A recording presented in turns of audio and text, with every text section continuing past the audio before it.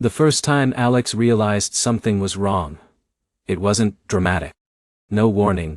No red flags. No scary email. Just a number. A number that didn't make sense. It was late. Laptop still open. YouTube dashboard glowing in the dark. Views were up. Revenue looked good. Better than ever, actually. And for a second, it felt like everything had finally worked. Until Alex opened the tax estimate. And just sat there. Because somehow, after making more money than ever, there was less left than expected. Way less. And that's the moment most creators never see coming. Not when they start. Not when they go viral. Not even when they hit their first $10 a month. It hits later. Quietly. When it's too late to fix. And here's the part that makes this dangerous. At that exact moment, Alex still didn't realize something critical. This wasn't a tax problem. This was an identity problem. Because up until that night, Alex wasn't running a business. Alex was just making content. And those two things look identical from the outside. Same camera. Same uploads. Same views. Same money coming in. But underneath, completely different outcomes. And that difference is where thousands of dollars disappear. Now here's where it gets interesting. Because across town, someone else had the exact same numbers. Same platform. Same income. Same growth curve. Jake died. And if you looked at their dashboards side by side, you wouldn't be able to tell them apart. Same $120,000 year. Same brand deals. Same AdSense spikes. Same affiliate payouts trickling in. But 12 months later, Jake had almost nothing left. Alex had savings. Systems. Control. Same income. Completely different lives. So what changed? Not luck. Not talent. Not even effort. It came down to something most creators ignore until it's painful. Understanding what the IRS actually sees when they look at you. Because here's the truth nobody tells creators early enough. The moment you make your first dollar online, you're not just a creator anymore. You are a business. Whether you accept that or not. And this is where most people lose. Because Jake never made that shift. To Jake it was simple. Money comes in. Spend it. Upgrade gear. Enjoy the ride. And honestly, that's exactly how most creators think. Because it feels right. You earned it. You worked for it. Why wouldn't you use it? But here's the problem. The IRS doesn't see your excitement. They don't see your growth. They don't see your potential. They see numbers. Patterns. Consistency. Intent. And if those things don't line up, that's where things start to break. Now Alex didn't know all of this either in the beginning. In fact, Alex made the same mistake Jake did. That first year? No tracking. No separation. No system. Money came from everywhere. Ad revenue. Brand deals. Affiliate links. Random PayPal transfers. It all landed in one place. One account. Mixed in with everything else. Rent.e. Food.e. Subscriptions. Random Amazon purchases at 2 a.m. And at first, it didn't seem like a problem. Because money was flowing. But here's what no one notices in that phase. Revenue hides reality. You feel rich, while slowly losing control. Because revenue is loud. But profit? Profit is quiet. And profit is the only number that actually matters.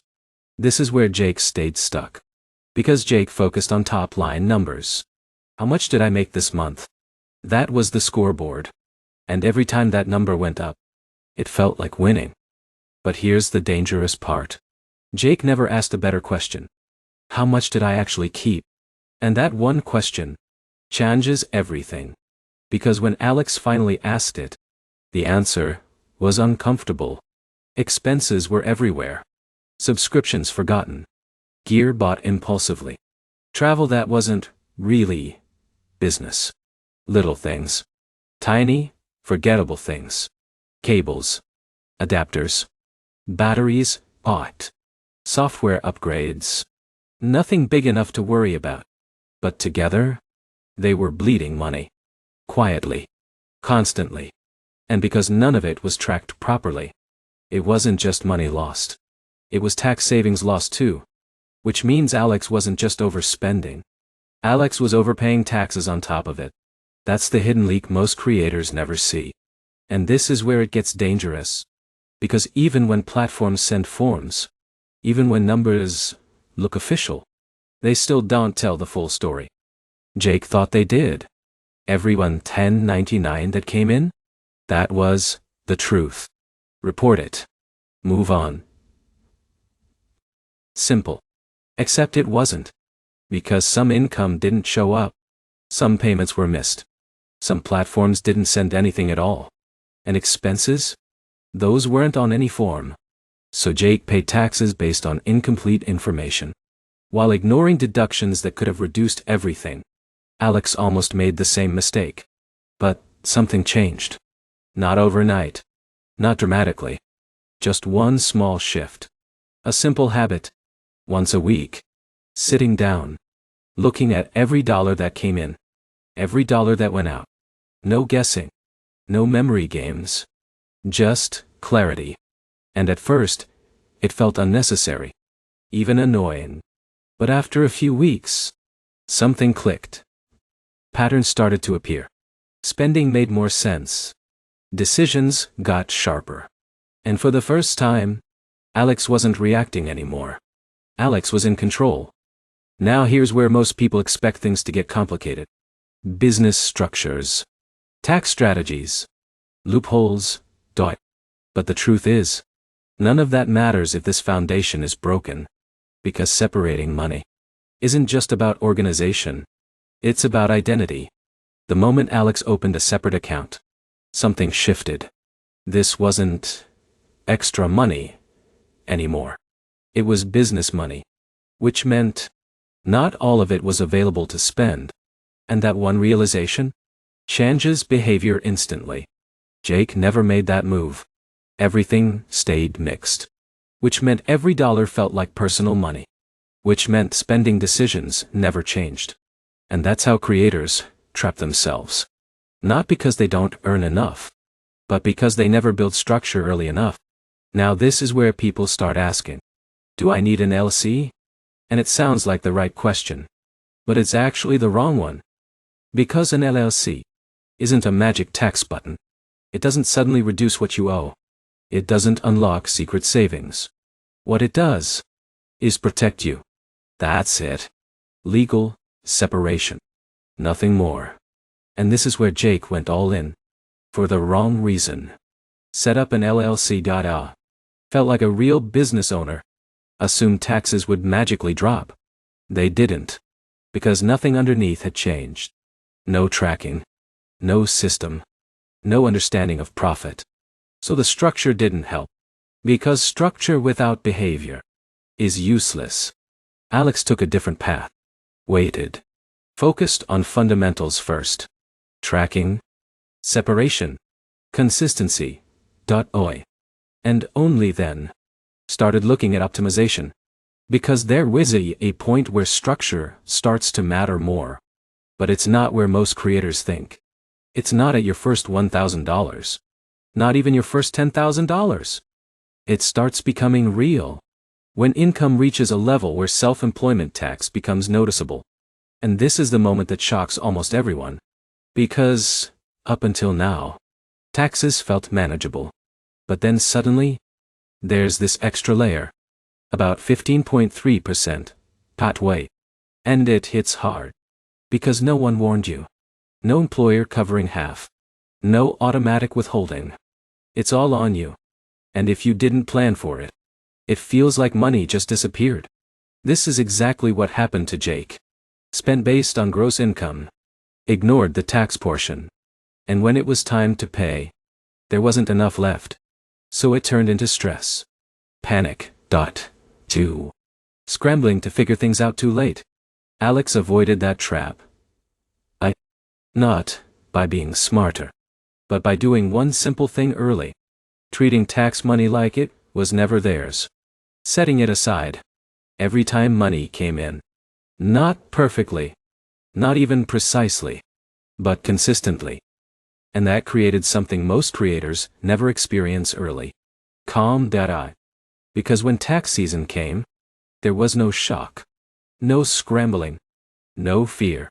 Just numbers that made sense. And this is where everything starts to connect. Because once you understand income, and you understand expenses, you start to see the full picture. The creator income map. And it's bigger than most people realize. Ad revenue, brand deals, affiliate commissions, digital products, courses, consulting. Every stream behaves differently. Some are predictable. Some aren't. Some have fees hidden inside. Some don't show up clearly anywhere. And if you don't map it properly, you don't really know your business. You just feel like you do. Jake never mapped it. So growth felt random, unstable, hard to control. Alex did. And suddenly, decisions became intentional. Which streams to focus on, which ones to cut, which ones to scale, and more importantly, which ones were actually profitable. Because here's the truth that flips everything. Not all revenue is equal. Some money costs more to earn. Some money comes with hidden expenses. Some money looks big, but leaves very little behind. And unless you track it, you'll never know. This is where Alex started to win. Not by earning more, but by understanding more. And that's the shift that turns creators into business owners. But this is also where things get even more interesting. Because once you start keeping more of what you earn, you realize something most people never think about. There's a difference between saving money on taxes and building long-term wealth. And most creators never cross that line. They stay stuck in reaction mode. Earn, get, spend, pay taxes, repeat. But there's a way to flip that entire cycle. And it starts with something that sounds boring, almost too simple to matter, but ends up changing everything about how money flows through your life. Because what Alex discovers next isn't just about lowering taxes. It's about using the system itself to build something bigger. And the moment that clicks, everything changes. Alex didn't notice Jake at first. Not because Jake was doing anything wrong, but because from the outside, Jake looked like every other creator who was figuring it out. Same grind. Same late nights. Same obsession with views climbing just a little higher every week. And eventually, the same breakthrough. The kind that feels unreal at first. One video pops. Then, another. Subscribers start moving faster than you can track. Brand emails start showing up. Numbers that used to feel impossible start feeling normal. That's where both of them were. Same phase. Same momentum. Same income. Right around $10,000 a month. And if you pause the story right there, you'd think they were living the same life. But they weren't. Not even close. Because what happened next didn't show up on YouTube dashboards. It didn't show up in subscriber counts. It didn't even show up in their bank balances. At least, not immediately. It showed up in what they did with the money. Jake treated it like a reward. Alex started treating it like a responsibility. And that one difference? It compounds faster than views ever will. At first, Jake's approach felt better. More freedom. More fun. First real money coming in, and finally, proof that it worked. So Jake upgraded everything. New camera. Then, a better lens. Then, lighting. Then a desk setup that looked like something straight out of a studio tour video. And none of it felt wrong. Because technically, it wasn't for content. That's how most creators justify it. It's an investment. And sometimes, it is. But here's the part Jake never stopped to think about. Was it necessary? Or was it just exciting? Because there's a difference. And that difference quietly decides how much money you actually keep. Now us was buying things too. Same industry. Same needs. But the thinking was different. Every purchase came with a question. Does this make the business better? Or just feel better? And sometimes the answer was uncomfortable. So Alex delayed purchases, skipped upgrades, used what was already there a little longer. Not because of scarcity, but because of clarity. And in the moment, it didn't feel like winning. It actually felt like missing out. Jake's setup looked better. Jake's content looked more professional. Jake looked like the one leveling up faster. And this is where most people would switch sides. Because, externally, Jake looked ahead. But here's where the story bends. Because money doesn't just flow out through big purchases. It leaks through small ones. The kind you don't even remember making.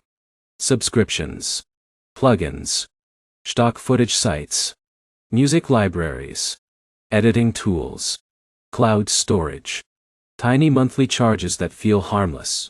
Until they stack. Jake never tracked them. Didn't feel urgent. Didn't feel necessary. But every month, more money disappeared than expected. And because nothing was being recorded properly, Jake didn't even know where it was going. Alex saw it differently. Not because Alex was more disciplined, but because Alex had visibility. Every dollar had a place. Every expense had a category. And that created something subtle, but powerful. Control. Now here's where things start to separate fast. Because after a few months, both of them were still earning about the same. Still around $10 a month.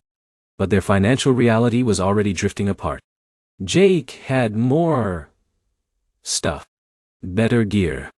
Higher expenses. Less clarity. Alex had less clutter. Lower expenses. And something Jake didn't have at all. A growing gap between income and spending. And that gap? That's where profit lives. Now this is where most creators think they're safe. Because they assume, as long as I'm making money, I'm fine. But this is where it gets dangerous. Because taxes don't care how much you feel like you have. They care how much you are reporting. And both Alex and Jake were reporting roughly the same income. That $120,000 year. Same number. Same bracket. Same exposure. But what they ouday.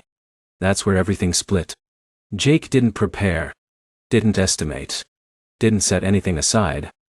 Because mentally, that money was already spent. Living expenses. Upgrades. Lifestyle creep that felt earned. So when tax time came, it felt like getting hit from behind. A number that didn't match reality. At least not the reality Jake was living in. And this is where panic sets in. Because suddenly, that successful year feels like a mistake. Money has to be pulled from everywhere. Savings that weren't meant for taxes. Credit cards. Payment plans. Stress replaces excitement.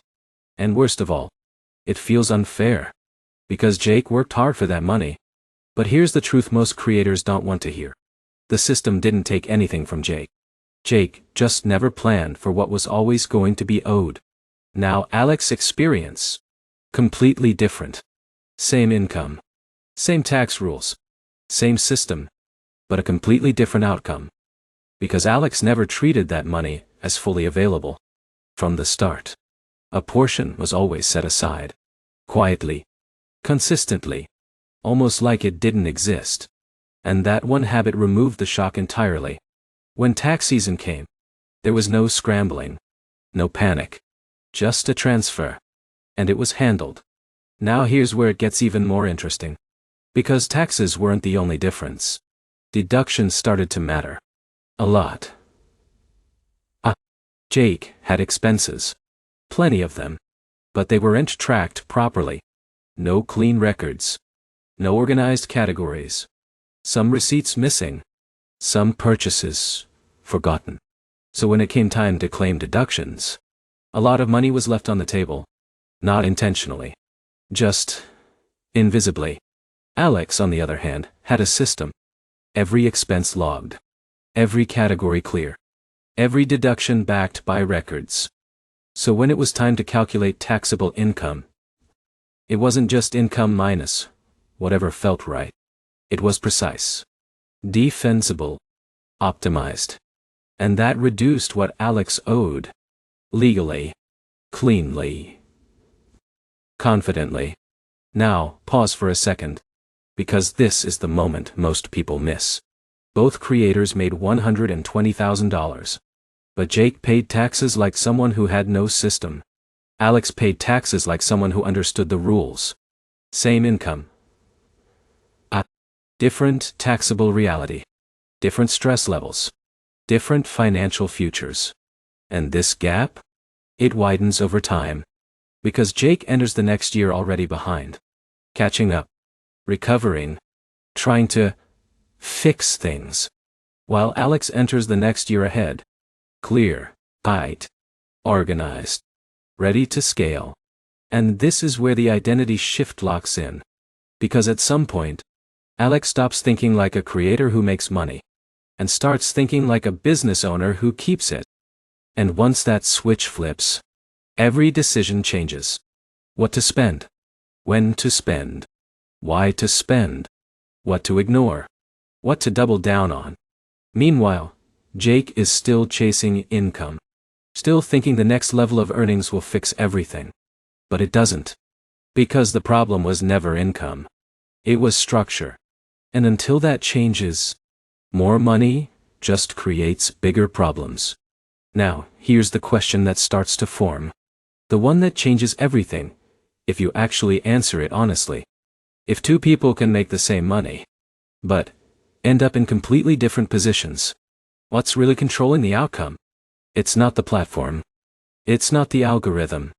It's not even the niche. It's the system behind the scenes. The part nobody sees. The part nobody teaches early enough.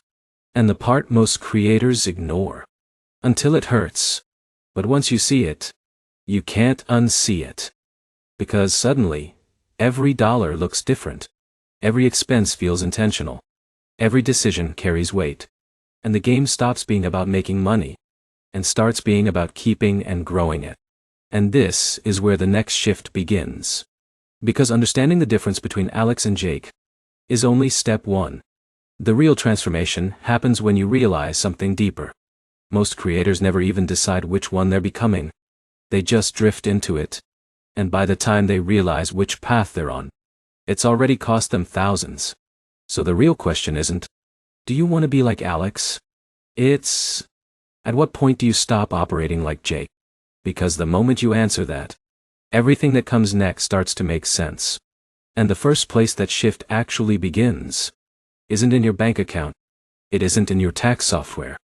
It isn't even in your income. It starts in something much smaller. Something almost invisible. But once it clicks, it changes how you see everything.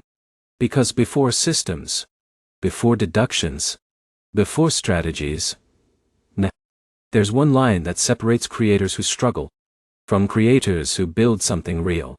And crossing that line doesn't require more money. It requires a different way of thinking about the money you already make. And that's where Alex made the move Jake never did. Right at the beginning. The shift didn't happen the day Alex made more money. It didn't happen after a viral video. It didn't even happen when the tax bill showed up. It happened on a completely normal day. Doing something that didn't feel important at all. Alex was sitting there, looking at numbers again. Same dashboard. Same income streams. Same mix of payments coming in from everywhere. But this time, something felt off. Not wrong. Just unclear. Because even though money was coming in, there was no real sense of direction. No structure. No plan. Just movement. And for the first time, Alex asked a question that most creators avoid. Is this actually a business? Or just something that makes money? And at first, that sounds like the same thing. But it's not. Not even close. Because a hobby that makes money feels exciting. A business that makes money requires decisions. And that's the line most people never consciously cross. Jake never did. To Jake, this was still a hobby that happened to pay. Which meant the rules stayed casual. Upload when inspired. Spend when needed. Ignore what's not urgent. Enjoy the wins. Deal with problems later. And honestly, that mindset works. Until it doesn't. Because hobbies don't require structure. Businesses do. Hobbies don't track every dollar. Businesses have to. Hobbies don't think about taxes until they arrive. Businesses plan for them before they exist. And this is where the gap starts forming again. Because Jake kept operating like nothing had changed. Even though everything had. Income increased. But thinking didn't. Responsibility increased. But behavior didn't. And that mismatch? It creates pressure. The kind you don't feel immediately. But it builds. Quietly. In the background. Alex started to feel it. That subtle tension between growth and control.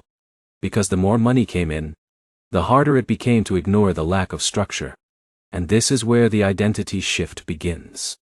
Not with confidence, but with discomfort. Because the old way stops working, but the new way isn't fully clear yet. So Alex did something small, almost insignificant. Opened a blank note and wrote one sentence. If this were a real business, what would I do differently? That question changes everything. Because it forces clarity. And the answers weren't complicated. Track income. Track expenses. Separate accounts. Plan for taxes. Be intentional with spending. Simple. Obvious, even. But not easy to follow. When you still see yourself as just a creator. That's the real barrier. Not knowledge. Identity. Because once you see yourself as a business owner, you stop asking, can I afford this? And start asking, does this make sense for the business? And those are completely different decisions. Jake kept asking the first question. And as long as the bank balance said yes, the answer was always yes. Alex started asking the second. And suddenly, a lot of things stopped making sense. That extra upgrade? Not necessary. That random subscription? Not useful. That trip? That might turn into content? Not worth it. And at first, that shift feels restrictive. Like you're limiting yourself. Like you're slowing down. Like you're being too cautious. But here's the twist most people don't expect. It actually creates more freedom. Because when decisions become intentional, money stops disappearing. And when money stops disappearing, options open up. Now this is where something subtle happens. Because once Alex made that shift, time started to feel different too. Before, everything was short-term. This video, this month, this paycheck. Now it started stretching. Quarterly thinking. Yearly planning. Long-term growth. And that changes how you act today. Because a hobby mindset maximizes enjoyment now. A business mindset balances now with later. Jake stayed in the now, which felt great. Until later showed up. Alex started thinking ahead, which felt slower, but paid off faster than expected. And this is where it gets even more interesting. Because the IRS doesn't officially care what you is call yourself. But they absolutely care how you behave. They don't ask, do you feel like a business? They look for patterns. Consistency. Intent to make a profit. And that's where Hobby Vrisi's business becomes real. Because if your activity looks random, unstructured, inconsistent, it starts to resemble something else. Something less defensible. And this is where creators accidentally put themselves at risk. Not because they're doing anything wrong, but because they're not doing anything clearly. No records. No system. No separation. Which makes everything harder to prove. Harder to justify. Harder to defend. Alex started to understand this. Not from fear, but from awareness. Because once you see how the system works, you stop leaving things unclear. You make it obvious. This is a business. This has intent. This has structure. And that clarity protects you. Jake never thought about any of this. Because it didn't feel urgent. Until it was. And that's the pattern most creators fall into. They wait for a problem. before they build a system. But by then, they're reacting, not leading. Alex flipped that. Built small systems early, before things got complicated, before income got messy, before stress showed up. And because of that, growth didn't create chaos. It created momentum. Now here's the part that really shifts everything. Because once you move from hobby to business, you stop measuring success the same way. It's not just views, not just subscribers, not just revenue. It's sustainability, clarity, control, and most importantly, retention. Not audience retention, money retention. Because what you keep is what you build with. And what you build with determines everything that comes next. Now think about this for a second. Two creators. Same effort. And same content. Same income. One treats it like a hobby. One treats it like a business. A year later, they're not even playing the same game anymore. One is still chasing growth. The other is building leverage. And that's the real shift. Because once Alex stepped into that identity, every future decision aligned with it. Systems became normal. Tracking became automatic. Planning became part of the process. And suddenly, taxes weren't this scary unknown anymore. They were just another part of the system. Something to manage, not something to fear. Jake never made that shift. So every year felt like starting over. More income, same problems. Bigger stress. And eventually, that catches up. Because growth without structure is unstable. And instability always shows up somewhere. Usually when you least expect it. So here's the real takeaway. The one most people skip past too quickly. You don't become a business when you make more money. You become a business when you start acting like one. And that decision? It doesn't happen automatically. It happens the moment you stop saying, I'm just a creator, and start asking, what would a smart business owner do here? Because once that question becomes your default, everything else begins to fall into place. And what comes next is where that identity gets tested. Because understanding the mindset is one thing, but proving it requires something deeper, something the IRS actually looks for, something that separates people who say they're running a business from the ones who can actually show it. And this is where Alex learns the next layer, the part that most creators never fully understand, even after making money for years. Because it's not about what you believe anymore. It's about what you can prove. The first time Alex heard the word audit, it didn't feel real. It felt like something that happened to other people. Big businesses. Wealthy entrepreneurs. People doing something shady. Not creators. Not someone uploading videos from a bedroom setup, trying to figure things out one upload at a time. But that assumption? That's where most people misunderstand how the system actually works. Because the IRS doesn't operate on emotion. They don't care how small you feel. They don't care how new you are.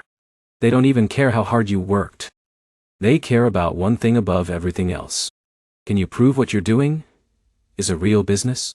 And that question isn't answered by what you say. It's answered by what your behavior shows. Now here's where this gets uncomfortable. Because most creators think they're safe.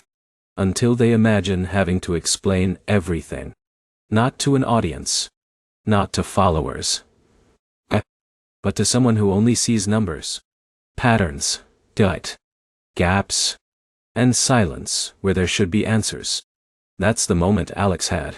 Sitting there, looking at months of income, and realizing something simple, but heavy.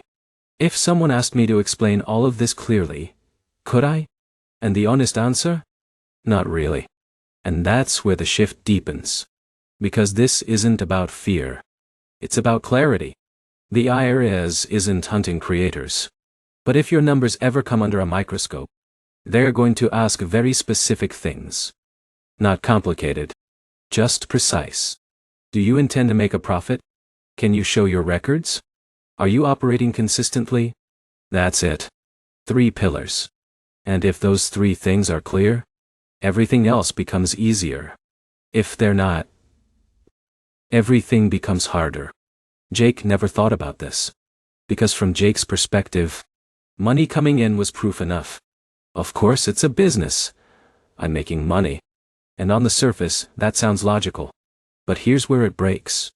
Because making money once, twice, even for a year, doesn't automatically prove intent. Especially if everything else looks messy. Random uploads. No tracking. Expenses that don't connect clearly to content. Long gaps of inactivity. No visible system. From the outside, it starts to look less like a business, and more like a hobby that occasionally earns. And that distinction matters. More than most people realize. Alex started to see this. Not as a threat, but as a lens. Because once you understand what's being looked at, you can start aligning with it. Profit intent was the first piece. And it sounds obvious. Until you look closer. Because intent isn't what you say in your head. It's what your actions repeat over time. Are you trying to grow revenue? Are you improving your process? Are you making decisions that move things forward? Or are you just creating when you feel like it? And hoping money shows up? Jake operated on hope. Alex started operating on intention. That meant setting goals. Tracking progress. Actually caring whether the business made money. Not just content performing well. And that alone starts to shift how everything looks from the outside. Because now there's direction. Now there's purpose. Now there's a pattern. The second pillar was records. And this is where most creators quietly fail. Not because they're careless, but because they underestimate how important this is. Receipts get lost. Expenses get forgotten. Income gets mixed together. And everything lives in memory, instead of somewhere concrete. Jake lived like that. Yeah. I remember buying that. I think that was for content. I can estimate it. And that works. Until it doesn't. Because memory isn't proof. It's a guess. And guesses don't hold up under pressure. Alex started doing something different. Nothing complex. Just consistent. Every expense recorded. Every income source noted. Every transaction accounted for. Not perfectly, but reliably. And over time, that builds something powerful. A story. A clean, clear financial story that explains exactly what's happening. So, if anyone ever looks at it, they don't have to question. It speaks for itself. Now here's where this becomes more than just protection. Because good records don't just defend you. They help you. They show you patterns you'd never notice otherwise. Where money is leaking. Which content actually pays. What's worth continuing. What's not. Jake never saw any of that. Because without records, there's no visibility. Just a vague sense of, things are going okay. Alex had clarity. And clarity leads to better decisions. Which leads to better outcomes. The third pillar is the one almost everyone overlooks. Consistency. And this is where things get subtle. Because consistency doesn't mean perfection. It doesn't mean daily uploads. It doesn't mean constant growth. It means continuity. Are you showing up regularly? Are you treating this like something that continues? Not something that starts and stops randomly? Jake's pattern was unpredictable. Periods of intense work, followed by long gaps. Income spikes. Then silence. No rhythm. No stability. And from the outside, that inconsistency raises questions. Not accusations. Just questions. Alex built consistency differently. Even during slow periods. The system stayed active. Tracking continued. Planning continued. Decisions continued. Which means the business never really stopped. It just moved at different speeds. And that distinction matters. Because consistency signals seriousness. It shows that this isn't temporary. It isn't accidental. It's intentional.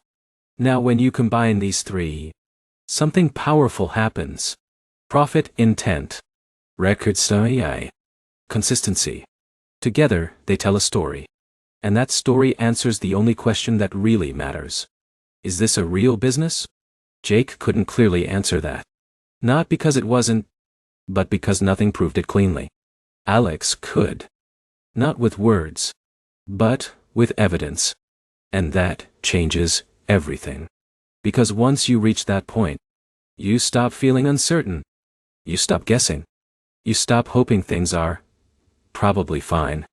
You know. And that confidence? It's quiet. But it's powerful. Now here's where this connects back to everything before. The income. The expenses. The mindset. The systems. None of it exists in isolation. It all feeds into this. Because the IRS doesn't just look at numbers individually. They look at the story those numbers tell. And most creators never think about their finances as a story. But once you do, you start writing it differently. Every expense has a reason. Every income source has a place. Every decision connects. And suddenly, things make sense. Not just to you, but to anyone looking from the outside. Now this is where the real shift happens. Because once Alex understood this, taxes stopped feeling like a threat. They became a system to navigate. A system with rules. Clear ones. Rules that don't change based on emotion. Only on behavior. And behavior is something you can control. Jake still felt reactive. Still unsure. Still hoping everything would work out. Alex didn't rely on hope anymore. There was structure now. And structure removes uncertainty. But this is only one layer. Because understanding what the IRS cares at is just the foundation. What comes next is where things start to expand. Because once your behavior is aligned, once your records are clean, once your intent is clear, you unlock something most creators don't even realize exists.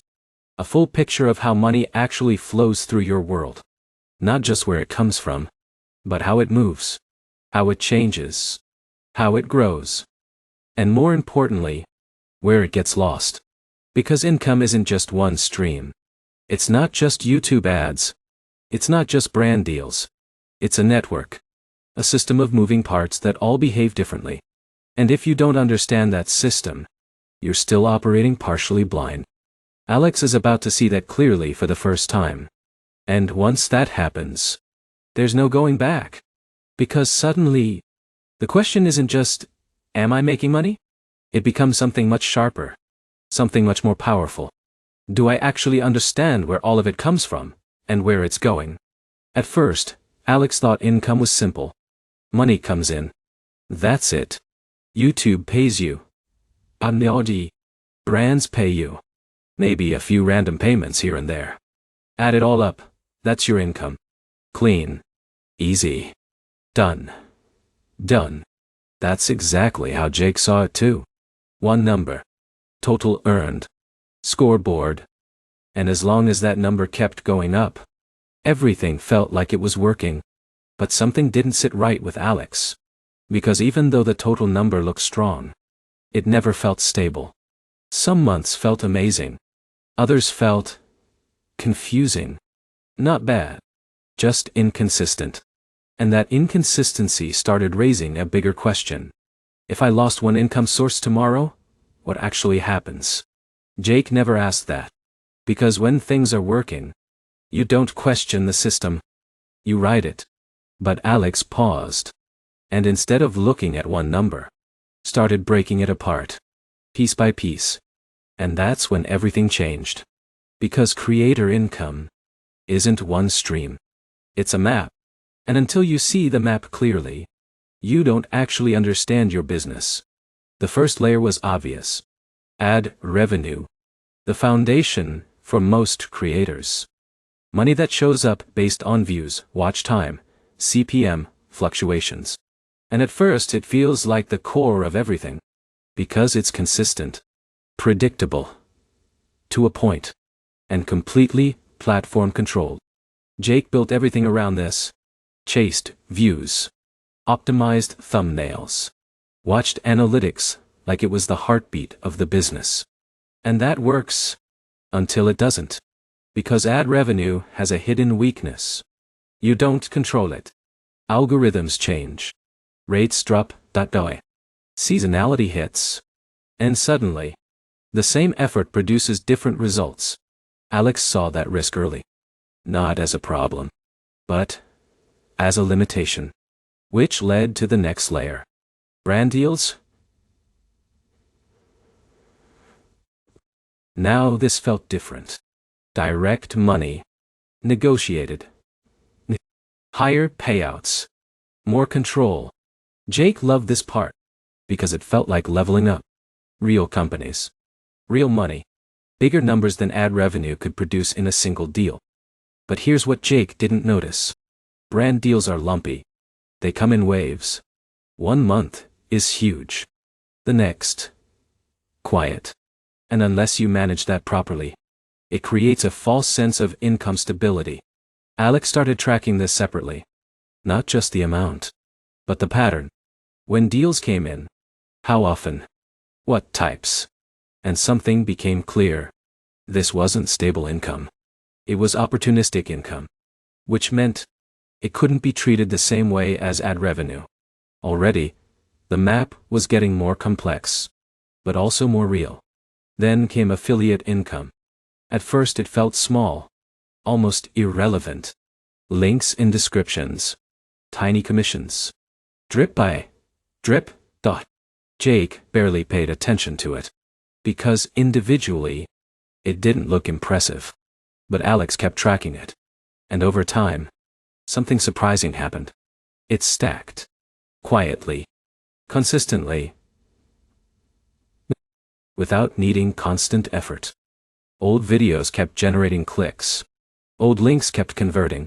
And suddenly, this small stream became meaningful.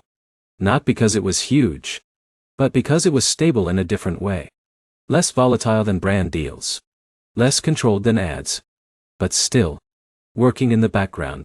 And this is where the map started to reveal something powerful. Not all income behaves the same. Some is active. Some is passive.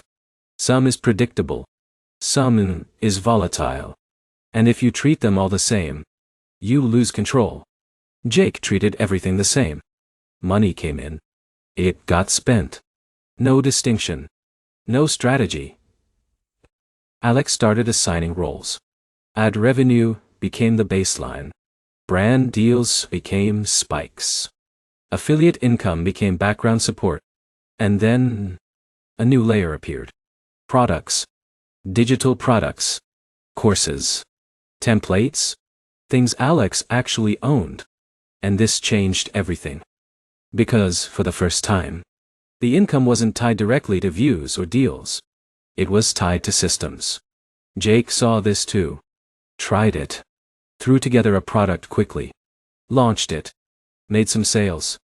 Then moved on. Because it didn't explode instantly. And that's the difference again. Jake looked for immediate results. Alex looked for long-term systems. So Alex refined it. Improved it. Integrated it into content. And, slowly, it started building. Not overnight. But, steadily. And this income felt different. Because it was controlled. No algorithm deciding rates. No brand deciding budgets. Just value exchanged directly. Now the map wasn't just diverse. It was layered. Each stream serving a purpose. Each one behaving differently. And together, they created something Jake never had. Resilience. Because now, if one stream dropped, the others held.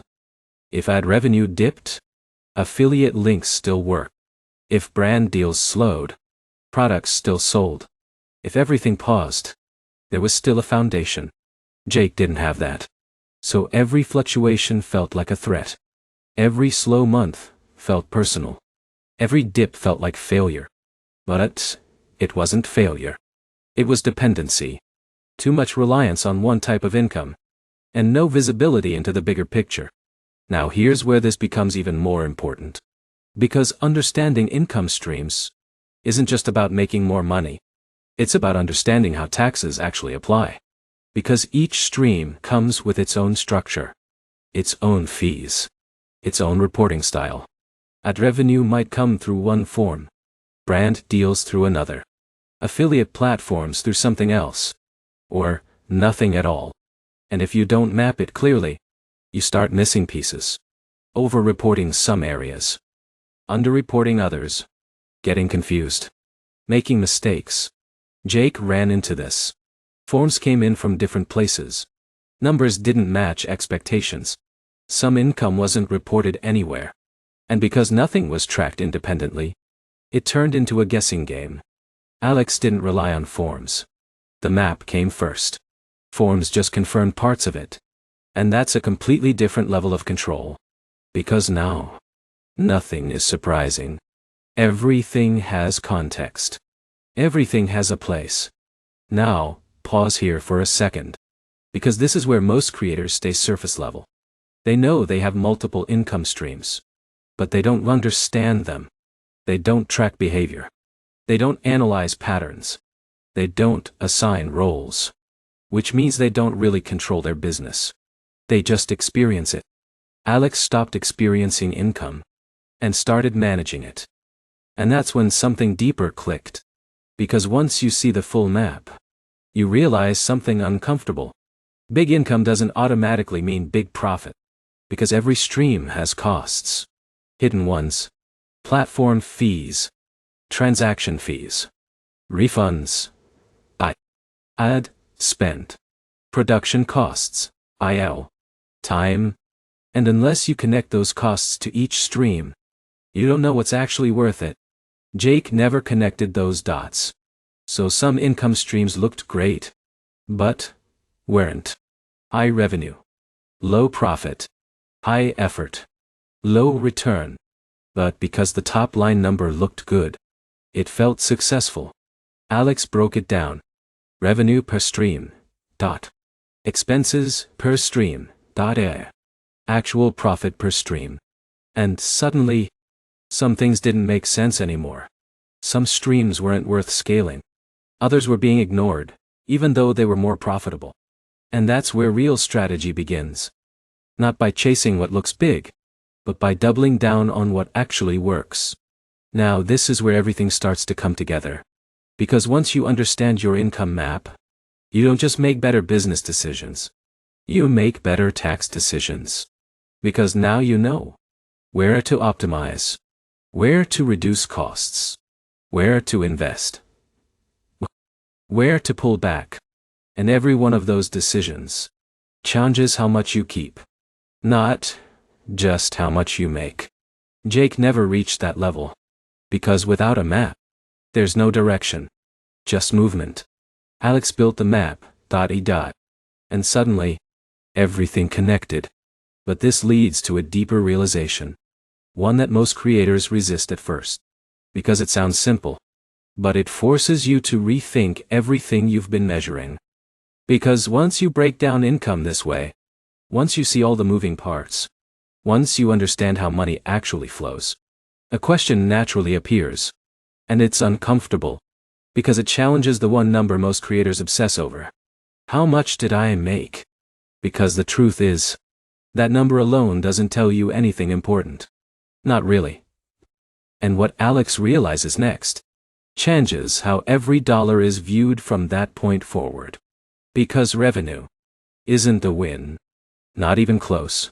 And the moment that clicks is the moment you stop playing the wrong game. For the longest time, Alex thought hitting bigger numbers meant winning. That was the goal. More views. More subscribers. More revenue. Every milestone felt like proof that things were working.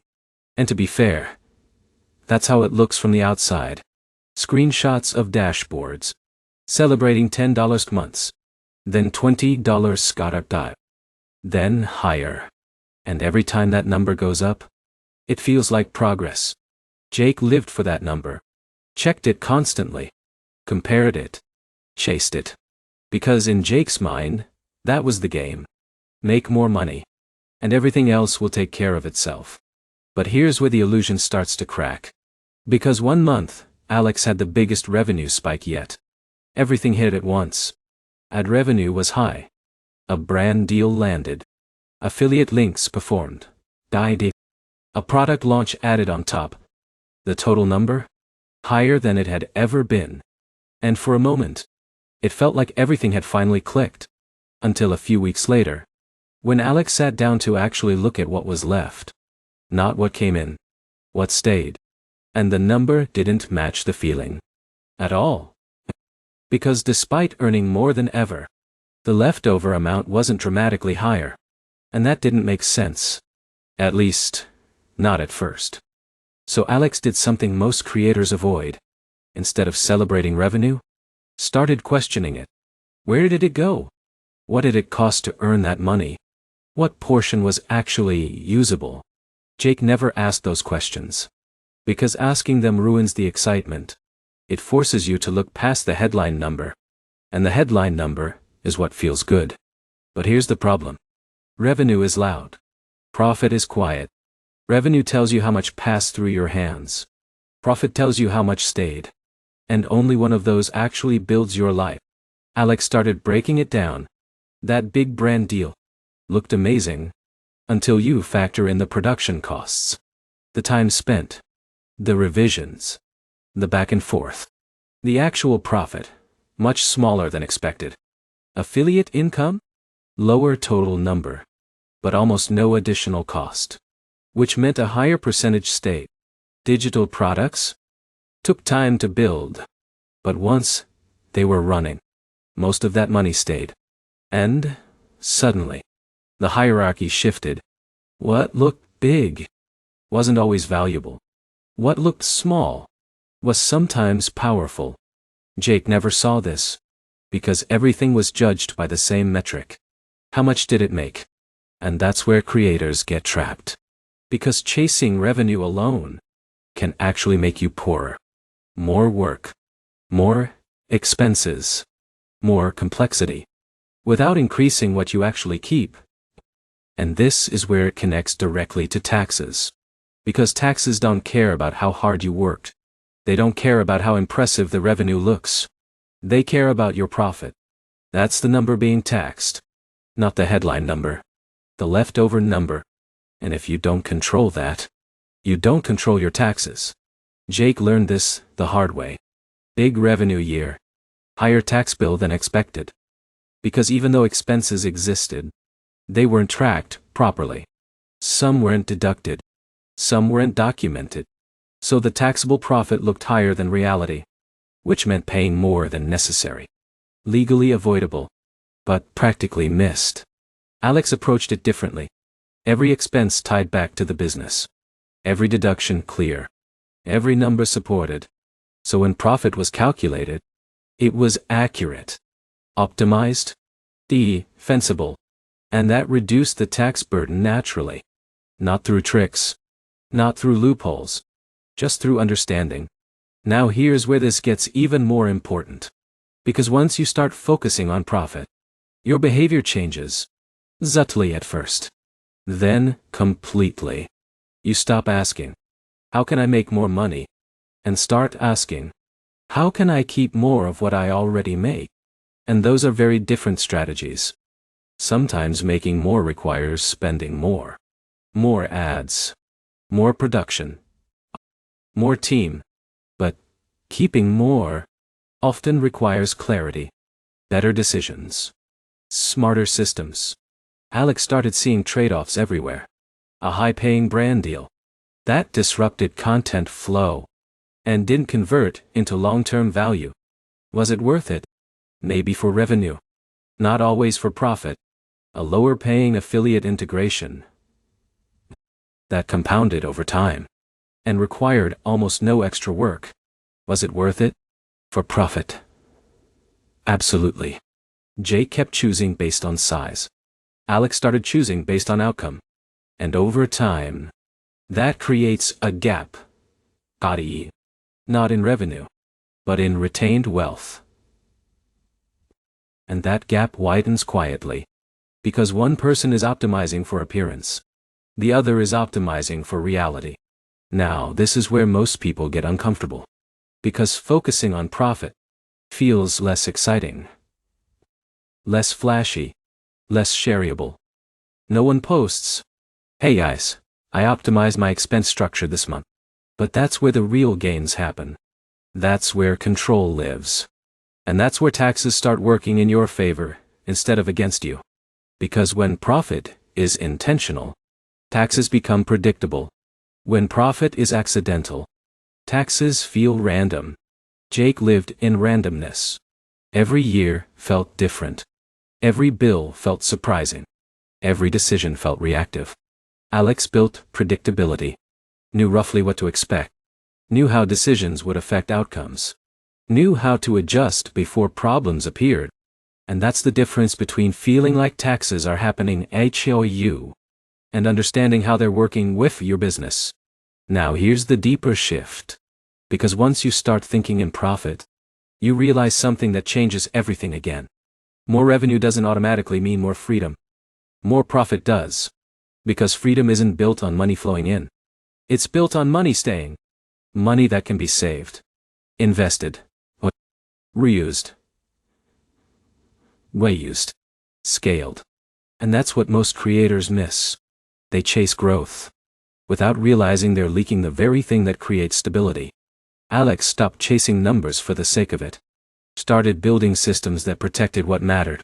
And that's when the business started to feel different. Less chaotic. Less reactive. More controlled. More intentional. Jake kept chasing the next level, believing that more income would fix everything. But it never quite did. Because the underlying structure stayed the same. And more money just amplified the gaps. Now here's the question that naturally follows. Once you understand that profit is what matters.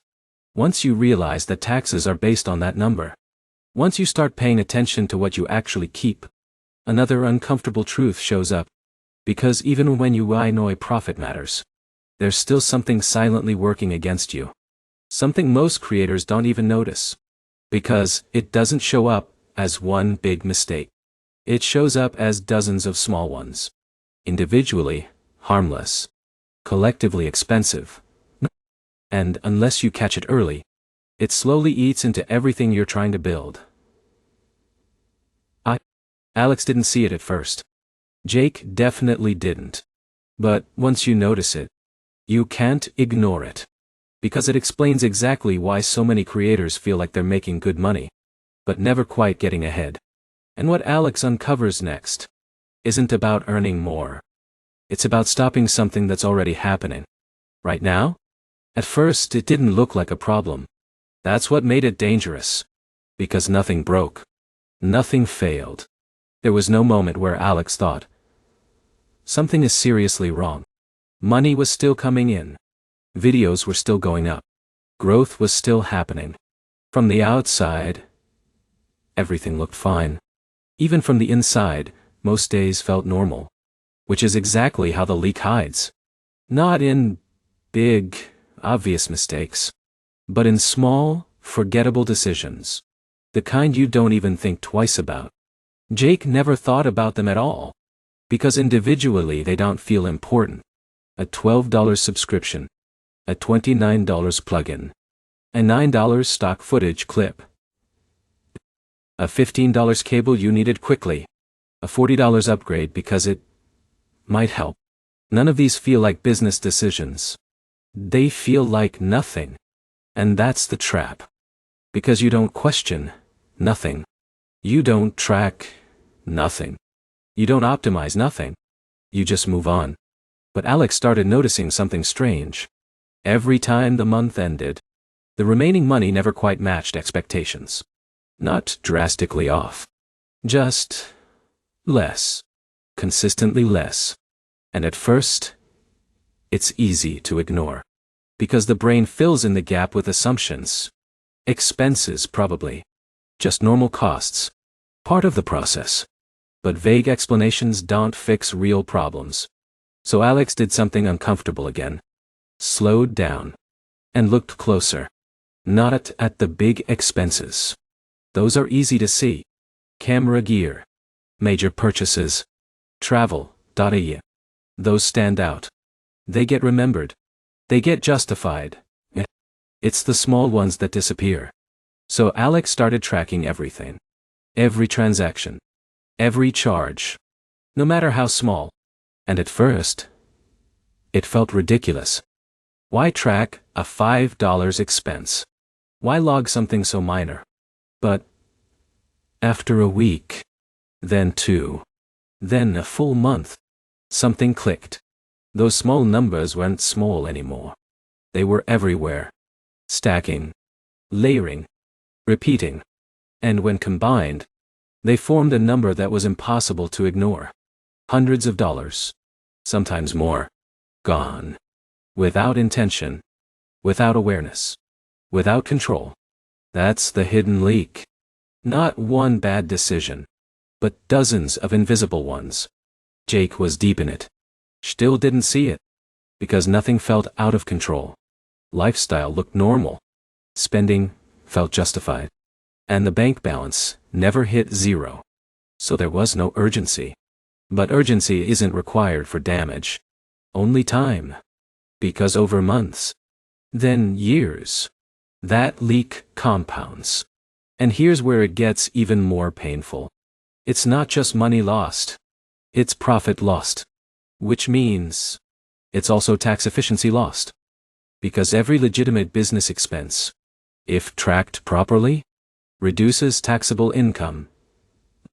But if it's not recorded, it doesn't exist when it matters. Jake had expenses. Plenty of them. But no system. No consistency. So when it came time to calculate everything, a lot of those expenses were missing. Forgotten. Uncategorized.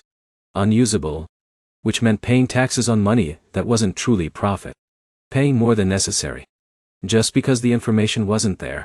Alex saw the opposite effect. Once everything was tracked, nothing slipped through. Every cable. Every subscription. Every small purchase had a place. Which meant when it came time to calculate profit, it was lower. Accurately lower. Legally lower. And that difference? It adds up fast. Now, here's where most people misunderstand this. They think the solution is to stop spending. Cut everything.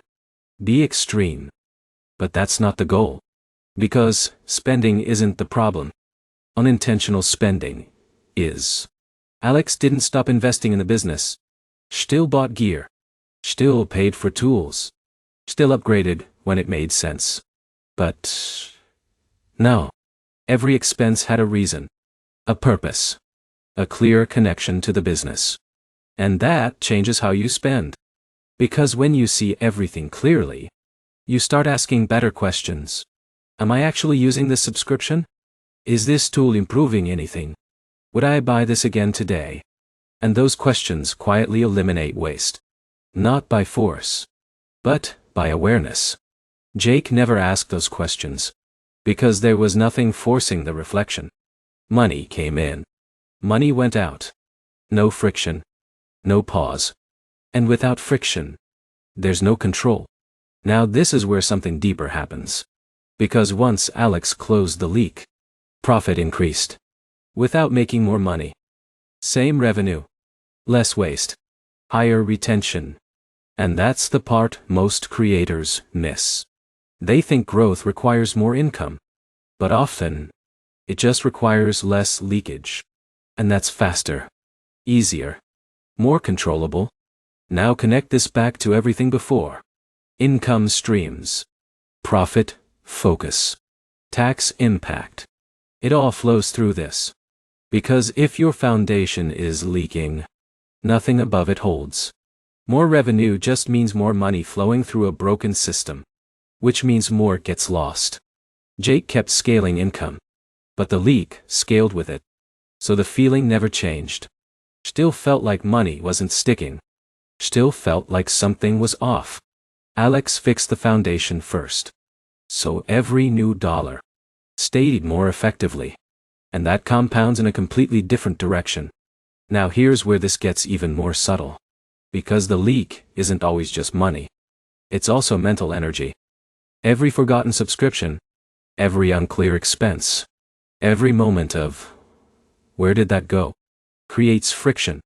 Small, invisible stress. And over time, That stress adds up too. Alex removed that. Replaced uncertainty with clarity, which made everything lighter. Decisions easier. Planning clearer. Jake carried it. Didn't notice it consciously, but felt it in the background. That constant low-level uncertainty. About money, about taxes, about whether things were actually under control. Now here's the turning point. Because once you see the leak, you can't unsee it.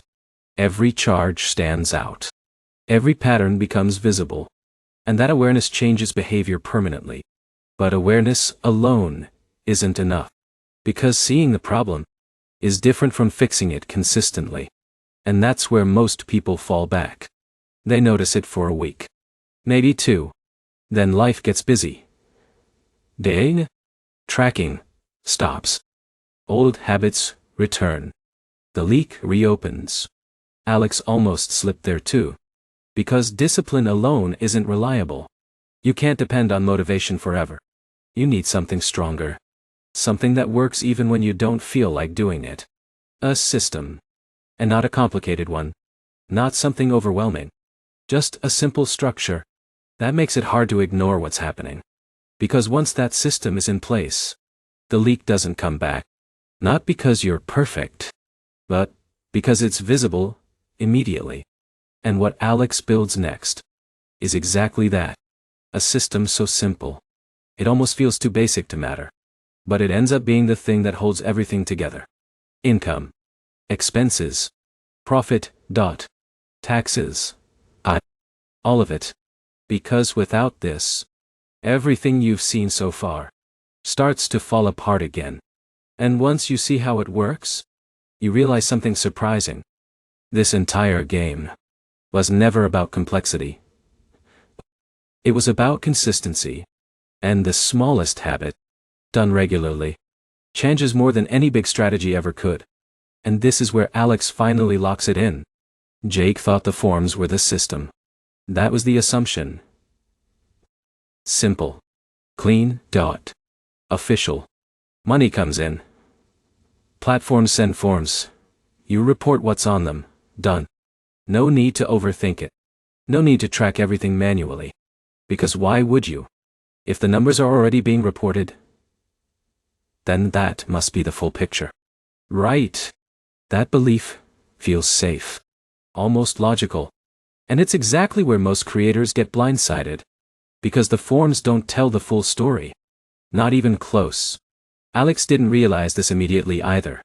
At first, those forms felt reassuring. They looked official. Structured. Organized in a way that made everything feel handled. Like someone else had already done the hard part. All you had to do was follow along. But then something small happened. One payment didn't show up. Not a big one. Easy to ignore. Probably a delay. Probably nothing. But then, another one felt slightly off. A number didn't match what Alex remembered earning. Not drastically wrong. Just incomplete. And that's when the doubt started. If this isn't exact, what else is missing? Jake never paused there. Because questioning the forms creates friction. And most people avoid friction when things feel good enough. So Jake trusted them completely. Every 1,099 that arrived? That was the income. Nothing more. Nothing less. Reported it. Moved on. But Alex kept digging. Not out of paranoia. Out of curiosity. And what came up changed everything. Because income wasn't coming from one place. It was coming from everywhere. Ad revenue from one platform. Brand deals paid through direct transfers. Affiliate income from multiple networks. Product sales through different processors. Random, one-off payments. Refunds. Chargebacks. Fees deducted before money even arrived. And suddenly, those forms looked very different. Because each one only showed a piece. A snapshot. Not the whole map. Some platforms reported gross amounts. Some reported net. Some didn't report at all. Some only sent forms after certain thresholds. Which meant entire chunks of income could exist without ever appearing on a form. Legally, still income. Just invisible if you rely only on documents. And that's the trap. Because if you only report what's on forms, you risk underreporting. Not intentionally, but still. And that creates problems. Not immediately, but eventually. Now here's where it flips the other way too. Because it's not just about missing income. It's about missing context. Jake looked at forms as final numbers. But those numbers didn't explain anything. They didn't show expenses. They didn't show fees. They didn't show what it actually cost to earn that money. So everything looked bigger than it really was. Which makes profit look higher. Which makes taxes higher. Which makes the situation worse. Alex stopped seeing forms as truth. Started seeing them as references. Helpful. But incomplete. The real system became something else entirely. Tracking first. Forms, second. Duh. Because when you track everything yourself, you already know the numbers. The forms just confirm parts of them. And if something doesn't match, you catch it early. Not months later. Not when it's too late to remember what happened. Right when it occurs. Now this is where the difference becomes massive. Jake waits until tax season. Everything piles up. Forms arrive. Confusion begins. What is this? Where did this come from? Why doesn't this match? And because there's no internal record, every question becomes a guess. Every number becomes uncertain. Stress builds. Time gets wasted. Mistakes become more likely. Alex never reaches that point. Because nothing is new. Nothing is surprising. Everything has already been seen. Organized. Understood. Tax season becomes a process. Not a puzzle. Now here's the deeper issue most creators miss. Forms are designed for reporting. Not for running a business. They exist to tell the IRS something. Not to help you make decisions. Not to help you understand your finances. Not to help you optimize anything. So if you rely on them as your system, you're always looking backward. Always reacting. Never leading. Jake lives in reaction. Numbers show up. Then, decisions happen. Alex flips it. Numbers are tracked in real time. Decisions happen first. Outcomes follow. And that creates control. Now think about how this connects to everything before. Income map. Profit focus. Hidden leaks. None of that works. If you're only looking at forms. Because forms don't show patterns. They don't show behavior. They don't show what's actually happening day to day. They show fragments. And fragments don't build clarity. Systems do. Now here's where something subtle but powerful happens. Because once Alex stops relying on forms and starts relying on tracking, a new level of awareness kicks in. Every dollar has context. Where it came from. Why it came in. What it cost to earn. What category it belongs to. And that context changes everything. Because now, when you look at your numbers, you're not just seeing totals. You're seeing a story. A clear, structured story that explains your entire business. Jake never sees that story. Just disconnected numbers. Which means decisions stay disconnected too. Now this is where most people think. Okay, I'll just track everything at the end of the month. Sounds reasonable. Sounds manageable. But here's the problem. Memory fades fast. Details disappear. Receipts get lost. Transactions blur together. And what should take minutes turns into hours. Or worse, gets skipped entirely. Alex tried that once. Didn't work. Because consistency breaks when effort is too high. So the system had to change. Not more complex. Simpler. Smaller. Something that fits into real life. Something that doesn't rely on motivation. Because motivation fades. Systems stay. And this is where everything starts to come together. Because once you understand, forms are incomplete. Tracking is essential. Consistency is everything. You're ready for the first real structure. Not theory. Not concepts. An actual system you can follow. Weekly. predictably, without stress. And this is the point where Alex builds it. Something simple enough to stick, but powerful enough to control everything we've talked about so far. Income. And expenses. Profit. Taxes. Thus, clarity. Because, without this, everything slips again. But once it's in place, you stop guessing. You stop reacting. You stop feeling behind. And for the first time, you actually feel like you're running something real. And what Alex does next is so simple. Most people underestimate it. Until they realize it's the one thing that holds everything together. It didn't start as a system. That's what made it work. Because if Alex had tried to build something complex, spreadsheets with dozens of tabs, perfect categories, advanced tracking tools, it wouldn't have lasted a week. That's what Jake tried. Downloaded a template, watched a tutorial, set everything up in one sitting, felt productive for a day, then never opened it again. Because it was too much, too heavy, too easy to avoid. And anything you can avoid, you eventually will. Alex learned that quickly. So instead of building something impressive, Alex built something small, almost boring. Once a week, same time, no exceptions. Open the account. Look at what came in. Look at what went out. Write it down. That's it. No overthinking. No perfect structure. Just awareness. At first, it felt unnecessary. Almost pointless. Because the numbers were small, manageable, easy to remember. Or at least, they felt that way. But here's what most people don't realize. The system isn't for when things are easy. It's for when things get complicated. And by the time things get complicated, it's too late to build the habit from scratch. So Alex kept going. Week after week. Even when nothing interesting happened. Even when it felt repetitive. Even when it felt like there was nothing to fix. And that's where the shift happened. Because after a few weeks, it stopped feeling like a task. And started feeling like clarity. Because now, nothing sat in the dark. No mystery charges. No forgotten payments. No. We'll check that later. Everything was seen. Everything was acknowledged. And that alone removed a level of stress Jake didn't even realize he was carrying.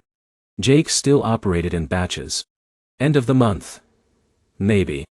Sometimes longer. Which meant every review session felt heavy. Too many transactions.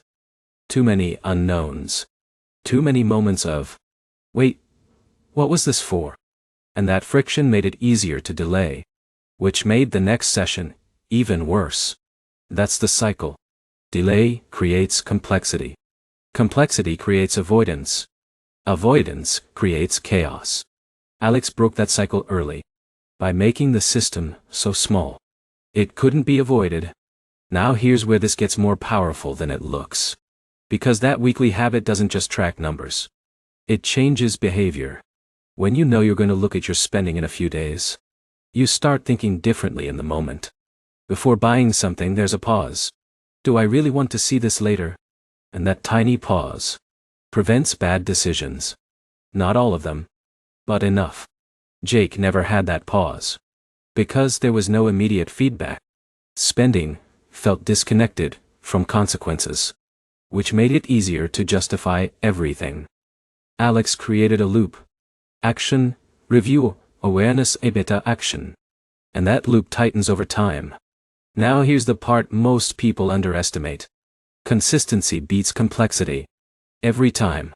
A simple system you follow is infinitely more powerful than a perfect system you avoid. And this is where creators get stuck. They look for the best setup. The most optimized workflow. The smartest tool. But none of that matters if it doesn't happen regularly. Alex didn't wait for the perfect setup. Started messy. Refined slowly. Added categories over time. Adjusted structure as income grew. But the core never changed. Once a week. Check everything. That's the foundation. Now connect this to everything before. The hidden leak? Caught early. Before it compounds. Missing income? Noticed immediately. Before it gets forgotten. Expenses? Categorized in real time. Before they lose context. Profit? Always visible. Never a surprise. Taxes? Estimated, continuously. Not guessed at the end. Jake had none of that. Everything delayed. Everything reactive. Everything heavier than it needed to be. And here's the most important part. This system doesn't require discipline forever. Only at the beginning. Because once it becomes routine, it stops feeling like effort. It becomes automatic. Like checking your messages. Like opening your dashboard. It just happens. And that's when you know it's working. Because the goal isn't to try harder. It's to remove the need to try. Now this is where something deeper clicks for Alex. Because once the weekly system is in place, money starts to feel different. Not just numbers, but signals. Indicators of what's working, what's not, where to adjust, where to double down. And that turns your business into something you can actually steer. Jake is still drifting, reacting to what happens. Alex is steering, making small corrections constantly. And over time, that leads to completely different outcomes. Now here's where the system evolves. Because once you're consistently tracking, a new realization shows up. Something simple, but powerful. Because even with perfect tracking, there's still a problem if everything is mixed together. Personal, business, random spending, all in one place.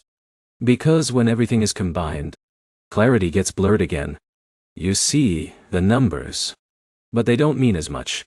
And this is where most creators hesitate. Because it feels unnecessary.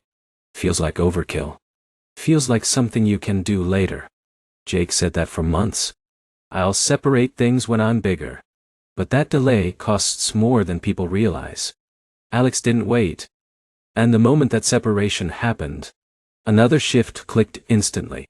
Because suddenly, money had boundaries, purpose, identity. And once that line is drawn, everything becomes easier to understand, easier to control, easier to grow. And what seems like a small step ends up changing how you see every dollar from that point forward. Because once money is separated, so is your thinking. And that's where the next level begins. The first time Alex separated the money, it didn't feel powerful. It felt unnecessary. Almost dramatic. Like doing something too serious for a business that still felt small. Because up until that moment, everything lived in one place. Same account. Same card. Same flow. .eu. Money came in from YouTube, brand deals, affiliates, and then got used for everything else. Food. .fee. Rent. Subscriptions. Random late-night purchases that didn't even get remembered the next day. It all blended together. And as long as the balance looked healthy, nothing felt broken. That's why Jake never changed it. Because on the surface, it worked. No extra setup. No extra thinking. Just one pool of money. Simple. But here's the problem. Simple doesn't always mean clear. And without clarity, control disappears. Alex didn't realize how much this mattered. Until the moment, everything split. A second account. That's it. No complicated structure. No legal setup. Just a line drawn between two worlds. Business. Personal. And the moment that happened, something unexpected changed. Not in the numbers. In the thinking. Because suddenly, the money coming in didn't feel like available money anymore. It felt assigned. It had a role. A purpose. And that creates friction. The good kind. The kind that makes you pause. Before, buying something was easy. Do I have enough in my account? Yes. Done. Now, the question changed.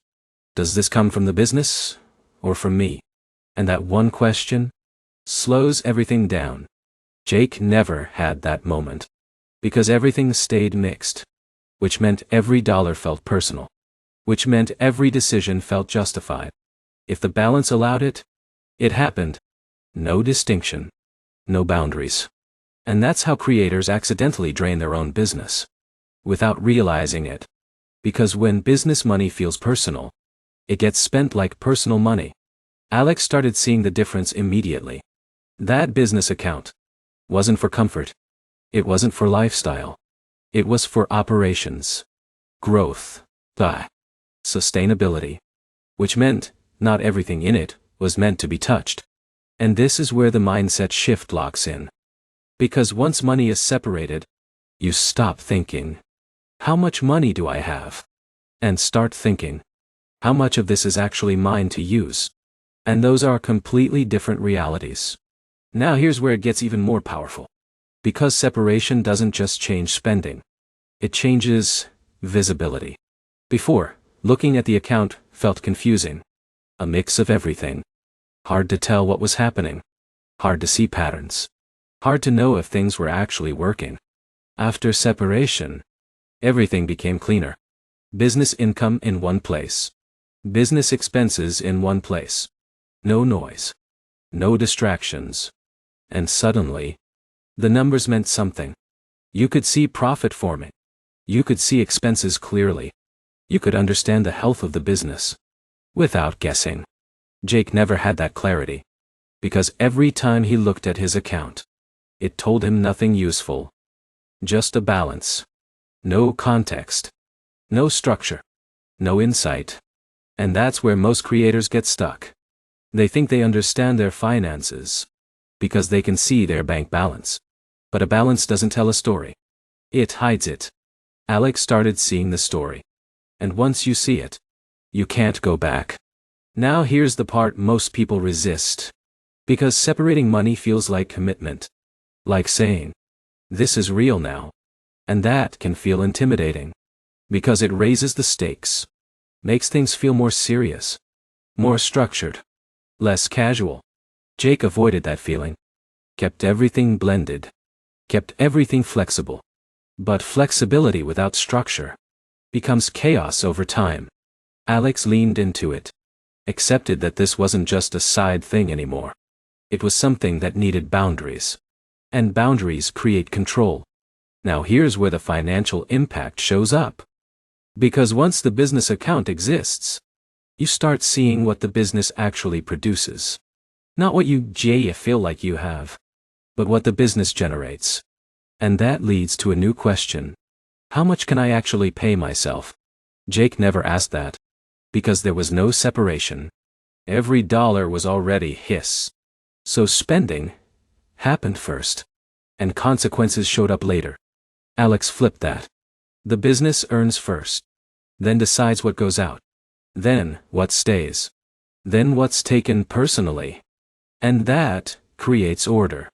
Now instead of random withdrawals, there's intentional movement. Money flows with purpose, not impulse. And that's the beginning of real financial control. Now here's where something deeper clicks. Because separating money separates identity. You stop being someone who earns money online and start becoming someone who runs something, manages something, builds something. Jake still feels like a creator who got lucky with income. Alex starts feeling like a business owner. And that feeling changes behavior more than any rule ever could. Because once you see yourself that way, you naturally protect the business. You think long term. You avoid unnecessary risk. You prioritize sustainability, not just growth. Now connect this back to everything before. Tracking becomes easier. Because there's less noise. Profit becomes clearer. Because it's not mixed with personal spending. Taxes become more predictable. Because everything is organized. The hidden leak becomes visible. Because it's not buried inside random purchases. Everything sharpens. Everything simplifies. Everything improves. Jake keeps things combined. Which means every system stays harder than it needs to be. Every decision stays less clear. Every problem takes longer to notice. And over time, that compounds. Now here's the moment that really locks it in for Alex. Looking at the business account. And realizing something simple but powerful. This money isn't all mine. Not yet. Some of it belongs to taxes. Some of it belongs to expenses. Some of it needs to stay for growth. And only a portion is actually personal. That realization changes everything. Because it removes the illusion of extra money and replaces it with structure. Now, spending decisions aren't emotional. They're intentional. And that's where stability comes from. Not from earning more, but from controlling what you already have. Now this is where the next layer starts to come in. Because once money is separated, once the system is clear, once the mindset has shifted, a new question appears. One that almost every creator asks at this stage. Should I set up something official now? An LLC patoi. A business structure. Something that makes it feel even more real. Jake jumped into that early. Thinking it would solve problems. Thinking it would reduce taxes instantly. Thinking it was the next level. Alex paused. Because by now, one thing was clear. Structure without understanding doesn't fix anything. And what comes next is where most creators either get smarter or get misled. Because business structures sound powerful, but they're often misunderstood. And the truth behind them is a lot simpler than people expect. Once you actually see it clearly, you realize something surprising. The thing most people rush into isn't what changes their taxes at all. By the time Alex started thinking about business structures, it felt like the obvious next step. Because everything else was starting to click. Money was separated. Tracking was consistent. Profit actually made sense. And naturally, the next question showed up. All right. Now, how do I make this official? Jake had already gone there. Early. Fast. Because that's what most creators do. They hear other people talk about LLC, S-Corp, tax hacks, and it sounds like a shortcut. Like there's a smarter way to pay less if you just set things up correctly. Jake didn't fully understand it. But that didn't matter. Because I felt like leveling up. So he jumped in. Registered an LLC. Told people, I've got a company now. Felt like things were more serious. More legitimate. And for a moment, it felt like progress. Alex almost followed the same path. But something felt off. Because by now, one pattern was clear. Every time something sounds like a shortcut, it usually isn't. So instead of jumping in, Alex slowed down and asked a better question. What do these structures actually do? Not what people say they do. Not what social media claims. What they really change. And once that became clear, the confusion disappeared.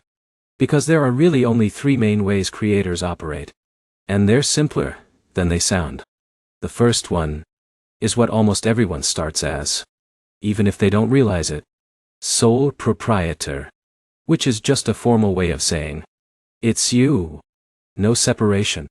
No entity. No extra layer. You make money. You report it under your name. That's it. Simple. No setup. No complexity. And for most creators starting out, that's exactly where they are. Jake started there too. Didn't think about it. Didn't need to. Money came in. Life moved on. Alex realized something important here. Being a sole proprietor isn't wrong. It's just basic. It works. It's valid. But it doesn't create separation. Not legally. Not structurally. And that becomes relevant as things grow. Now this is where most people jump to the next step. The LLC. Because it sounds powerful. Limited liability company. Even the name feels official. Protected. Smarter. More advanced. Jake thought this was the move. The upgrade. The thing that would fix everything. Lower taxes. Make things cleaner. Unlock advantages. But here's where the misunderstanding happens.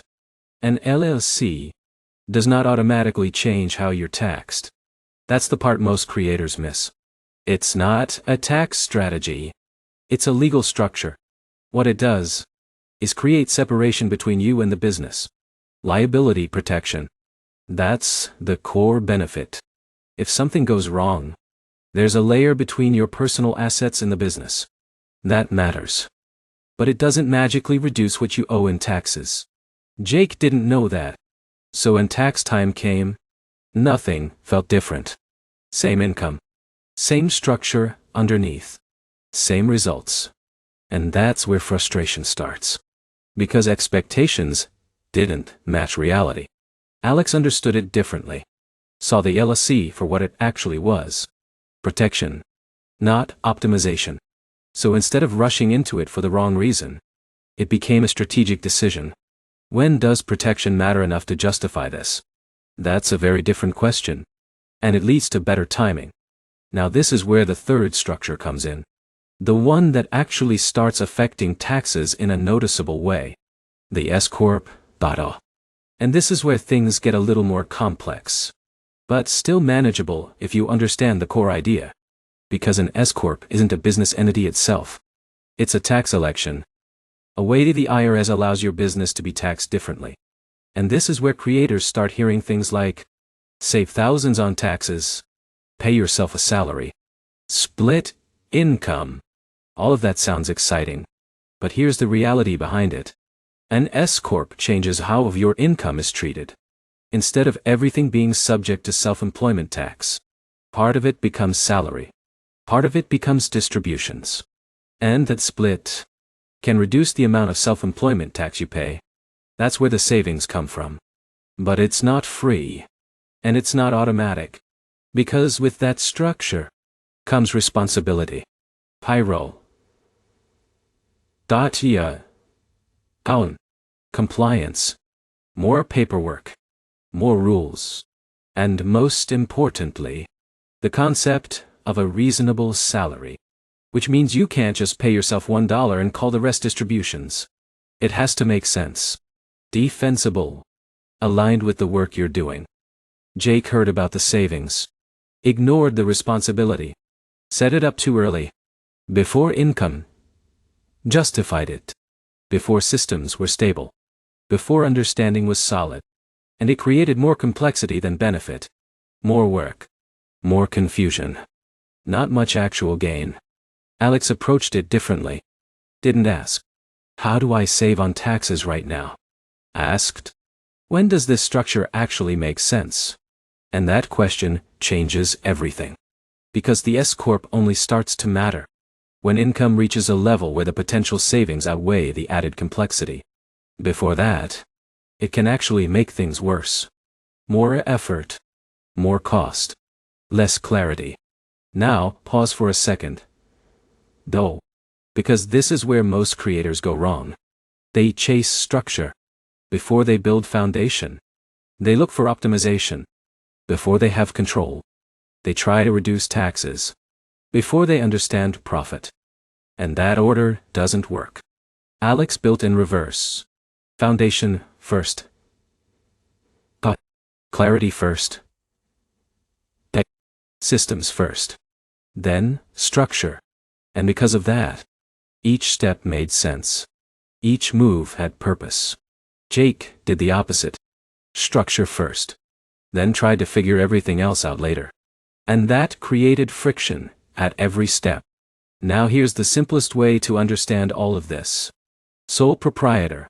You and the business are the same. Simple. Flexible. Basic. LLC. You and the business are legally separate. Protection added. Taxes mostly the same. S-Corp. The way your tax changes. Potential savings. But added complexity. That's it. No magic. No shortcuts. Just different tools. For different stages. And the real power comes from using them at the right time. Not as a reaction, but as a decision. Now here's where the next layer begins. Because once you understand structures, once you know what they actually do, a new realization shows up. One that surprises almost everyone. Because the thing most creators think is a tax hack isn't actually saving them anything at all. And what Alex sees next completely changes how these structures are viewed. Because the most popular move creators make early turns out to be misunderstood from the start. Jake told everyone the same thing. Bro, just get an LLC. It saves you on taxes. He said it with confidence. Like it was something he had figured out early. Like he had unlocked a level most people didn't understand yet. And honestly, it sounded convincing. Because when creators start making real money, they go looking for an edge. Something smart. Something strategic. Something that makes them feel like they're not leaving money on the table. And LCE sounds like exactly that. Official. Advanced. Optimized. Alex heard it everywhere too. Comments. Videos. Advice from other creators who seemed ahead. Set up an LLC. Don't wait. It's what real businesses do. And for a moment, it felt like the missing piece.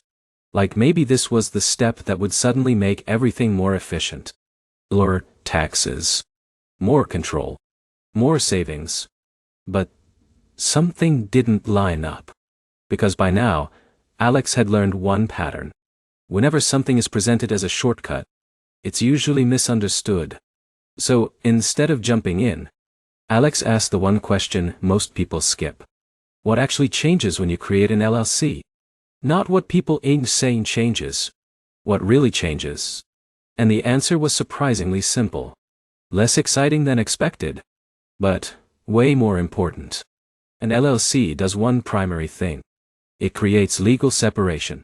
That's it. It draws a line between you and the business. So if something goes wrong, there's a layer of protection. That matters. A lot more than most creators think. But here's the part that flips everything. For most single creators, an LLC does not automatically change how you're taxed. At all.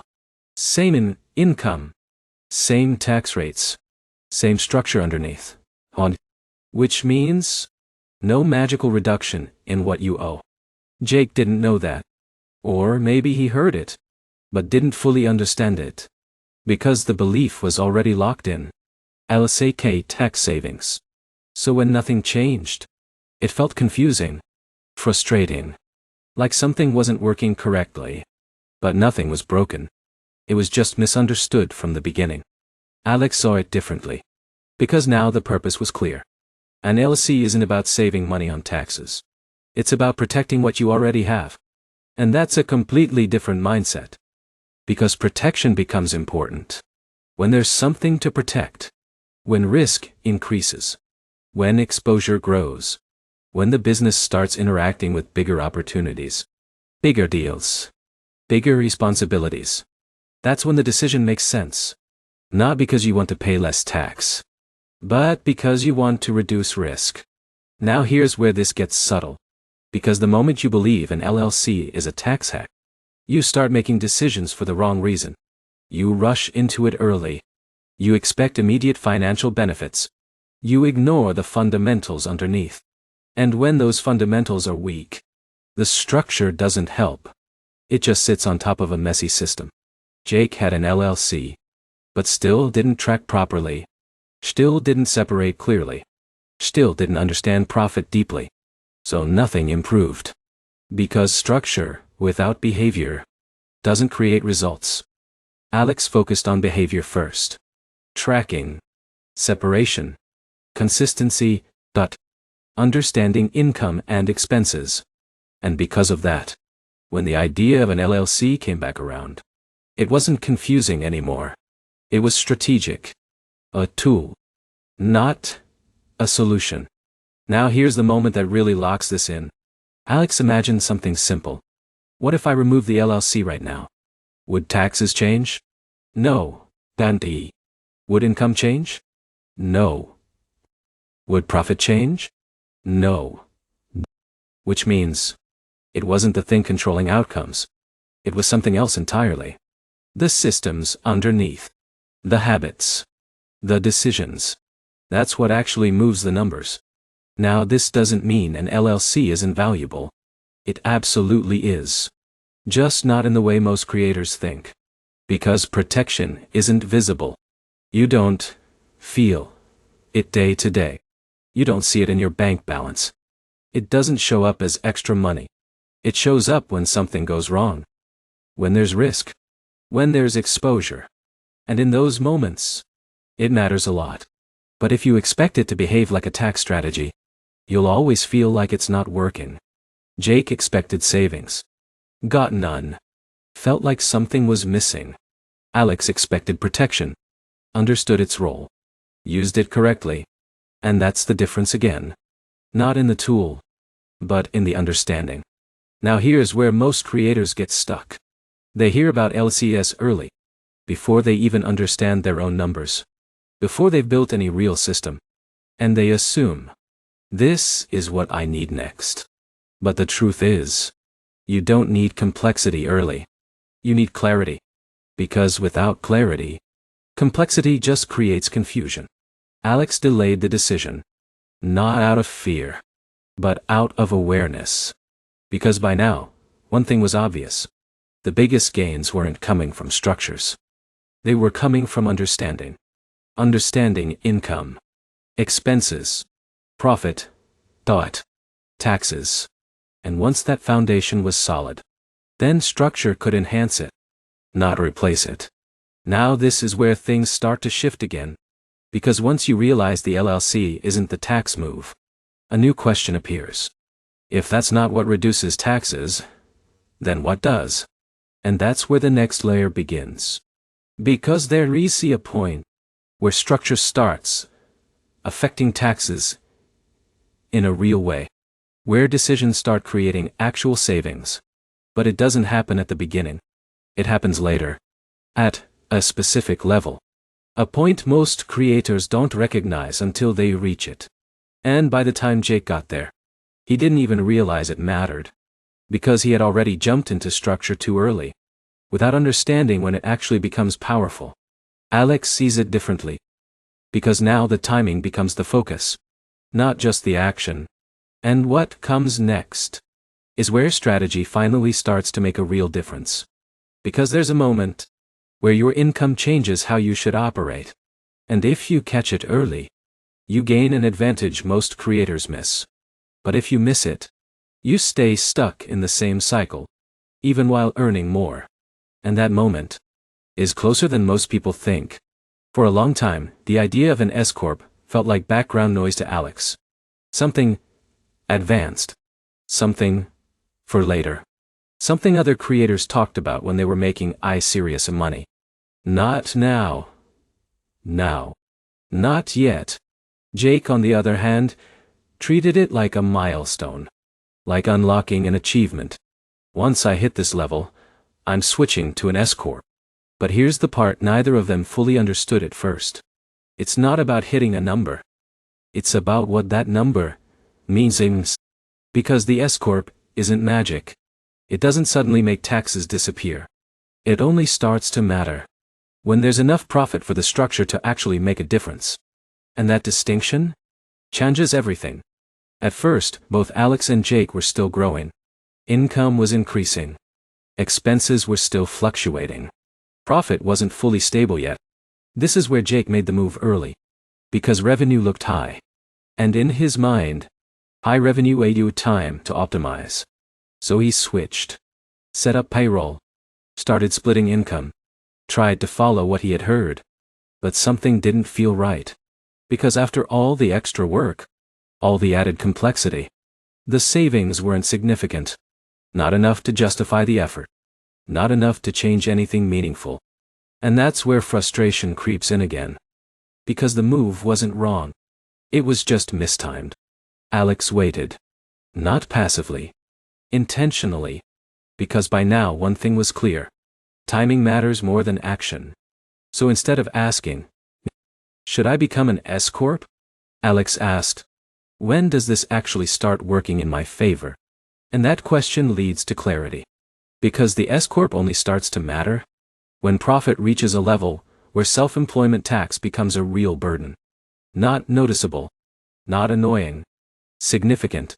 The kind of number that makes you stop and think. There has to be a smarter way to structure this. That's the threshold. Not a specific income number, but a feeling backed by real data.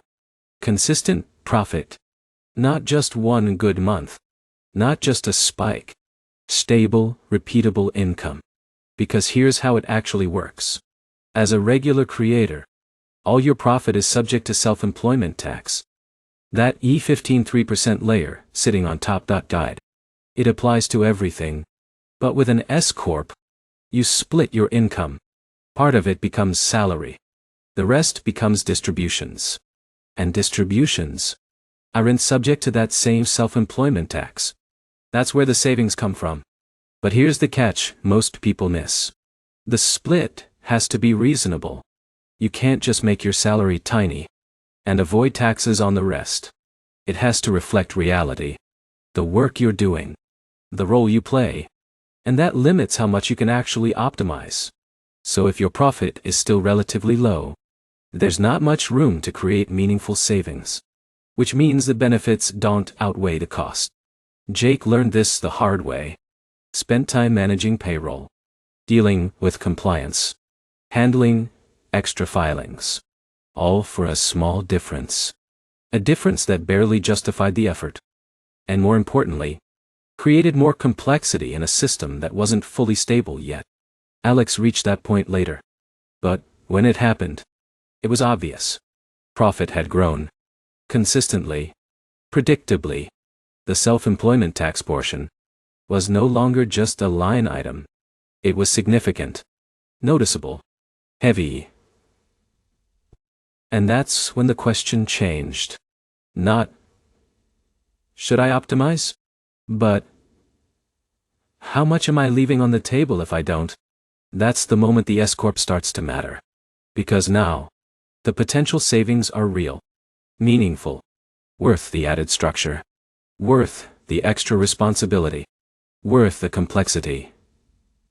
Worth the complexity. And here's the key difference. When Alex made the switch, everything underneath was already solid. Tracking was clean. Income was mapped. Expenses were clear. Profit was understood. Which meant the transition wasn't chaotic. It was smooth. Intentional. Integrated into an already working system. Jake had to build all of that after the switch. Which made everything harder. More confusing. More overwhelming. And that's why timing matters so much. Because the same move, at the wrong time, feels like a burden. At the right time, feels like leverage. Now here's where most creators get stuck. They look for a specific number. Is it $50? Is it $100? Is it more? And while those ranges get thrown around a lot, they miss the point. Because it's not just about income. It's about profit. You could make $100, but spend $80 skating. That leaves very little room for optimization. Or you could make $80 and keep most of it. And suddenly, the structure becomes more relevant. So the real signal isn't revenue. It's what's left after everything else. And how consistently that number shows up. Alex focused on that. Watched profit grow. Watched it stabilize. Watched it become predictable. And once it crossed a certain threshold, the decision became clear. Not forced. Not rushed. Obvious. Jake chased the number. Not the understanding.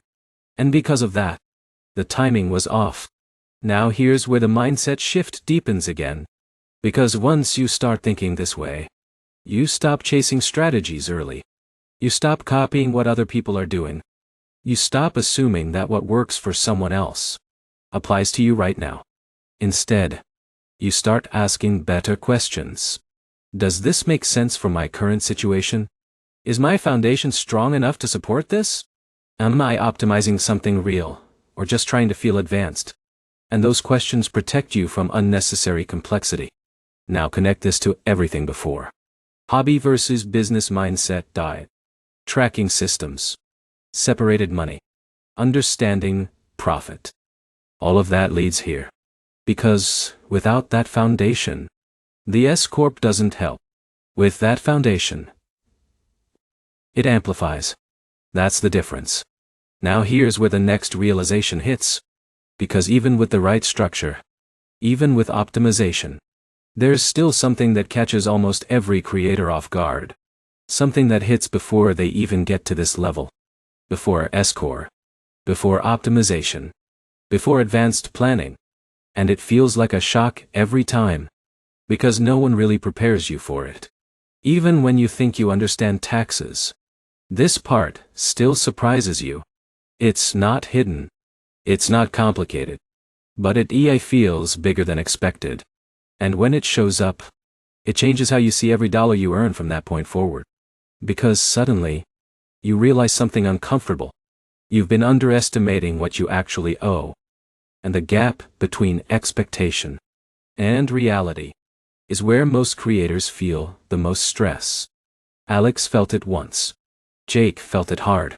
And once you experience it, you never forget it. Because it forces you to adjust everything. Your spending. Your planning. Your assumptions. And what comes next is the moment that wakes most creators up for real. The moment where, this is working, turns into, I need to take this seriously. Because the number that shows up is bigger than you thought it would be. The number didn't look real. That was Alex's first reaction. Just staring at it. Refreshing the page. Like maybe something would change. It didn't. Because this wasn't a glitch. This was something no one had fully explained before it happened. And that's what makes it hit so hard. Because up until this point, taxes felt abstract. Vague. Something in the background. Something you'd figure out later. Jake definitely treated it that way. Yeah, I'll deal with it when it comes. It always sounds manageable in the future. But the future has a way of showing up all at once. And when it did, it wasn't just income tax. That part Alex expected. At least loosely. What wasn't expected was the extra layer. The one almost every creator underestimates the first time. Self-employment tax doyao. About 15.3%. And it doesn't replace income tax. It sits on top of it. That's the part that feels like a punch. Because mentally, most creators assume, I'll owe something. But they don't calculate how much. So when the number finally appears, it feels bigger than reality should allow. Jake's reaction was immediate. Confusion first. Then, frustration. How is it this high? Because from his perspective, he already earned the money. He already is spending some of it. So this new number felt like something being taken away unexpectedly. But nothing changed. This was always part of the equation. It was just invisible before. That's why it feels like a surprise. Alex went through the same moment. But something was different. Not the number itself. The reaction to it. Because by now, Alex had started setting money aside. Not perfectly. Not precisely. But consistently enough that this wasn't a shock. Still uncomfortable. But not devastating. Jake didn't set anything aside. Because when money came in, it felt like it belonged to him. Fully. Nane. Immediately. And that's the core misunderstanding. Because when you work a job, taxes are taken out before you ever see the money. So you never feel the full amount. You live on what's left. But as a creator, you see everything up front. Full amount. No deductions. No filtering. And that creates an illusion. It makes it feel like you have more than you actually do. So spending decisions get based on that full number. Which means when taxes finally show up, there's a gap. A painful one. And that's where stress begins. Because now you're not just paying taxes. You're finding money that should have been set aside months ago. Jake had to scramble. Pull from savings. Cut back on everything else. Even consider payment plans. All because the system wasn't accounted for early. Alex avoided the scramble. Not because the system was perfect, but because the mindset had already shifted. That business account? It wasn't all available. A portion of it was never meant to be touched. And that one idea changes everything. Because once you accept that, you stop spending money that isn't really yours. Now here's where the deeper understanding comes in. Because self-employment tax isn't random. It exists for a reason. When you're employed, your employer pays part of certain taxes for you. You don't see it. It happens behind the scenes. But when you're self-employed, you're both the employee and the employer, which means you cover both sides. That's where the 15.3% comes from. It's not extra. It's just shifted responsibility. But knowing that doesn't make it feel lighter. Unless you plan for it. And that's where Alex gained control. Not by avoiding it. Not by trying to outsmart it. But by accepting it early. Factoring it into every decision. Every dollar that came in was mentally split. Part for the business. Part for taxes. Part for personal use. Jake never made that split. So everything felt usable. Until it wasn't. Now here's where this connects to profit again. Because self-employment tax applies to profit, not revenue. Which means, the more efficiently you run your business, the more control you have over that number. But if you don't track properly, if you don't capture expenses, if you don't optimize your structure, that number stays higher than it needs to be. Jake paid more than necessary. Not because he had to, but because he didn't have the data to reduce it properly. Alex reduced it naturally. Through accurate tracking. Through intentional spending. Through understanding what counted and what didn't. And that difference? It compounds. Now here's the moment that really changes behavior. The second time you see that number. Because the first time feels like a shock. The second time feels like a choice. Jake went into the next year hoping it wouldn't be as bad. Still reactive. Still adjusting late. Alex went into the next year prepared. Already setting aside money. Already estimating. Already aware of what to expect.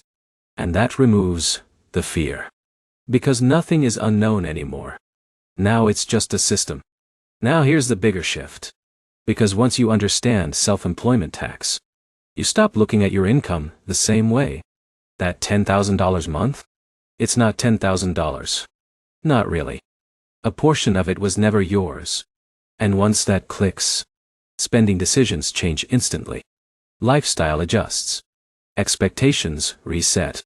And most importantly, you stop overcommitting based on inflated numbers. Jake kept living based on gross income, which meant every month felt tighter than it should. Because reality never matched expectation. Alex lived based on what was actually available, which created stability, even at the same income level. Now this is where everything starts to connect again. Income map. Profit. Focus. Hidden leaks. Tracking system. Separated money. All of it leads to this. Because without those pieces, this number always feels like a surprise. With those pieces, it becomes predictable, manageable, controlled.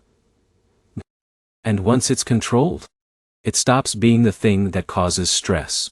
Now here's the next realization that hits right after this one. Because once you accept that taxes take a significant portion, a new question appears. If that money isn't mine, why did I act like it was? And that question forces a deeper shift. Because it exposes a pattern most creators fall into early. Spending first, planning later. And that order is what creates the problem in the first place. Alex starts to reverse it completely. And that reversal changes everything about how money flows from that point forward. Because instead of reacting to taxes, you start planning for them before they exist.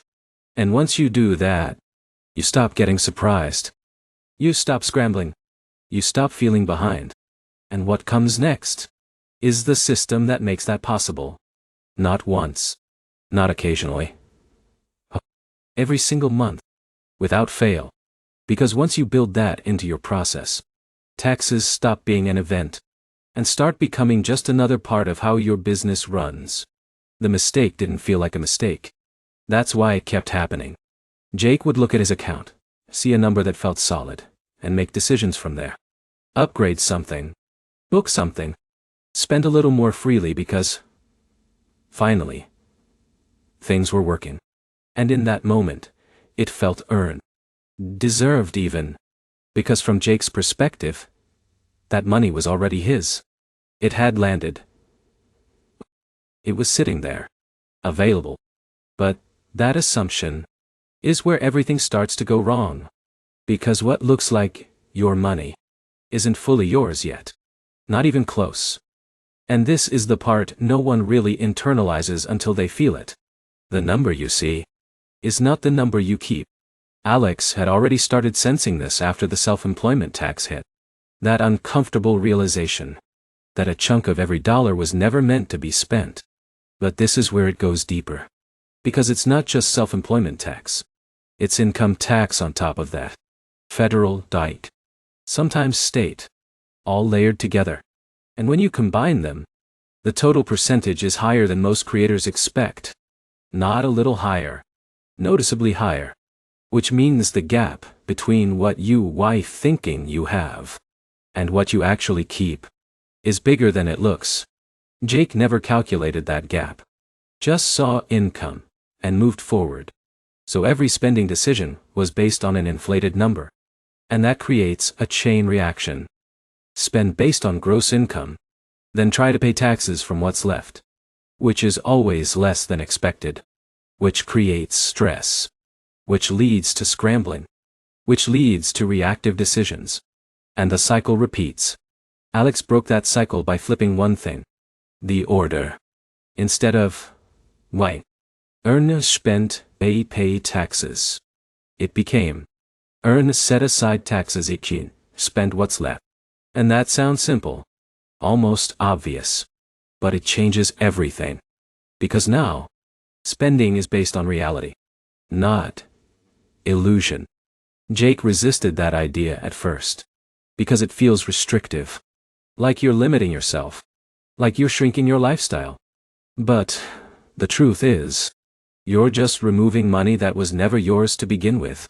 And once that clicks, it doesn't feel restrictive anymore. It feels accurate. Now here's where this gets even more practical. Because the question becomes, how much do I actually set aside? And this is where creators get stuck again. They want precision. Exact percentages. Perfect calculations. But early on, that's not the goal. The goal is consistency. Alex didn't calculate exact tax liability every week. Didn't try to predict everything perfectly. Just set aside a percentage. A safe one. Not aggressive. Not minimal. Enough to create a buffer. And over time, that buffer became protection. Because even if estimates weren't perfect, there was always enough. Jake did the opposite. Tried to figure it out later. Which sounds easier. Until later arrives. Because later doesn't come with clarity. It comes with pressure. Now here's the subtle shift that happens once you start planning first. Every dollar gets assigned immediately. Income comes in. And it's already split mentally. Part is taxes. Part is business. Part is personal. And that split happens before any spending decision. Which means, spending becomes intentional by default. Not forced.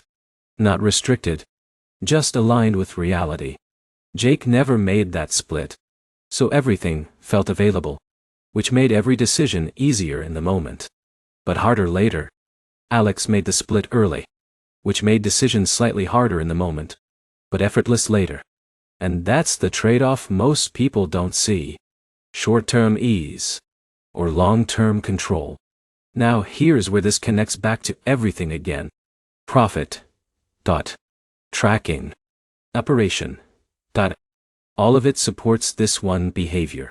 Because if you don't know your numbers, you can't plan properly. If your money isn't separated, you'll dip into tax funds without realizing it. If you're not tracking consistently, you'll underestimate what you owe. And that's how creators end up in the same situation every year. Not because they don't earn enough, but because they never change the order. Now this is where Alex starts to feel something new. For the first time, money isn't stressful. Not because there's more of it, but because it's controlled. There's clarity. There's structure. There's confidence that when obligations show up, they're already accounted for. Jake still feels the tension, even during good months. Because there's always that underlying question. How much of this will I have to give back later? And without a system, that question never gets answered. It just lingers. Now here's the turning point. Because once you start planning for taxes before spending, you stop fearing tax season. It becomes routine, expected, handled. Not something that disrupts everything. And that shift alone removes a huge amount of stress from the business. But it also unlocks something else. Because once taxes are planned for, you can start optimizing them. Not avoiding. Not guessing. Actually managing them intentionally. And that's where the next level begins. Because everything so far has been about control. Understanding income. Tracking expenses. Preventing leaks. Planning for taxes. But now, there's an opportunity to go further. To not just manage what happens, but improve it. Systematically. Legally. Consistently. And that's where Alex builds something more structured. Not just habits anymore. A full workflow. A way to handle money that scales as the business grows. Without getting more complicated. Without breaking under pressure. Because the goal isn't just to stay organized. It's to stay optimized. And what comes next is the framework that makes that possible. Simple enough to follow. Powerful enough to change outcomes. And once it's in place, everything starts working together. Not as separate pieces, but as a system. At this point, Alex wasn't guessing anymore. Money wasn't random. Taxes weren't a surprise. Spending wasn't impulsive. But something still felt incomplete. Because everything worked, but it relied on effort. Conscious effort. Weekly tracking. Thinking before spending. Manually staying aware. And that works for a while. But Alex started noticing something subtle. The more the business grew, the more moving parts appeared. More income streams. More expenses. More decisions. And with more complexity, came more chances to slip. Miss something. Forget something. Fall back into old patterns. That's when it clicked. This couldn't rely on effort forever. It needed a system. Not a complicated one. A repeatable one. Something that holds everything together. Even when things get busy.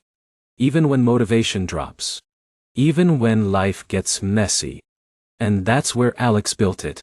Not all at once. Not perfectly. But piece by piece. A simple workflow that turned everything learned so far into something automatic.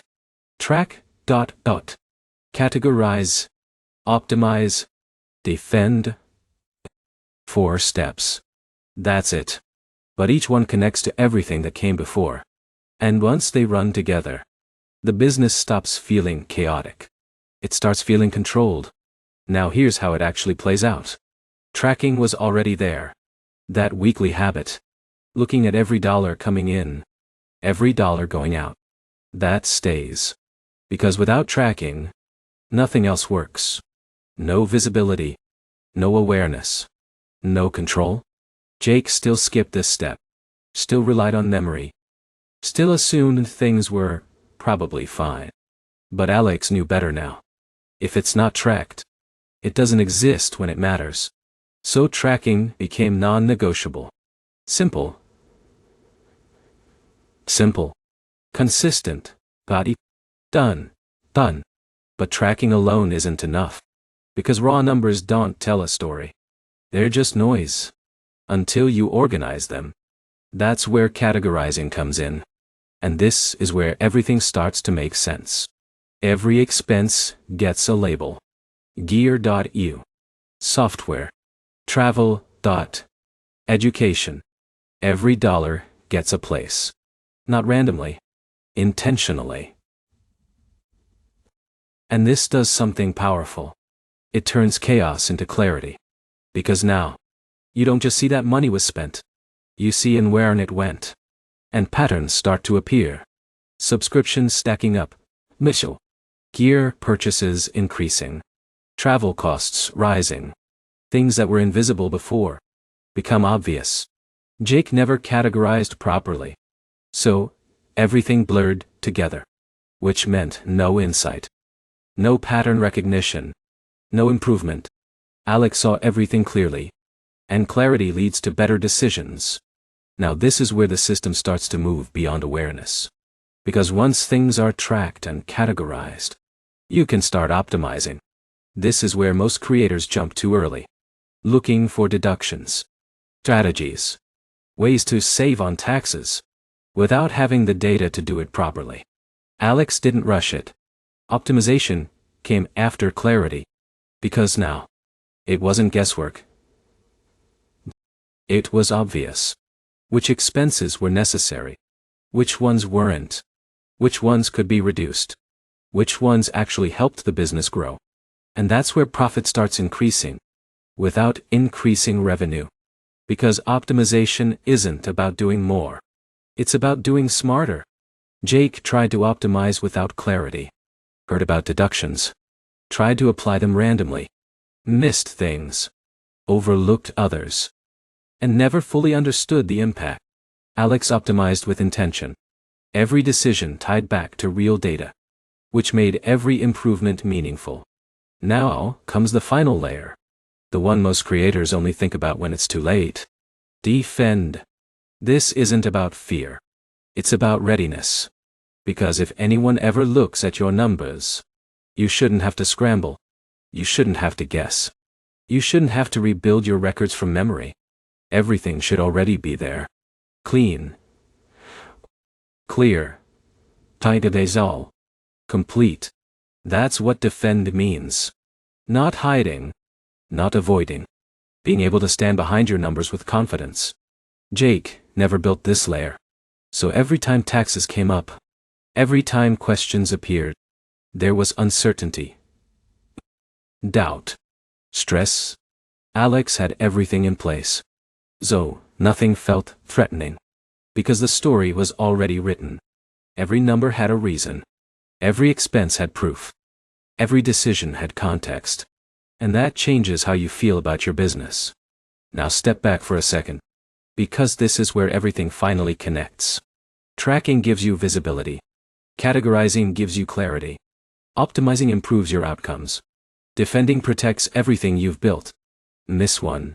And the system weakens. Miss two. And it starts to break. Miss all of them. And you're back where most creators are. Making money, but not controlling it. Jake stayed there. Constantly reacting. Always a step behind. Alex built the system. And suddenly, everything worked together. Income made sense. Expenses were intentional. Profit was clear. Taxes were predictable. And most importantly, there was confidence. Not the loud kind. The quiet kind. The kind that comes from knowing nothing is being missed. Now here's the shift that happens once this system is in place. You stop feeling like you're managing chaos. And start feeling like you're running something structured. Something real. Something that can grow without breaking. And that's when new opportunities start to appear. Because once the foundation is strong, you can start building on top of it. Not just maintaining. Expanding. Scaling. And that's where the next layer begins. Because once your system is solid, you can start using it to your advantage. Not just to stay organized, but to actively reduce what you owe. Legally. Consistently. Without risk. Because now, you have the one thing most creators don't. Clean data. And clean data unlocks something powerful. The ability to take deductions properly. Not guess them. Not miss them. Not misuse them. Actually use them the right way. And this is where most creators either save thousands or lose thousands without realizing it. Because the difference isn't effort. It's understanding. And what Alex learns next is where that understanding starts turning into real money saved. Not in theory. Not in general advice. In specific, practical decisions that apply to almost every creator. And once you see them clearly, you realize something surprising. A lot of the money you're already spending could have been working in your favor the entire time. The first time Jake bought a camera, it didn't feel like a business decision. It felt like an upgrade, a reward, something he needed to finally look legit. So he clicked buy, didn't think twice, didn't track it properly, didn't categorize it clearly, didn't even fully remember the exact amount a few weeks later. It just became part of the blur. Another expense in the background. Alex did the same thing at the beginning. Camera. Mickey.me. Lighting. Tripods. Kite. Cables. Backdrops. All the things every creator eventually buys. And at first, it all felt like spending. Money going out. Simple. But once the system was in place, tracking, control, categorizing, seeing everything clearly, those same purchases started to look very different. Because now they had context. They weren't random anymore. They were part of the business. And that changes everything. Because when something is a legitimate business expense, it doesn't just disappear. It works for you. It reduces your taxable profit. Which means, it reduces what you owe. Legally. Automatically. But here's the problem most creators run into. They either don't track these purchases properly, or they don't understand what qualifies. So they miss deductions they already paid for. Or worse, they guess. And guessing in this area creates risk. Jake lived in both extremes. Some things never got recorded. Forgotten. Lost in the noise. Other things got loosely labeled as business, without clear reasoning, which created uncertainty later. Alex took a different approach. Nothing complicated, just intentional. Every piece of gear had a purpose. And that purpose was clear. Camera? Used to create content. Mic? Used for audio. Lighting? Used for production quality. These aren't gray areas. They're direct, obvious connections to the business. And that's what matters. Because deductions aren't about what you feel is business related. They're about what you can clearly connect to the work you're doing. And for creators, this category is one of the easiest to understand. Gear and setup costs. Now here's where it gets more interesting. Because not all purchases behave the same way. Some are simple. Buy something. Expense it. Done. Others last longer. Higher cost items. Things you use over time. And this is where most creators start to get confused. Do I deduct this all at once? Do I spread it out? Does it even count the same way? Jake never asked those questions. Just assumed everything worked the same. Which meant some things were handled incorrectly. And some opportunities were missed entirely. Alex didn't rush to complex answers. Focused on one thing. Was the purchase necessary for the business? Was it used for content creation? Was it clearly connected? If yes, it belonged in the system. Tracked. Categorized. Accounted for. And once it's in the system, it can be handled properly when it matters. Now here's the part most creators overlook. It's not just the big purchases. The camera. The expensive lens. The lighting kit. Those are obvious. They get attention. They get remembered. It's everything else that slips through. Memory cards. Extra batteries. Adapters. Cables. Mounts. Storage drives. Props. Background materials. Small things. Easy to ignore. Easy to forget. But when tracked consistently, they add up. Fast.e. Jake ignored those completely. Because individually, they didn't feel important. But over months, those small expenses turn into a meaningful number. A number that could have reduced his taxable income. If it had been captured. Alex tracked everything. Not because each item mattered on its own. No. But because together, they changed the outcome. And that's the pattern you start to see. Tax savings don't usually come from one big move. They come from consistent, accurate tracking of what's already happening. Now here's where the mindset shift deepens again. Because once you understand deductions properly, you stop seeing business purchases as just spending. You start seeing them as investments with structure. Still costs money. Still needs to make sense. But now, there's a system that supports it. Jake bought gear emotionally. What looks cool? What feels like an upgrade? What makes me feel more professional? Alex bought gear intentionally. Does this improve my content? Does this solve a problem? Does this move the business forward? And that difference shows up over time. Not just in money, but in results. Now, here's something important to understand. A deduction doesn't mean something is free. That's a common misconception. You're still spending money, but you're reducing the portion of that money that gets taxed, which means the effective cost EA is lower. Jake treated deductions like discounts, which led to unnecessary purchases, buying things just because they were write-offs. And that's where things go wrong. Because spending $1 to save a fraction of that in taxes still leaves you with less money. Alex understood that. The goal wasn't to spend more.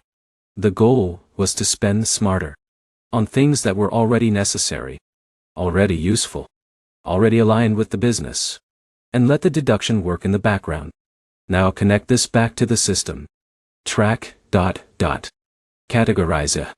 optimize, defend. Gear purchases fit directly into that flow.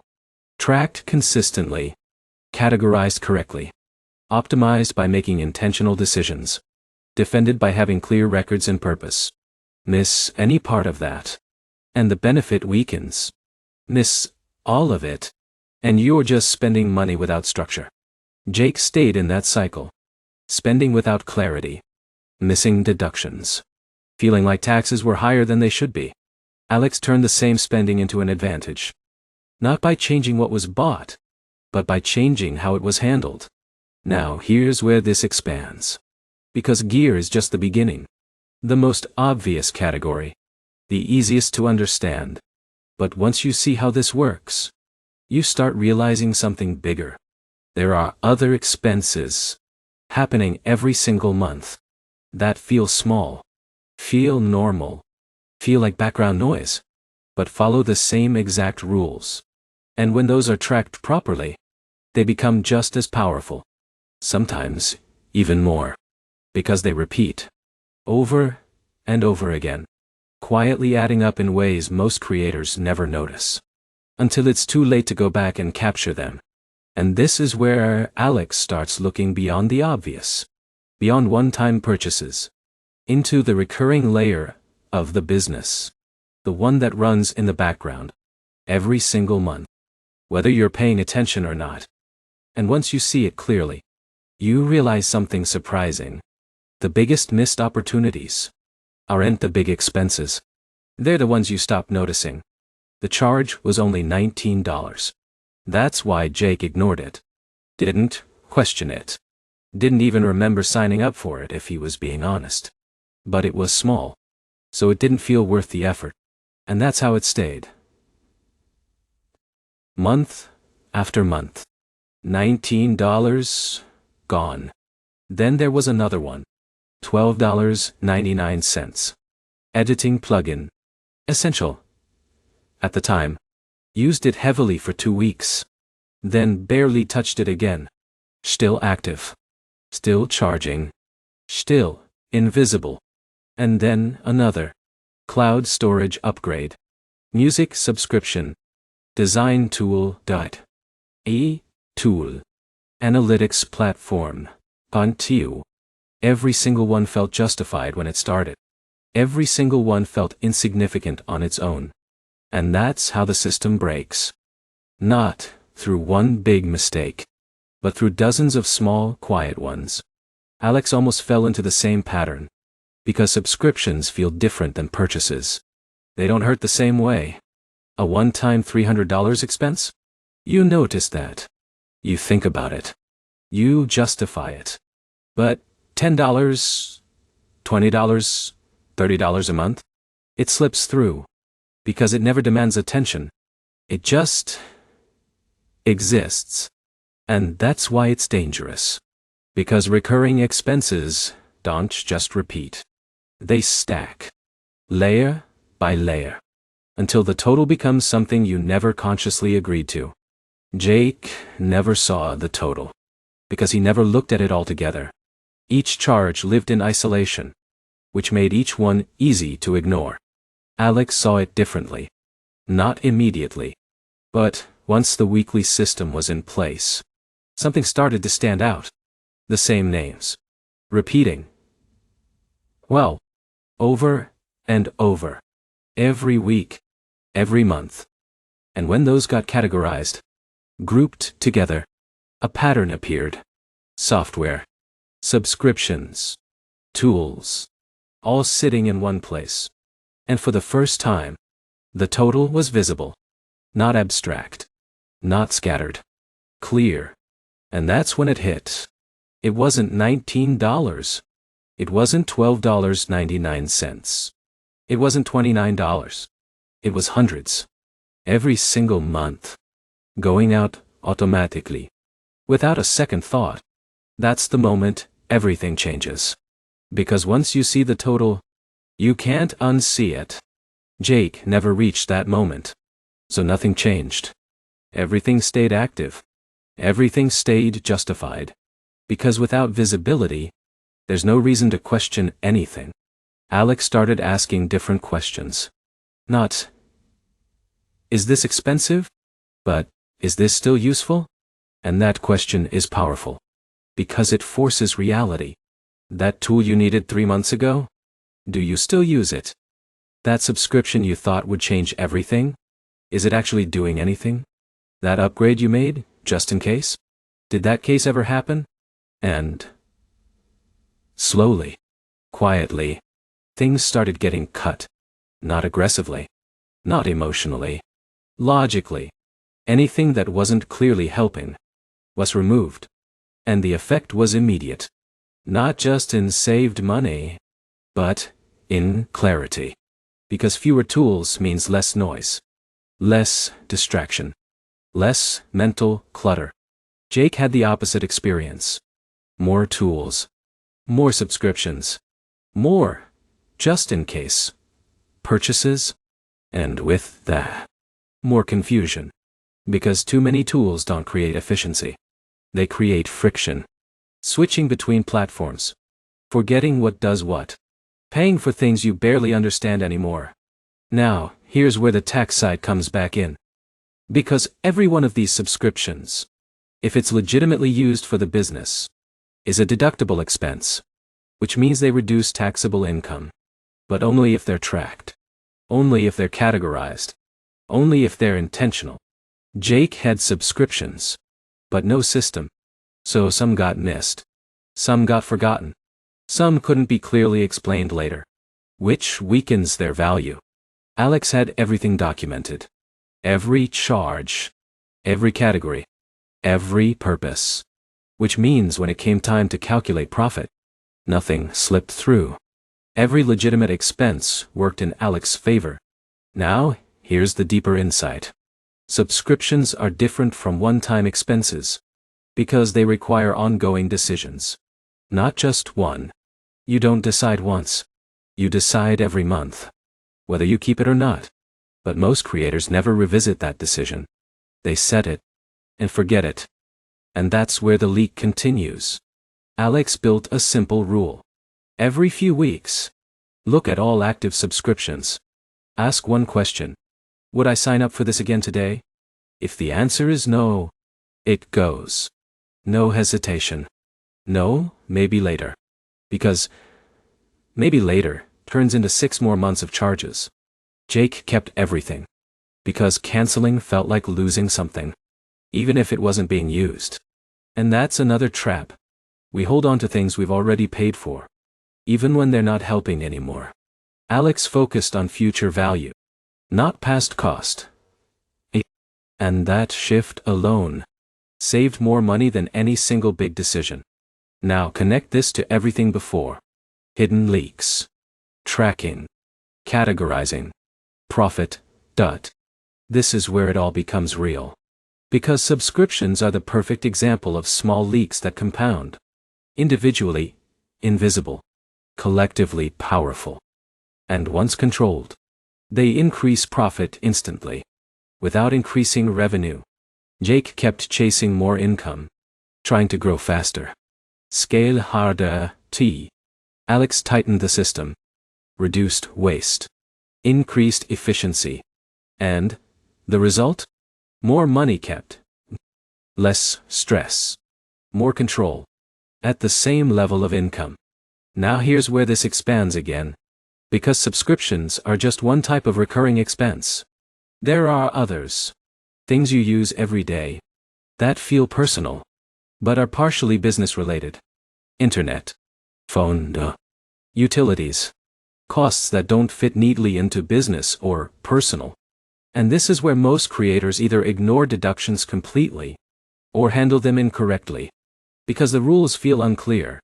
The lines feel blurry. Jake avoided it. Didn't track it. Didn't claim it. Left money on the table. Alex leaned in. Learned how partial use actually works. And once it clicked, another layer of optimization opened up. Because now, even the things that didn't seem like business expenses at first, started contributing to the system. Legally, accurately, consistently. And this is where things get even more interesting. Because once you understand how mixed-use expenses work, you realize something important. A lot of your everyday costs are closer to your business than you think.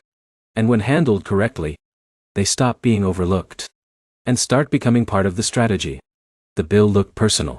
That's why Jake ignored it. Every month, it showed up like it always had. Phone plan. Internet bill. ISIN. Nothing new. How? Nothing that felt like it had anything to do with the business. So it stayed where it always lived. In the just life category. Not tracked carefully. Not categorized with intention. Not even considered when thinking about taxes. Because in Jake's mind, if I'd be paying for it anyway, it doesn't count. And that assumption quietly cost him every single month. Alex used to think the same way. Because at first glance, it doesn't feel personal. You need internet regardless. You need your phone regardless. So it feels wrong to connect it to the business.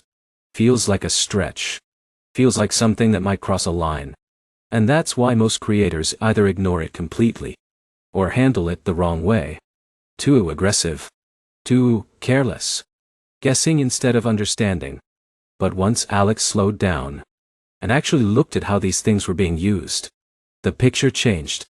Because the question isn't, is this personal or business? The real question is, how much of this is used for the business? And that's where everything opens up. Because for a creator, internet isn't just personal anymore. Uploading videos, managing platforms, communicating with brands, researching content. Everything runs through it. Same with the phone, emails, calls, content planning, social media, even filming in some cases. So the connection is real, clear, defensible, but not 100%. And that's the key. Because this isn't about claiming everything. It's about claiming the portion that actually belongs to the business. And that's where most people get uncomfortable. Because it's not perfectly clean. It's not a simple yes or no. It requires judgment. And that's why Jake avoided it completely. No point risking it. So he left it all out. Didn't track it. Didn't estimate it. Didn't include it. And over time, that added up. Not dramatically in 1 month, but consistently across the year. Alex approached it differently. Didn't try to be perfect. Tried to be reasonable, honest, defensible. Looked at actual usage. How often is the phone used for business? How much of the internet time is tied to content creation? And instead of guessing wildly, estimated conservatively. Not the highest possible number. Not the lowest. Something that made sense. And most importantly, something that could be explained. Because that's the standard that matters. Not perfection. Clarity. If someone asked, why this percentage? There's an answer. A logical one. Not, I just picked a number. But, here's how I use it. Jake never built that clarity. So even if he wanted to claim something later, he wouldn't feel confident doing it. Because there was no record. No reasoning. No system. Alex had both. Because from the moment the expense entered the system, it was categorized properly. Labeled as mixed use. Assigned a percentage. And tracked consistently. So by the time it mattered, nothing had to be reconstructed. Nothing had to be guessed. Now here's where this becomes powerful. Because mixed-use expenses aren't rare. They're everywhere. Internet. Phone. Duh. Sometimes even software. Parts of your workspace. Things that overlap between life and business. And when handled correctly, they become legitimate deductions. Not aggressive. Not risky. Just accurate. Jake saw these as not worth the trouble. Alex saw them as part of the system. And over time, that difference adds up. Because again, it's not about one big move. It's about capturing everything that actually belongs. Now here's the line that matters most. You can't claim what isn't business related, but you also shouldn't ignore what is. And that's the balance. Too aggressive creates risk. Too passive leaves money on the table. Alex stayed in the middle. Careful, intentional, consistent. Jake stayed out of it entirely, which felt safer in the moment, but cost more over time. Now this connects directly back to the system. Track, categorize, optimize, defend. Mixed-use expenses fit into that flow just like anything else. Tracked when they happen. Categorized as partial. Optimized by assigning reasonable percentages. Defended by having clear reasoning behind those percentages. Miss that structure. And it becomes confusing. Unclear. Easy to avoid. With that structure, it becomes simple. Repeatable. Controlled. Now here's where things start to get even more interesting. Because once you understand partial use, you start seeing your environment differently. Your setup. Your space. Where you work. Where you create. Because, for most creators, work doesn't happen in an office building. It happens at home. In a room. At a desk. In a corner of your living space. And that creates another layer of overlap. Another gray area. Another opportunity most people either misunderstand or avoid completely. Jake avoided it. Felt too complicated. Too risky. Too unclear. Alex leaned in again. Because by now one thing was obvious. If something feels confusing, it's usually because it hasn't been broken down simply yet. And once this next piece becomes clear, it changes how you see your entire setup. Because the space you use every day might be doing more for your business than you realize. And when handled correctly, it becomes one of the most powerful deductions available to creators. But only if you understand the rule that makes it work. And most people get that rule wrong. The receipt was crumpled. That's how small it felt. Jake almost threw it away without thinking. It was just a cable. Nothing important. Something he grabbed quickly because he needed it for a shoot. Didn't even remember the exact price. Didn't care. Because in his mind, this doesn't matter. And that one thought, repeated over and over, is where hundreds, sometimes thousands, quietly disappear. Alex used to think the same way. Because small expenses don't feel like decisions. They feel like background noise. Things you pick up along the way. Memory cards. Extra batteries. Adapters. Props for videos. Backdrops. Even random items used once for a specific piece of content. Individually, they feel insignificant. Almost not worth tracking. But once the system was in place, something changed. Because Alex stopped looking at expenses individual and started seeing them collectively. And that's when the pattern became impossible to ignore. It wasn't one cable. It was 10. It wasn't one battery. It was replacements, backups, extras. It wasn't one prop. It was a constant stream of small purchases to make content better. And when all of that was tracked, categorized, grouped together, the number at the end of the month didn't feel small anymore. It felt real. Jake never saw that number. Because nothing was grouped. Nothing was tracked consistently. Everything stayed scattered. Which meant everything stayed invisible. And invisible spending is the most dangerous kind. Because you can't control what you don't see. Alex saw everything. Even the small stuff. Especially the small stuff. Not because each item mattered, but because the total did. And that's the shift. You stop asking, is this expense important? And start asking, does this belong in the system? If the answer is yes, it gets tracked. No exceptions. No minimum threshold. No, this is too small to matter. Because once you create exceptions, that's where things slip. Jake had a threshold. Anything below a certain amount? Ignored. Not worth the effort. And that made sense in the moment. But over time, that threshold became a blind spot. A place where money could leak without resistance. Alex removed the threshold. Made the system consistent. Which made the outcome consistent. Now here's where the tax impact becomes clear. Because every one of those small expenses, if it's legitimately tied to the business, reduces taxable income. Not dramatically on its own, but together, meaningfully. And that's the part most creators miss. They focus on big deductions, big moves, big strategies, and ignore the small, consistent ones happening every week. Jake chased big wins, missed the small ones. Alex captured the small ones. And they stacked into something real. Now here's where the mindset shift deepens again. Because once you start tracking everything, you start noticing behavior, patterns, habits, spending, tendencies. You see where you tend to overspend, where you tend to buy impulsively, where things repeat without intention.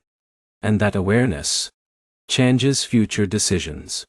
Because now, before buying something small, there's a pause. Is this actually needed? Do I already have something that does this? Is this just convenience or necessity? Jake never had that pause. Because the system never forced it. So small spending stayed automatic. Reactive. Unquestioned. Alex created friction. Not heavy friction. Just enough to create awareness. And that awareness reduces waste naturally. Not by restriction, but by clarity. Now here's something important. This isn't about becoming obsessive, tracking every tiny detail perfectly. It's about consistency. A simple habit, applied to everything. Because once it becomes routine, it doesn't feel like effort anymore. It just happens. Jake saw tracking small expenses as annoying. Extra work. Something that slows things down. Alex saw it as part of the process. No different than filming. Editing, guide, uploading. Just another step. And once it becomes that, there's no resistance. Now connect this back to the bigger picture. Profit. Taxes. Control. All of it depends on accuracy. And accuracy comes from capturing everything. Not just the big obvious pieces. Miss small expenses. And profit looks higher than it really is. Which means taxes look higher than they should be. Which means you pay more than necessary. Jake lived in that gap. Unintentionally. Every year. Alex closed that gap. By doing something simple. Consistently. Now here's where this leads next. Because once you start tracking everything, big and small, something interesting happens. You start looking at your environment differently. Not just what you buy, but where you work, where you create, the space you use every day.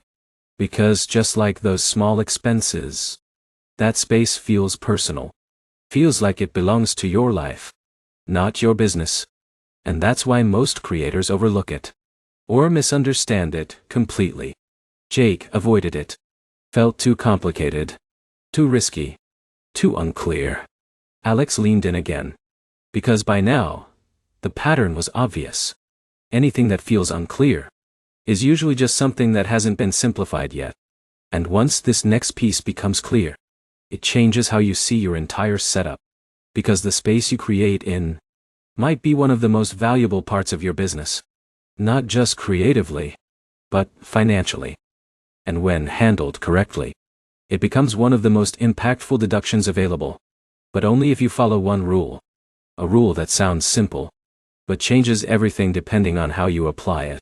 The desk looked normal. That's why Jake never thought twice about it. Laptop, camera. A few cables. Maybe a mic sitting off to the side. It was where he edited. Where he uploaded. Where he planned videos. Where most of the work actually happened. But it was also where he watched Netflix. Ate meals. Scrolled late at night. Sometimes even fell asleep. To Jake, it was just a desk. Part of his room. Nothing special. Nothing that felt like it had anything to do with taxes. So when he heard people talk about home office deductions, he tuned it out. Felt complicated. Felt risky. Felt like something you could mess up easily. So he ignored it completely. Alex used to think the same way. Because on the surface, it does feel unclear. What counts? What doesn't? Where's the line? And most importantly, what if I get it wrong? That fear alone is enough to make most creators avoid it entirely. But once Alex actually broke it down, it wasn't complicated. It was just misunderstood.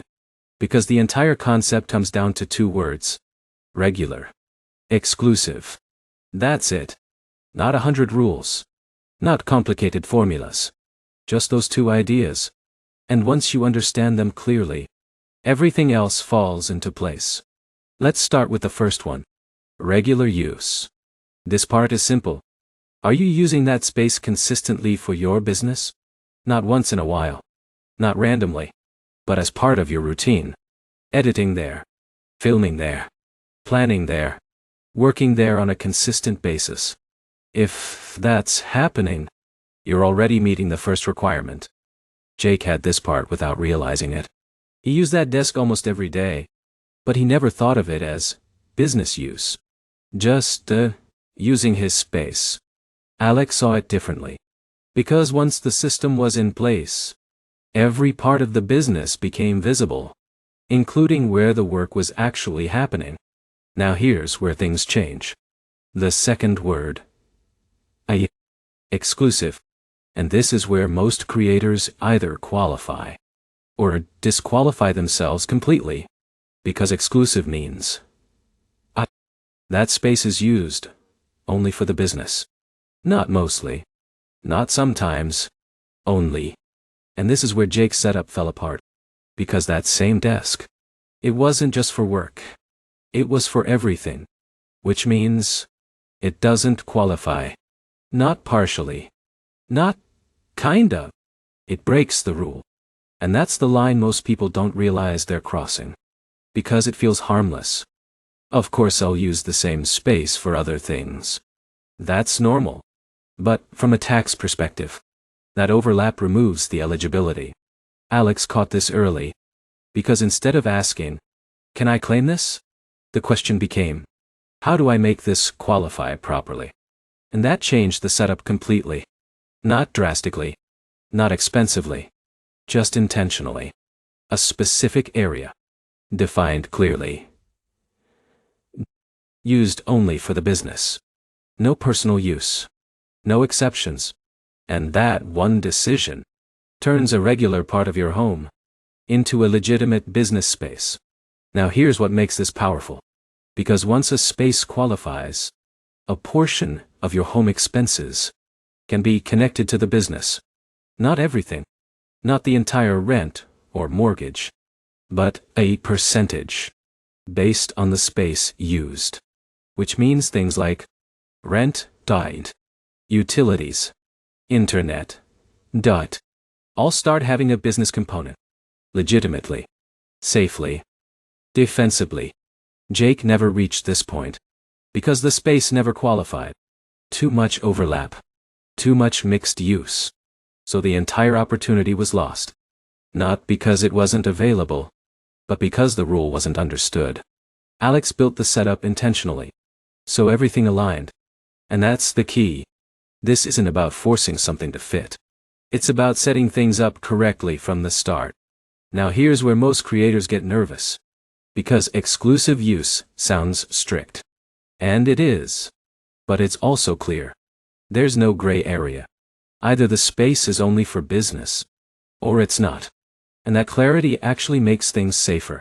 Because you're not guessing. You're not stretching definitions. You're following a simple rule. Jake avoided the entire concept out of fear. Alex removed the fear by understanding the rule. And once that happened, it became simple. Not something to worry about. Just something to follow. Now connect this to everything before. Tracking. Categorizing. Mixed-use expenses. This is where it all comes together again. Because once the home office qualifies, it becomes part of the system. Tracked. Categorized. Optimized. Defended. And just like everything else, it contributes to reducing taxable income. Not through a big, dramatic move, but through structured, consistent handling. Now here's where things split again. Because once you qualify for a home office, there's more than one way to handle it. More than one method. And this is where most creators get confused again. Because both options sound similar, but work very differently. Jake heard about them briefly. Didn't fully understand the difference. So avoided the whole thing altogether. Alex leaned in again. Because by now, the pattern was obvious. Understanding creates control. Avoidance creates missed opportunities. And once this next distinction becomes clear, you realize something important. Not every creator should use the same method. Because depending on your situation, one option makes things simpler, while the other can unlock more value. But only if you know when to use each. And that's where the next decision comes in. A simple one on the surface, but one that changes how this entire deduction plays out. Alex thought there would be one right answer. One clear method. One obvious choice. Because that's how most people expect these things to work. You learn the rule. You apply the rule. Done. But this wasn't like that. Because once the home office actually qualified, a new decision showed up. Not whether to use it, but how to use it. Two options. Both valid. Both used by creators. Both doing the same thing in principle.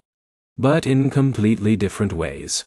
Jake heard about this part and immediately checked out. Because now it felt like too much. Too many choices. Too many details. Too much room to mess something up. So instead of figuring it out, he avoided the deduction entirely. Left it unused. Alex leaned in again. Because by now, one thing was clear. If something feels complicated, break it down until it isn't. And when this got simplified, it stopped being confusing. It became a choice between two styles. Not two complicated systems. Just two ways of thinking. The first one is exactly what it sounds like. Simplified. No calculations tied to real bills. No tracking of every utility. No splitting percentages across multiple expenses. Just a flat rate. Based on the size of your workspace. You measure the area used for your business.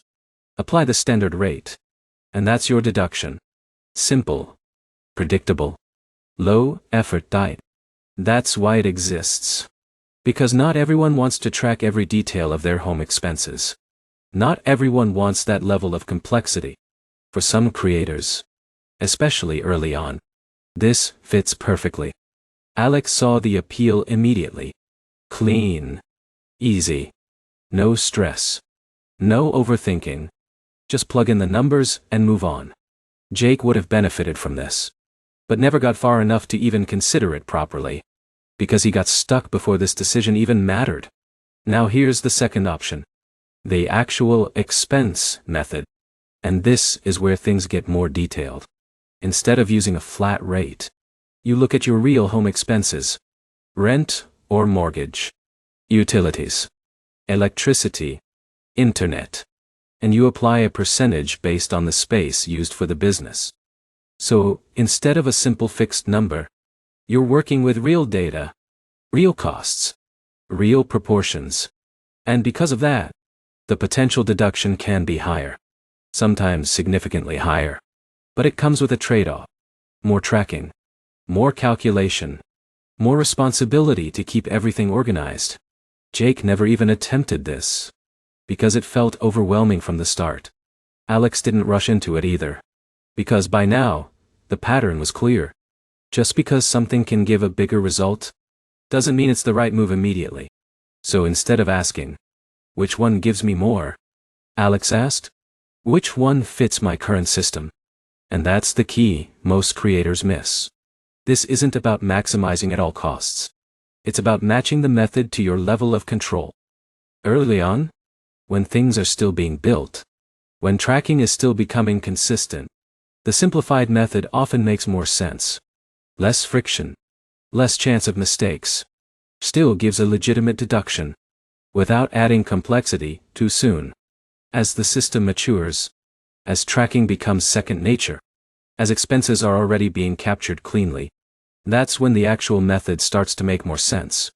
Because now, the extra detail doesn't feel heavy. It fits into a system that already exists. Jake skipped both, because he never built the foundation. So every option felt complicated. Every decision felt risky. And the result was the same. Nothing got used. Alex built step by step. So when the choice appeared, it wasn't overwhelming. It was obvious. Simple method first. Then transition later, if it made sense. And that's the difference again. Not in the options, but in the approach. Now, here's something important. You don't get extra points for choosing the more complex method. More detail doesn't automatically mean better. If it creates confusion, if it leads to inconsistency, if it makes you avoid the system entirely, then it's not the right choice. Alex prioritized consistency over optimization, because a smaller deduction done correctly is better than a bigger one done poorly. Jake chased nothing, avoided everything, which meant zero benefit either way. Now here's where everything connects again. Home office rule. Tracking, categorizing, mixed-use expenses. All of it feeds into this one decision. Because once your space qualifies, and your system is consistent, this becomes a lever. Something you can adjust over time. Not something you have to get perfect immediately. And that removes the pressure. Because now it's not choose the best method forever. It's choose the method that fits right now. And evolve later. Now here's where the next shift begins.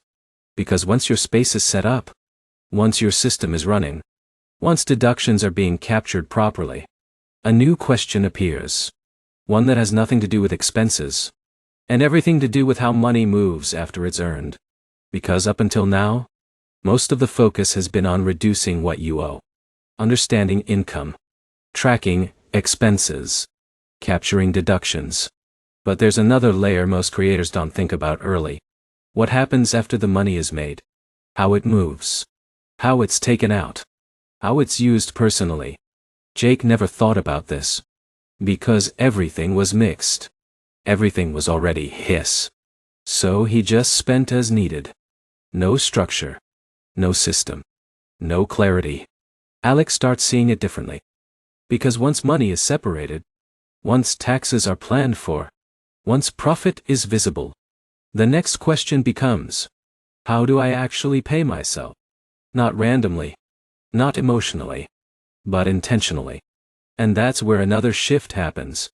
Because the moment you start thinking about paying yourself, instead of just spending what's there, you step into a completely different level of control. And that's where the next piece comes in. Simple on the surface, but powerful in how it changes everything that follows. Because once you understand how to take money out of your business properly, you stop treating it like a personal bank account and start treating it like something structured, Something that works with you, not against you. Jake thought he had it figured out. He heard the rule. Use part of your home for your business. You can deduct it. Simple enough. So he looked around his room and mentally checked a box. Yeah, I work here. Desk in the corner. Laptop always open. Editing late at night. Uploading from the same spot every day. It felt like a workspace. So in his mind, that was enough. But here's where things quietly go wrong. Because what feels like a workspace and what actually qualifies are not always the same thing. And that gap? That's where problems start. Alex almost made the same mistake. Because, at first glance, it all blends together. Your room is your office. Your office is your room. Everything overlaps. Everything mixes. And it feels normal. But the rule hasn't changed. Regular.t and exclusive. And that second word is where most setups break. Jake didn't see the issue. Because from his perspective, of course he works there. But he also did everything else there. Watched movies from the same chair. Ate meals at the same desk. Scrolled for hours in the same spot. Even lay down on the bed right next to it. And that's the problem.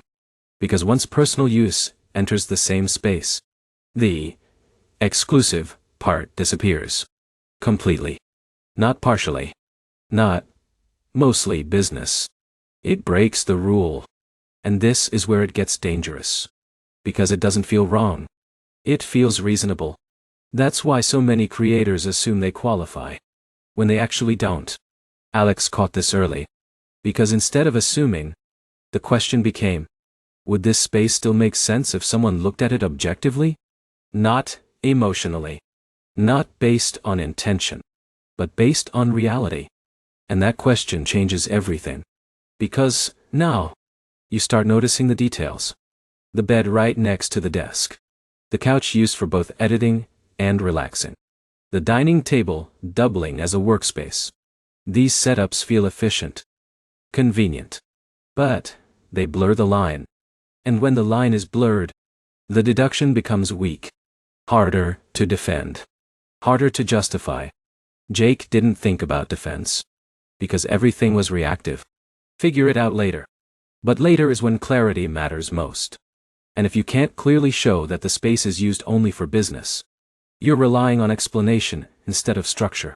Alex avoided that completely. Not by doing something complicated, but by making one simple change. Separation. Not necessarily a different room. Not something expensive. Just a clearly defined area. That had one purpose. Business. No personal overlap.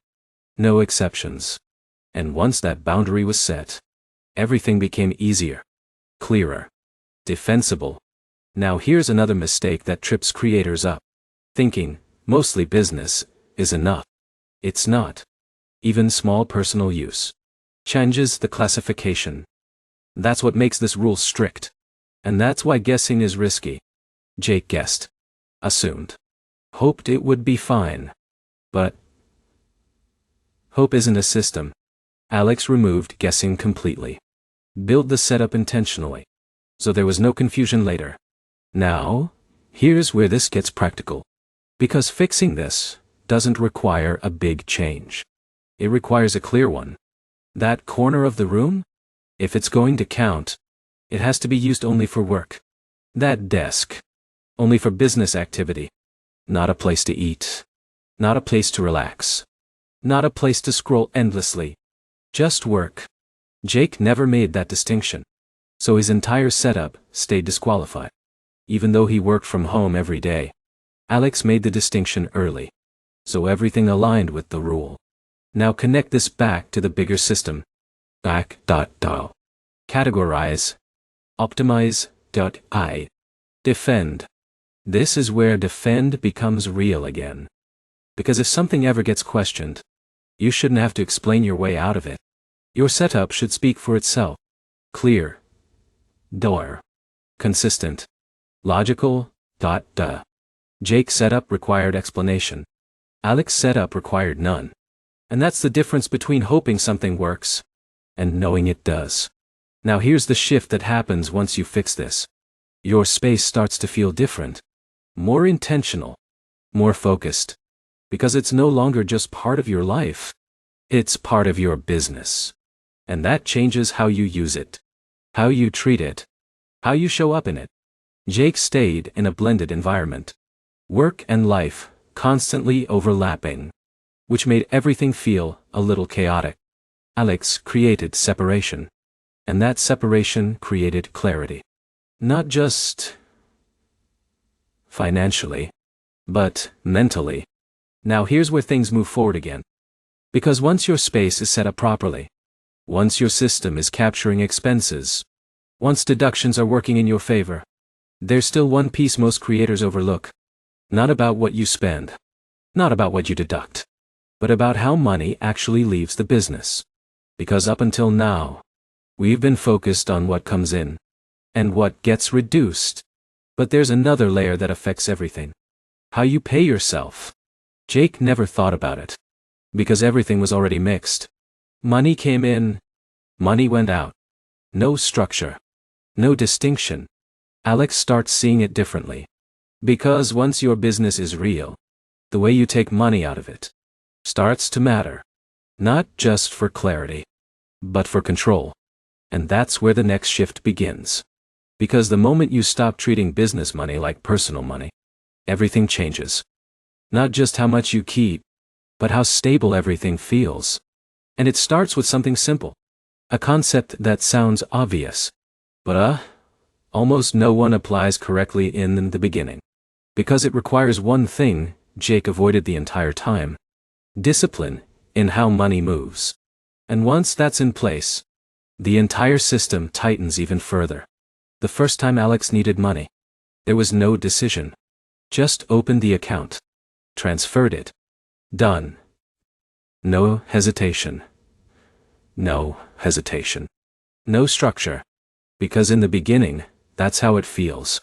Your money is your money. It comes in, you use it. Simple. And Jake lived in that mode permanently. Every dollar that hit the account felt available. So when he wanted something, needed something, saw something he liked, he just took it. No process. No plan. And on the surface, that feels like freedom. No restrictions. No rules. Just access. But over time, that freedom turns into something else. Uncertainty. Because if everything is available, nothing is controlled. And if nothing is controlled, you never really know what's safe to spend. Alex started feeling that tension. Even when income was growing. Even when things were working. Because the question never went away. How much of this is actually mine to use? And without a clear answer, every decision feels slightly uncomfortable. Slightly uncertain. Jake ignored that feeling. Pushed through it. Spent anyway. Hoped it would balance out later. Alex stopped and asked a different question. What if I stopped treating this like one pool of money? And that's where everything shifted. Because the moment you separate the business from yourself, you need a way to move money between the two. Not randomly. Not emotionally. Intentionally. And that's where the concept of paying yourself comes in. Not a salary yet. Not anything complex. Just a simple idea. The business earns money. You take a portion of it. That portion is yours. Everything else stays in the business. That's an owner's draw. And it sounds basic. Almost too simple. But it changes everything. Because now, there's a boundary. A line between business money and personal money. Jake never created that line. So everything stayed blended. Which meant he was constantly pulling from the business. Without knowing how it affected anything else. Alex created the line. And suddenly, clarity appeared. Because now the question wasn't, how much money is in the account? It became, how much have I decided to pay myself? And that's a completely different way of thinking. Now here's what makes this powerful. Because when you start paying yourself intentionally, cash flow becomes visible, predictable, controlled. You're not reacting to what's in the account. You're deciding what leaves it. Jake reacted. Every time. Based on mood. Based on impulse. Based on whatever felt right in the moment. Alex decided. Based on structure. Based on awareness. Based on what the business could actually support. And that difference compounds fast. Now here's where most creators hesitate. Because setting limits feels uncomfortable at first. What if I need more? What if something comes up? What if I'm holding back too much? But that discomfort is actually control being built. Because once you define what you pay yourself, everything else has a purpose. Tax money stays where it belongs. Business expenses stay covered. Savings start building. Nothing gets accidentally used. Jake had none of that. Because everything was fluid. Which meant everything was at risk of being used incorrectly. Alex built structure. Which created stability. Even without increasing income. Now here's where this connects to everything before. Separate money. Tracking. Planning for taxes. All of it leads to this moment. Because once money is organized, you can actually manage it. Not just watch it. And paying yourself is the first real act of control. It's the moment you stop behaving like someone who just earns money. And start behaving like someone who runs something. Now here's the subtle shift that happens next. You stop asking, can I afford this? And start asking, does this fit within what I've paid myself? That question removes emotion, removes impulse, replaces it with structure. Jake never made that shift. So every decision stayed emotional, reactive, unpredictable. Alex made the shift once, and everything became consistent. Now, here's something important. An owner's draw isn't complicated. There's no perfect formula at the beginning. No exact percentage you have to follow. What matters is consistency. Pick an approach. Stick to it. Adjust over time, as you learn more. That's it. Jake never picked anything. So nothing stayed consistent. Alex picked something simple. Tested it. Refined it. And over time, it became second nature. Now here's where things start to evolve again. Because as the business grows, as income becomes more stable, as profit increases, this simple system starts to reach its limit. Not because it's wrong, but because there's a more optimized way to structure how you get paid. A way that connects directly to taxes, directly to savings, directly to long-term efficiency. Jake won't recognize that moment, because everything still feels the same to him. Money in, money out. No structure, no shift. Alex will cheat. Because once you've built control at this level, you start noticing when there's a better way to operate. Not more complicated, just more aligned with how the business is growing. And that's where the next layer begins. Because eventually, paying yourself casually turns into something more structured. Something that changes not just how money moves, but how it's taxed. And that's where the S-Corp starts to come back into the picture. Not as a random idea. Not as something you heard online. But as a tool that now actually makes sense. Because once you understand how to pay yourself, you're ready to understand how to optimize it. And that's when the difference becomes real. Not theoretical. Not confusing. Clear. Dual. Intentional. And powerful when used at the right time. The first time Jake heard the phrase, pay yourself a salary, he laughed. Why would I pay myself? From my own money?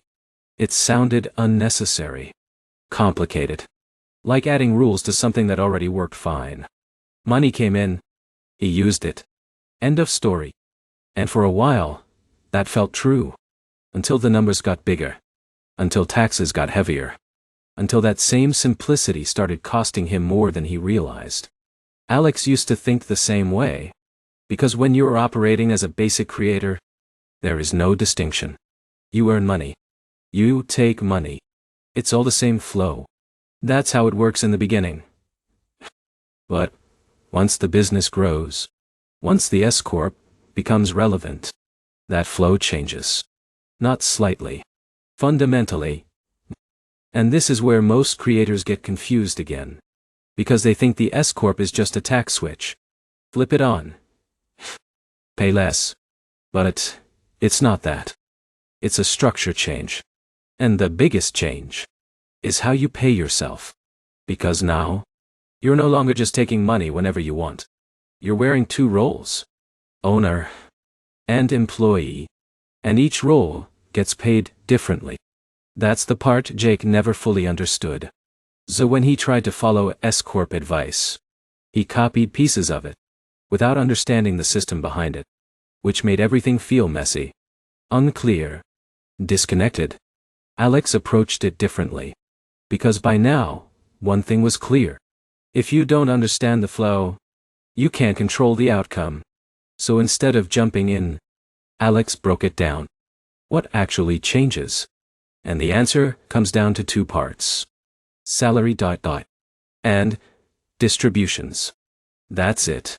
Simple on the surface, but powerful when understood correctly. Let's start with salary. This is the part that feels the most familiar. Because it looks like a job. You pay yourself a set amount. On a schedule. Consistently. That portion is treated like earned income. Which means it's subject to payroll taxes. That same layer that existed before still applies here. Nothing disappears. Nothing gets avoided. That's important.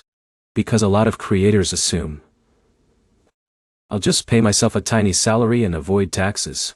That's where things go wrong. Because the salary has to be reasonable. It has to reflect the work you actually do.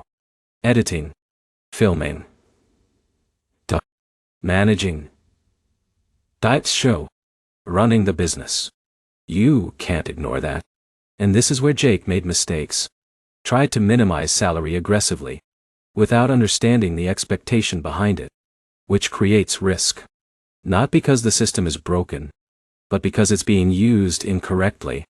Alex didn't try to outsmart it, focused on being reasonable, defensible, aligned with reality. Because by now, that pattern was clear. If you can explain it logically, you're in control. Now here's where the second part comes in. Distributions. This is what makes the S-Corp structure different. Because after paying yourself a salary, the remaining profit can be taken as distributions. And distributions are not subject to self-employment tax. That's where the shift happens. That's where the potential savings come from. Not from avoiding taxes completely, but from changing how part of your income is classified. Jake heard this part and focused only on the benefit. Less tax on distributions. But ignored the structure that makes it valid. Alex saw both sides. The salary and the distributions working together, not separately. Because if the salary is too low, the structure breaks. If the distributions are misunderstood, the benefit disappears. Both parts have to be balanced. Now here's where the impact becomes real. Before this structure, all profit was hit with self-employment tax. Every dollar. No distinction. Now, only the salary portion carries that burden. The rest flows differently. And depending on your profit level, that difference becomes meaningful. Not small. Not theoretical. Real. Jake reached for this too early. Before profit justified it. So the benefit was minimal. But the complexity was real. Payroll. Toll. Filings. Structure. All added before it was necessary. Alex waited. Built the foundation first. So when this switch happened, the benefit matched the effort. And that's the difference again. Not in the tool, but in the timing. Now here's the mindset shift that locks this in. You're no longer just taking money. You're structuring how money flows. Deciding what portion is salary. What portion is distribution. What stays in the business. And each decision has a purpose. Jake never fully stepped into that role. So even with the structure, it felt confusing. Alex stepped into it intentionally. And suddenly, everything made sense. Now, connect this back to everything before. Owner's draw. Separation. Planning. Q. This is the evolution of that idea. You started by paying yourself simply. Now you're structuring it strategically. Same concept. Higher level of control. Now here's the important part. This only works if everything underneath is clean. Tracking. Profit, clarity. Consistent, income. Without that, this structure creates confusion. With that, it creates efficiency. Jake added structure on top of chaos. Alex added structure on top of clarity. And the results followed. Now here's where things get even more precise. Because once you understand salary and distributions, a new question appears. One that determines whether this structure actually works or creates problems. How much should the salary be? Not randomly. Not guessed. Not copied from someone else. But determined in a way that holds up. Logically. Practically. Defensibly. And this is where most creators either get it right or create risk without realizing it. Because the number you choose controls everything that comes after. Taxes. Compliance. Peace of mind. And if that number is off, the entire structure becomes unstable. Jake guessed. Alex didn't. And what comes next is where that difference becomes clear. Jake picked a number in 5 minutes. That's all it took. He opened a video. Skipped to the part he cared about. Heard someone say, "Just keep your salary low. You'll save more on taxes." Closed the video. Opened his payroll setup. Typed in a number that felt low enough. Done. Done. It felt smart. Efficient. Like he had just unlocked the whole point of the S-Corp. Pay less tax. Keep more money. Simple. Alex almost did the same thing. Because, on the surface, it makes sense. If distributions are taxed less, then lower salary sound or savings. Right? But something didn't sit right. Because by now, one pattern was clear. Any strategy that sounds too easy usually ignores something important. So, instead of asking, "How low can I go?" Alex asked a better question. What would actually make sense if someone looked at this objectively? And that's where the idea of reasonable salary becomes real. Not as a rule to follow blindly, but as a concept to understand. Because reasonable isn't a fixed number. It's not something you copy. It's not something you guess. It's something you justify. Based on reality. What you actually do in the business. Think about it. If someone else had to do your work. Filming. Editing. Managing content. Handling brand. Deals study. Running everything behind the scenes. What would you have to pay them? That's the anchor. Not your profit. Not your tax goal. The actual work being done. Jake ignored that completely. Because he was focused on the outcome. Lower taxes. So the number he picked had nothing to do with reality. It was disconnected. Which makes it hard to defend. Because if someone asked, "Why this salary?" there wouldn't be a clear answer. Just a guess. Alex built the number differently. Not perfectly, but logically. Looked at the role. The time spent. The type of work. Compared it to what that role might earn in the real world. Not exact. Not precise. But reasonable. And that word matters more than the number itself. Because reasonable creates flexibility. But also sets a boundary. You don't have to be perfect. But you can't be extreme. Jake went extreme.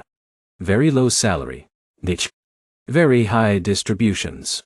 Which maximized short-term savings. But created long-term risk. Because when something doesn't align with reality, it stands out. Alex stayed balanced. Not trying to minimize aggressively. Not trying to overpay unnecessarily. Just staying within a range that made sense. And that's what makes it defensible. Now here's the key shift. You're not trying to win against the system. You're trying to operate within it intelligently. Jake treated it like a game. Find the loophole. Push the limits. Maximize the gap.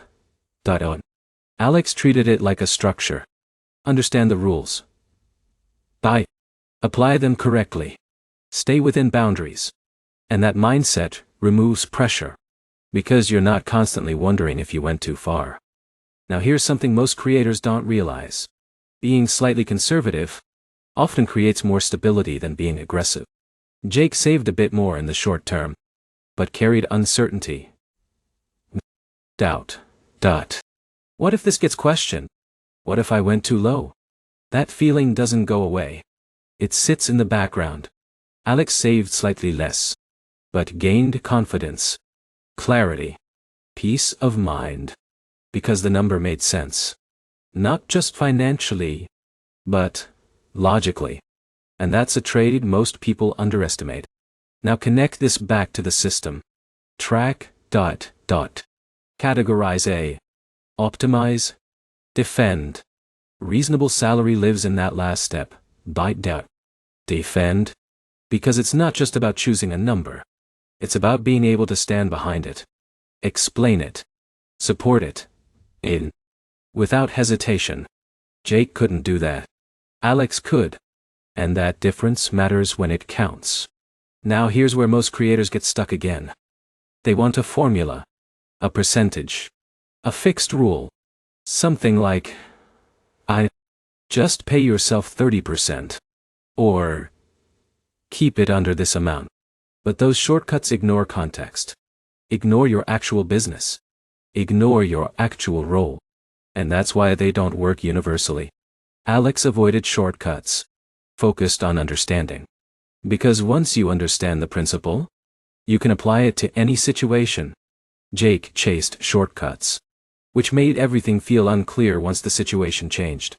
Now here's the bigger shift happening underneath all of this. You're no longer making decisions based on what saves me the most right now. You're making decisions based on what holds up over time. That's the difference between short-term thinking and long-term control.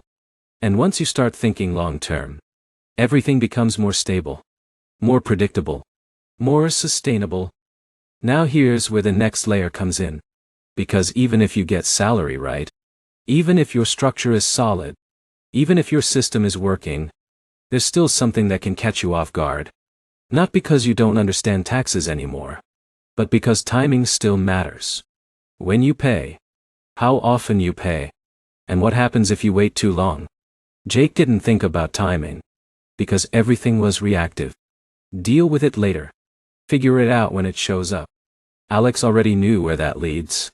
So the next shift wasn't about how much to pay. It was about when to pay. Because even the right numbers, at the wrong time, create problems. And this is where another system comes in. One that most creators ignore early. And regret later. Because it doesn't show up as a problem immediately. It builds quietly. Until one day, it demands attention all at once. And by then, it's too late to adjust easily. That's where deadlines enter the picture. Not as a formality, but as something that directly affects your cash flow, your stress, and your control over the business. And once you understand how this works, you stop treating taxes like an annual event, and start treating them like something that runs alongside your business. All year long. The email didn't feel urgent. That's why Jake ignored it. Subject line. Estimated tax reminder. He saw it. Registered it. Then told himself the same thing he always did. I'll deal with it later. Because in his mind, taxes were a once-a-year problem. Something you handle when everything is already done. When the numbers are final. When you can sit down, figure it out, and just pay what's owed. Simple. Contained. Predictable. Except it's not. And this is where reality quietly starts drifting away from expectation. Because as a creator, the system doesn't wait until the end of the year. It expects movement along the way. Payments made throughout the year. Not after. Jake didn't realize that. Or maybe he heard it once, but didn't feel the urgency.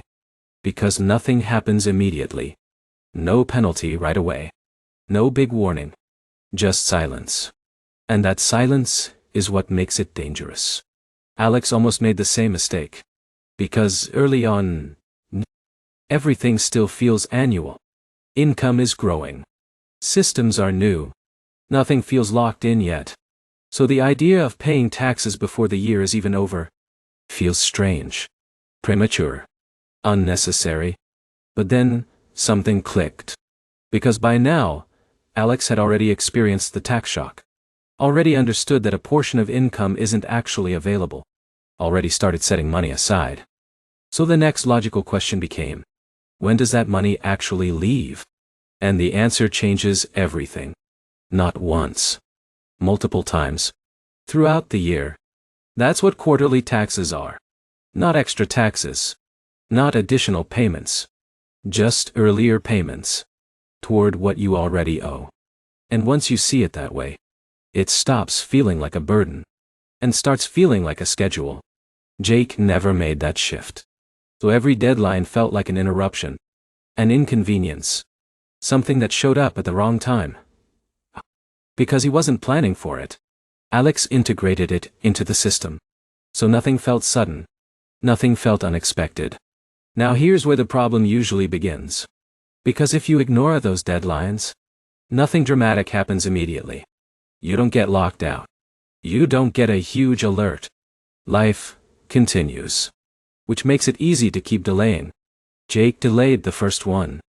Then, the second. Then told himself, I'll just handle it all at once later. Which sounds fine. Until later becomes expensive. Because those missed payments start stacking. Not just in amount, but in pressure. Because now, it's not one payment. It's several. Plus everything else you already owe. All hitting at the same time. That's where stress spikes. Not because the total changed, but because the timing did. Alex avoided that entirely. By treating deadlines as part of the system. Not something to react to. Something to follow. Because once you expect them, they lose their power. They stop being stressful. They become routine. Now here's the subtle shift that makes this work. Alex didn't wait until deadlines to figure out what to pay. That decision was already made. Every time income came in, a portion was set aside.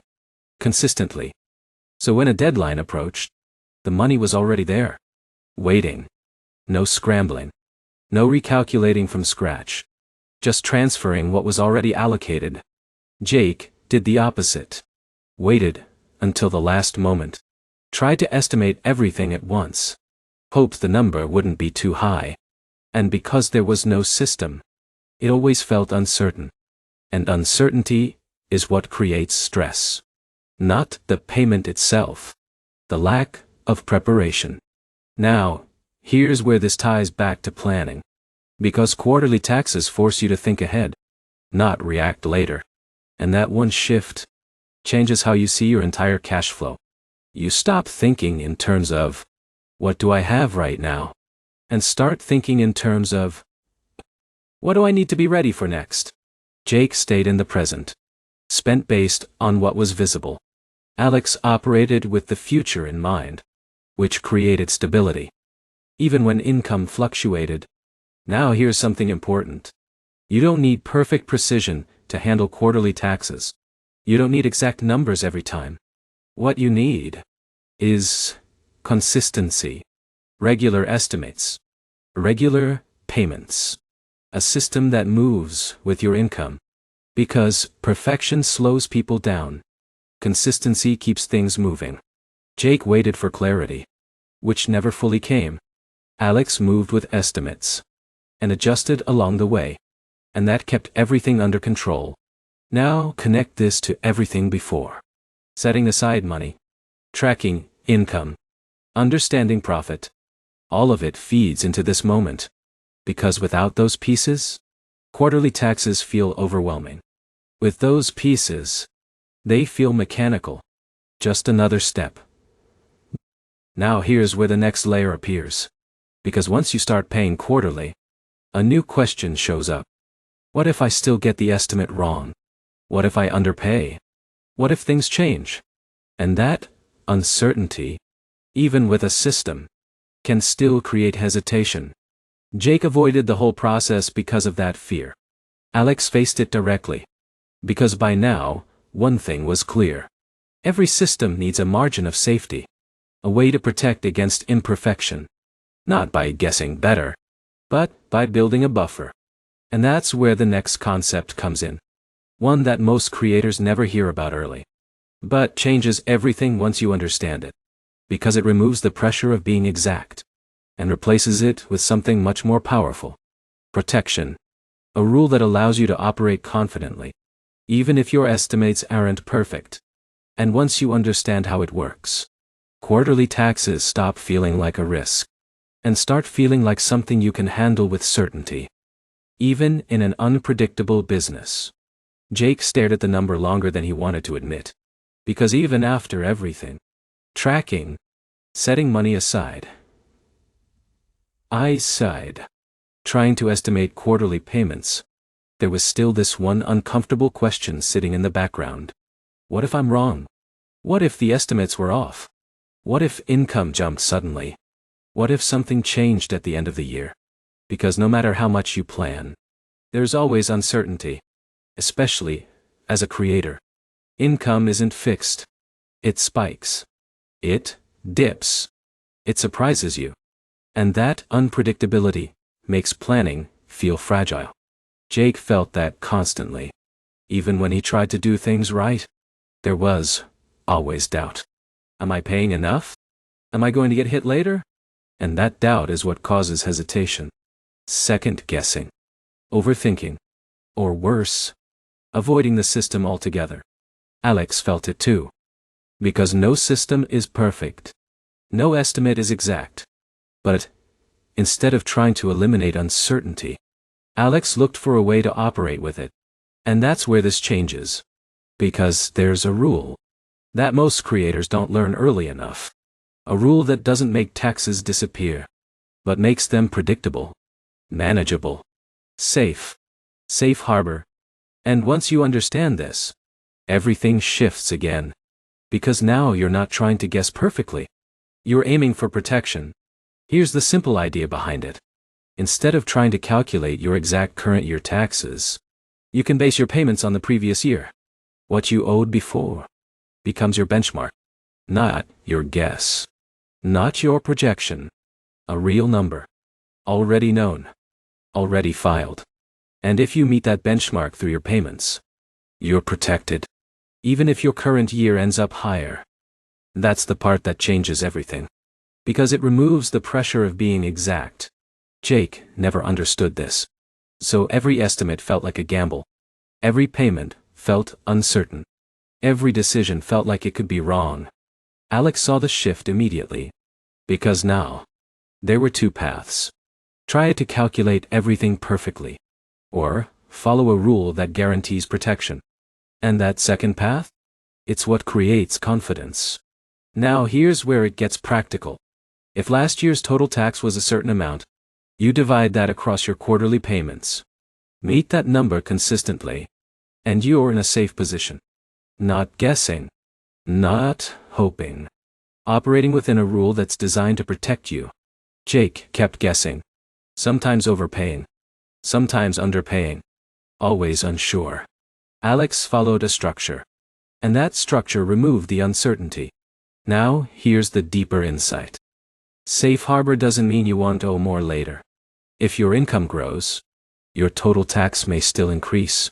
But it means you won't get penalized for underpaying during the year. And that distinction matters. Because penalties come from falling short of expectations during the year. Not from owing at the end. Jake mixed those ideas together. Thought any remaining balance meant something went wrong. Alex understood the difference. And that understanding removed the fear. Because now, owing something at the end wasn't a failure. It was just the remaining balance. Expected. Controlled. Now here's where this connects to everything again. Tracking. Planning. Quarterly payments.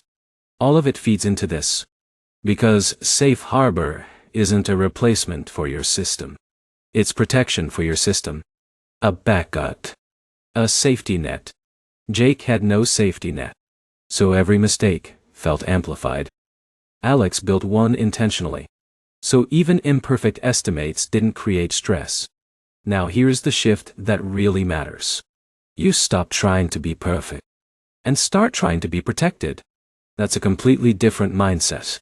Because perfection slows you down. Protection lets you move forward with confidence. Jake chased perfect numbers. Never felt certain. Alex built a protected system. Always knew where he stood. Now here's where this unlocks something bigger. Because once you remove the fear of getting it wrong, you can start focusing on improving the system itself. Not just surviving it. Not just reacting to it. Actually optimizing it. Which brings everything full circle. Because now you're not just tracking money, categorizing expenses, planning for taxes. You're using all of that to actively reduce what you owe. Legally, intentionally, consistently. And this is where the next layer becomes real. Because up until now, most of the focus has been on structure, avoiding mistakes, building control. But there's another category that starts showing up more and more as you grow. One that looks exciting on the surface, but has its own hidden rules underneath. Brand deals, sponsorships, the kind of income that feels like a breakthrough, a sign that things are working. Jake loved these because they felt like real money, bigger checks, bigger opportunities, more validation. But he didn't fully understand how they fit into the system. Alex approached them differently. Because by now, one thing was clear. Every type of income comes with its own rules. And if you don't understand those rules, you lose control again. And what comes next is where that starts to matter. Because not all income behaves the same. And the way you handle it determines whether it works for you or quietly creates problems later. The email felt different. Jake read it 3 times. Hey, we'd love to partner with you. That one line did something no ad revenue ever did. It made everything feel real. Because this wasn't algorithm money. This wasn't passive income. This was a brand choosing him. A deal. A number attached. A direct exchange. And when the payment hit, it felt bigger than it actually was. Not just in amount, but in meaning. This is it. I made it. So he celebrated. Mentally spent it before it even cleared. Because in his mind, this was clean money. Simple. They pay you. You keep it. End of story. But that's where the illusion begins. Because brand deal money feels different. But it's treated the same. Taxable. Fully. No special category. No exception because it's a collab. No adjustment because it came from a company instead of a platform. It enters the system just like everything else. And that's the part most creators don't internalize early. Jake didn't. So when that first big deal came in, he treated it like a bonus. Extra money. Something separate from everything else. Which meant he didn't plan for taxes on it. Didn't set anything aside. Didn't track the costs tied to it properly. Just enjoyed it. In the moment. Alex had the same excitement. Same reaction at first. Because it does feel different. But by now, the system was already running. So the moment that money came in, it was treated the same as everything else. Tracked. Categorized. Split, doll. Tax portion set aside immediately. No exceptions. And that one decision removed the future problem before it even existed. Now, here's where brand deals get more interesting. Because unlike ad revenue, they usually come with costs attached. Things you have to do to fulfill the deal. Props. Specific setups. Location changes. Even hiring help sometimes. And this is where most creators miss the full picture. Jake saw the income. Ignored the costs. Because they didn't feel directly connected. They paid me $5,000. That's what stuck. But to complete that deal, he spent money. Bought items. Adjusted his setup. Maybe even rushed things. Which led to extra expenses. And none of that was tracked clearly. So when it came time to calculate profit, it looked higher than it actually was. Which meant taxes were higher than necessary. Alex saw both sides. The income and the cost of earning that income. Because every deal isn't just revenue. It's a mini project. With inputs and outputs. Money in, money out. And only the difference is what actually matters. That's profit. And that's what gets taxed. So when Alex did a brand deal, everything tied to that deal was captured.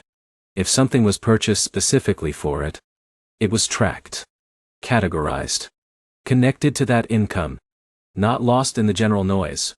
And that connection matters. Because it tells a clear story. This expense exists because of this income. Jake never built that connection. So everything blended together. Which made it harder to optimize. Harder to understand. Harder to defend. Now here's another layer most creators don't expect. Sometimes, you don't just get paid in money. You get products. Free gear. Items sent in exchange for content. And this is where things get even more misunderstood. Because it feels free. No money hit your account. So it doesn't feel like income. But in many cases, it still counts. Based on the value of what you received. And that's where Jake got caught off guard. Received products. Did the work. Never thought about it again. Until later. When the numbers didn't match expectations. Because that free value was part of the equation. Alex handled it differently. Because by now, one thing was clear. If it has value, it belongs in the system. Not guessed. Not ignored. Tracked properly. Understood clearly. Because once it's in the system, it can be handled correctly. Now here's the shift that happens once you start treating brand deals this way. They stop feeling like random wins. And start feeling like structured business activity. Each deal has revenue, expenses, profit. And that clarity changes decisions. Jake focused on the top number. How much are they paying me? Alex looked deeper. What's the actual outcome after everything? Because a $5,000 deal with $1,500 in costs is very different from a $5,000 deal with almost no expenses. But if you don't track it properly, you won't see that difference. And if you don't see it, you can't improve it. Now connect this back to everything. Tracking, categorizing, optimizing, defending. Brand deals sit right in the middle of all of it. Miss any part, and they become messy, hard to manage, easy to miscalculate. Get it right, and they become one of the clearest, most controllable parts of your business. Now here's where things expand again. Because brand deals are just one type of creator income. There are others. Affiliate links, digital products, courses, things that scale differently, behave differently, have different cost structures, different margins, and different tax implications. Jake treated all income the same. Money in. Spend. Figure it out later. Alex started mapping everything. Understanding where each dollar came from. And what it took to generate it. Because once you see that clearly, you start making better decisions about what to focus on. What to grow. What to optimize. And that's where the next layer begins. Because not all income is equal. Not in effort. Not in cost. Not in how it affects your bottom line. And once you understand that, you stop chasing everything equally and start focusing on what actually moves your business forward. The package felt like a reward. Jake didn't even think twice. New gear. Clean packaging. A brand he recognized. All he had to do was make a video. No invoice. No payment. Just free. And in his mind, that meant one thing. This doesn't count. Because no money hit his account. No transfer. No deposit. Nothing that felt like income. So he opened it. Used it. None. Filmed the content. Posted it. Moved on. Simple. Clean. Done. Alex had that same moment. That same excitement. Because getting sent products feels like progress. Like validation. Like you've reached a level where brands want to work with you. But this is where things quietly shift again. Because, even though it feels free, it isn't. It's an exchange. Value for value. You create content. They give you something in return. And that something has a price attached to it. Even if you never see the money. Jake never made that connection. Because nothing about the process felt financial. There was no invoice to send. No payment to track. So it never entered his system. It stayed invisible. But invisible doesn't mean non-existent. And that's where the problem starts. Alex paused. Not because it felt wrong. But because by now one thing was clear. If something has value, it belongs in the system. So instead of ignoring it, the question became, what is this actually worth? Not emotionally. Not based on how excited it felt. But based on real value. What would someone pay for this? What's the fair market price? Because that number is what matters. Not what you paid, but what it's worth. Jake never asked that. So when those products added up over time, he had no record, no clarity, no understanding of how it affected his income. Alex tracked it. Not perfectly, but consistently. Each product, each item, assigned a value that made sense. Documented. Connected to the content it was tied to. So when everything came together later, there were no surprises. Now, here's where this gets even more important. Because once you treat free products as income, you also unlock the other side of the equation. Expenses. Because sometimes, that product is used in your content. Part of your setup. Part of your business. Which means, there may be a way to connect it back into your system as a business expense. But only if it's tracked properly from the start. Jake never reached that point. Because nothing was recorded. So nothing could be used. Alex built the full picture. Income and usage. Value and purpose. So everything stayed connected. Now, here's the mindset shift that changes everything. You stop thinking in terms of, did I get paid? And start thinking, did I receive value? Because in business, those two things are often the same. Even if they look different. Jake focused only on cash. So anything outside of that felt irrelevant. Alex focused on value. So everything that had worth entered the system. And once that happens, nothing gets missed. Now here's where creators usually push back. It's just a product. It's not real money. It doesn't feel like income. And that's exactly why it gets overlooked. Because it doesn't trigger the same reaction. But the system doesn't run on feelings. It runs on value. And once you understand that, you stop making decisions based on what feels important. And start making decisions based on what actually matters. Jake stayed emotional. Reactive. Only paying attention to what felt obvious. Alex built awareness. So even the less obvious pieces were captured. Now here's where this starts stacking again. One product doesn't seem like much. But over time, multiple deals. Multiple items. Higher value gear. It adds up. Quietly. Just like small expenses did earlier. Except now, it's on the income side. And if it's not tracked, it creates gaps. Confusion. Mismatch between reality and records. Alex avoided all of that. By doing one simple thing. Treating every form of value consistently. Now connect this to everything. Tracking. Categorizing. Understanding income streams. This is part of the creator income mapatati.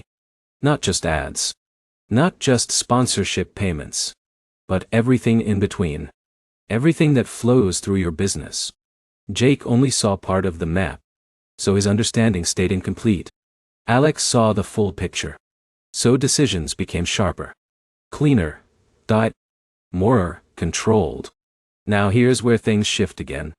Because once you understand income fully, not just where it comes from, but how it's treated, a new confusion shows up. One that almost every creator runs into at some point. Because now you're dealing with different types of transactions, different types of platforms, different types of payments. And suddenly, you start hearing new terms. Sales tax, deductions, income tax.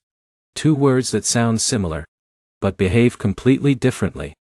Jake mixed them up constantly, thought they were the same thing, handled them the same way, which created confusion, mistakes, unnecessary stress. Alex separated them early, because by now, one thing was clear.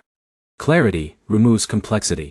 And once this next distinction becomes clear, you stop guessing completely, because you understand exactly what applies and what doesn't. And that changes how you run your entire business. The number is what makes it real. That's the part Jake skipped, because receiving the product felt easy, natural, exciting even. But the moment you ask, what is this actually worth? Everything slows down. Because now, it's not just a package. It's a number. And numbers enter the system. Jake avoided that step. Not intentionally. Just didn't think it mattered. He'd open the box, maybe glance at the price online, maybe not. Then, move on. No record. No consistency.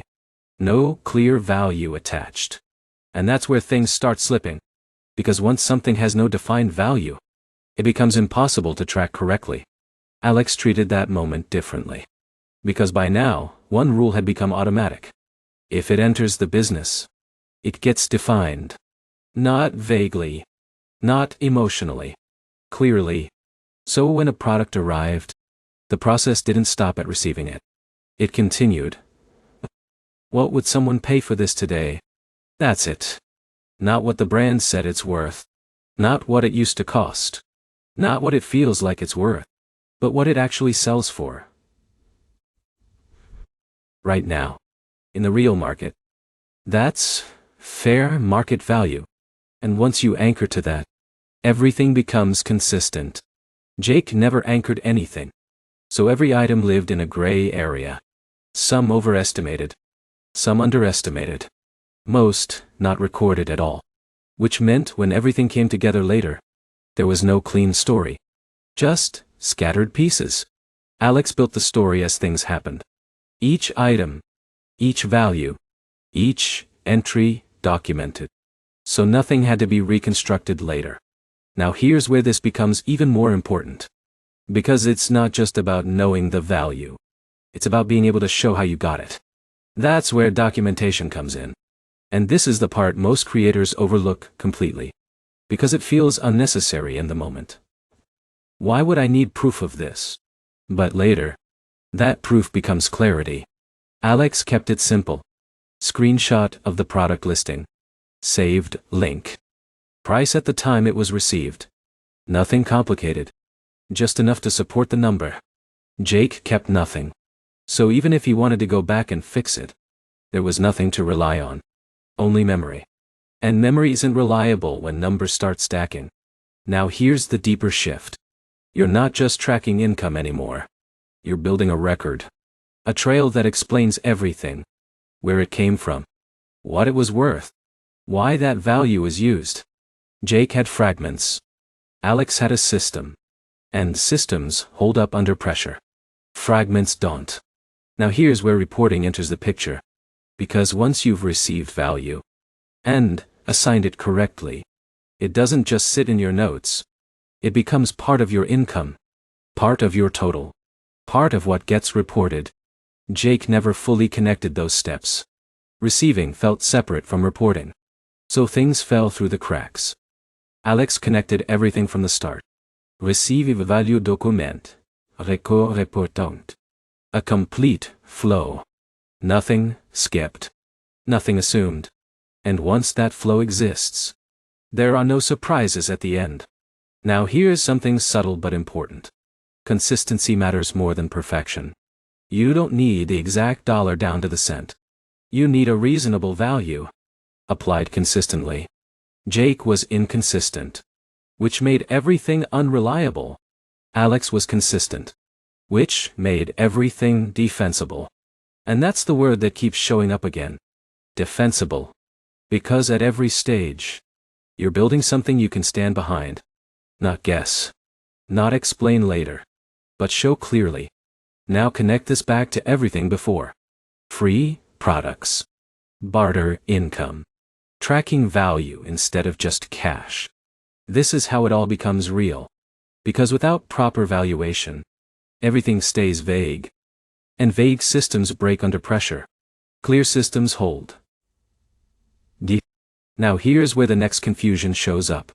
Because as your income grows, as you start selling things, courses, digital products, downloads, something changes again.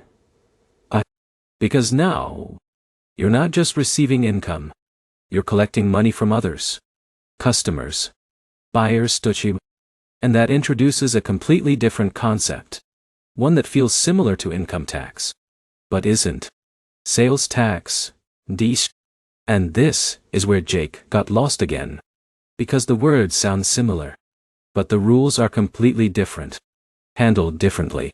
Applied differently. And misunderstood by almost every creator at some point. Alex separated them early. Because by now, one pattern was clear. Confusion comes from mixing concepts that look similar, but operate completely differently. And once this next distinction becomes clear, you stop second-guessing entirely. Because you know exactly what belongs where, and what doesn't. And that clarity removes one of the biggest sources of stress for growing creators. The first sale didn't feel real. Jake refreshed the page twice. Then again. Because there it was. Someone had bought his course. No brand deal. No negotiation. No waiting.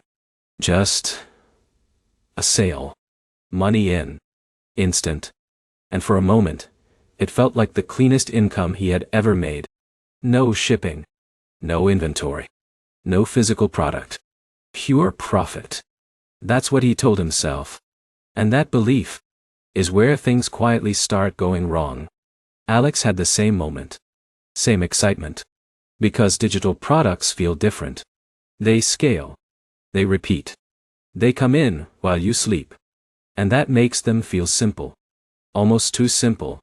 But once the system kicks in, that simplicity starts to reveal layers.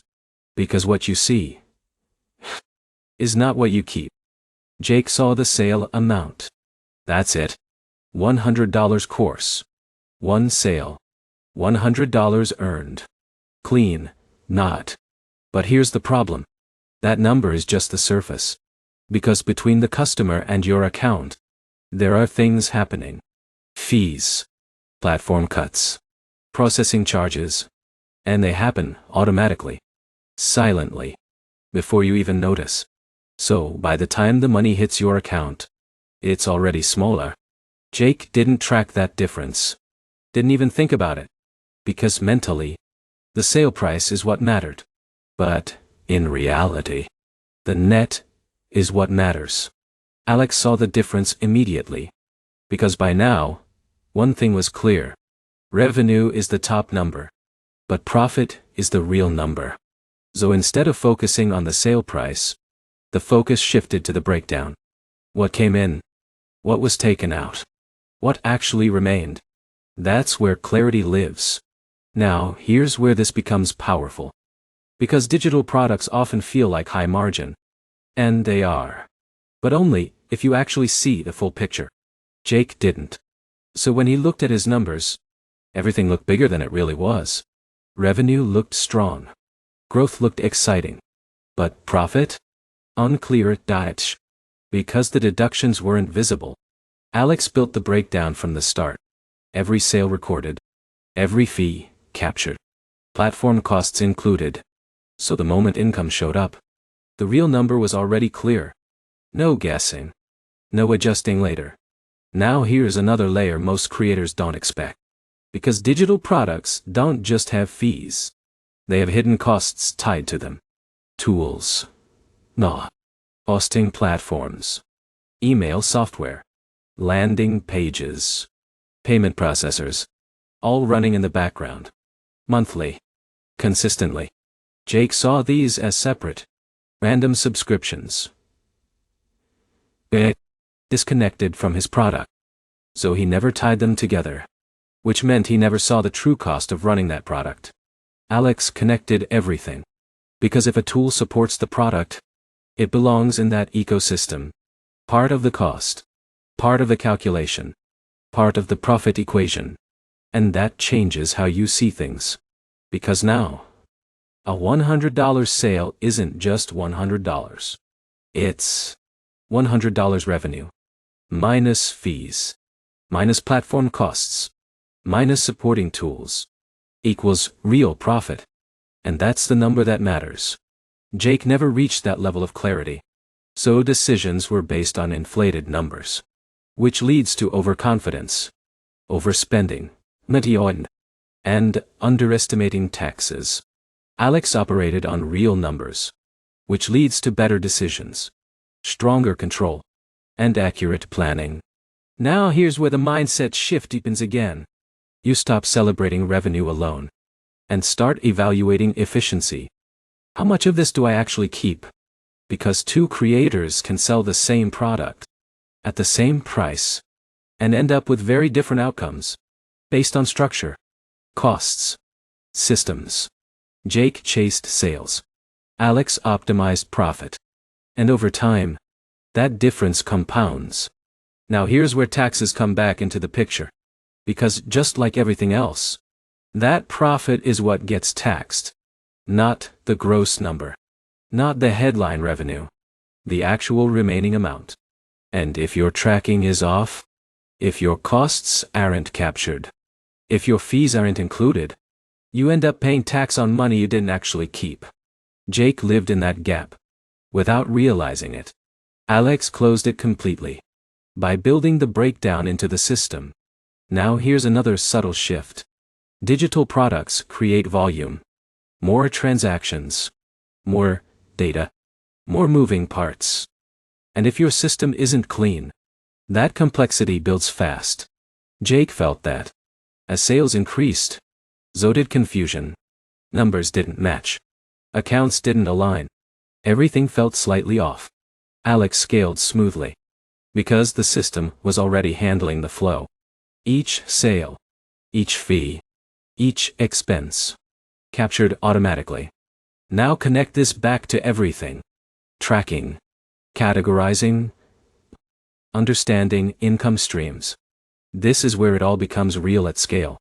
Because when volume increases, small errors become big problems. But clean systems become powerful. Now, here's where the next confusion appears.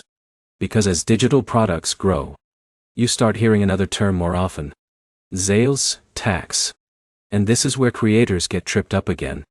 Because now, you're not just earning income. You're collecting money from customers. And that changes the responsibility. Jake mixed everything together. Income tax. Sales tax. All the same in his mind. Handled the same way. Which created mistakes. Alex separated them clearly. Because by now, one rule was obvious. If two things sound similar, but behave differently, they need to be understood separately. And once this distinction becomes clear, a huge layer of confusion disappears. Because you finally understand what money is yours, and what money was never yours to begin with. And that changes how you handle every sale moving forward. Jake thought tax was just tax. One thing. One bill. One number at the end of the year. So when money came in from his course, from downloads, from anything he sold, he treated all of it the same. It's income. That was the assumption. And it made everything feel simple. Until the numbers stopped making sense. Because there were moments where the amount he collected didn't match what he actually kept. Moments where part of the money felt like it disappeared. And instead of questioning it, he ignored it. Told himself it was probably fees. Probably nothing important. But here's the problem. Some of that money was never his to begin with. Alex didn't see it clearly at first either. Because the words sound almost identical. Income tax, Sales tax, deductions. Same word, different meaning. And that similarity is exactly what creates confusion. Because one is about what you earn. The other is about what you collect. And if you mix them up, you lose control instantly. Jake mixed them constantly. So every dollar that came in felt like his. Which meant he spent from it, planned around it, even set aside tax based on it incorrectly. And that's where things quietly broke. Because income tax is based on profit. What you actually earn after expenses. That's your money. That's what gets taxed. But sales tax, that's different. That's not your income. That's money you collect on behalf of the government. It passes through you. Customer pays it. You hold it. Then you send it out. It was never yours. And that distinction changes everything. Alex saw it clearly once the system was in place. Because now, every dollar had a role. Some money belonged to the business. Some money was reserved for income tax. And some money was simply being held temporarily. Sales tax lived in that third category. Not profit. Not income. Just a liability. And once you see it that way, you stop treating it like spendable money. Jake never separated it. So when a $100 product sold, and the customer paid extra in tax, he saw the full amount as revenue. Spent from it. Used it. Because it was sitting in the account. Available. And that's the trap. Because when it's time to send that tax out, the money is already gone. Which creates pressure. Stress. Scrambling to cover something that was never supposed to be touched. Alex separated it immediately. Because by now, one pattern was automatic. If money has a different purpose, it gets treated differently.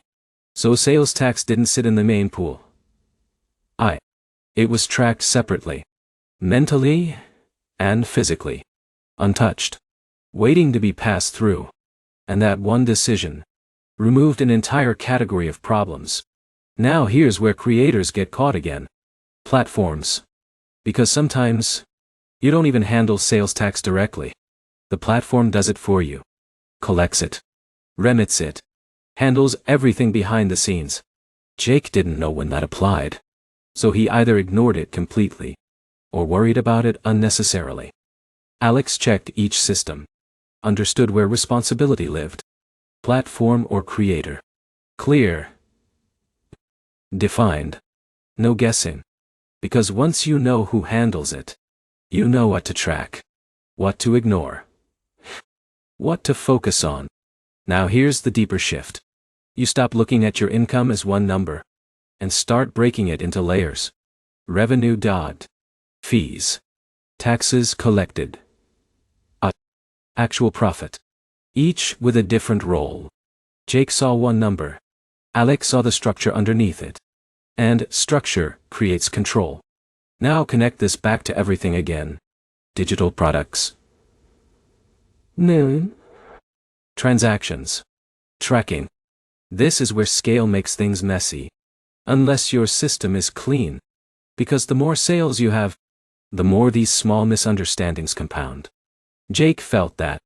As volume increased, so did confusion. Numbers didn't match expectations. Accounts felt off. Nothing lined up perfectly. Alex scaled smoothly. Because each piece had a place. Nothing mixed. Nothing blurred. Now here's the key takeaway that locks this in. Income tax is about what you earn. Sales tax is about what you collect. One reduces your profit. The other never belonged to you.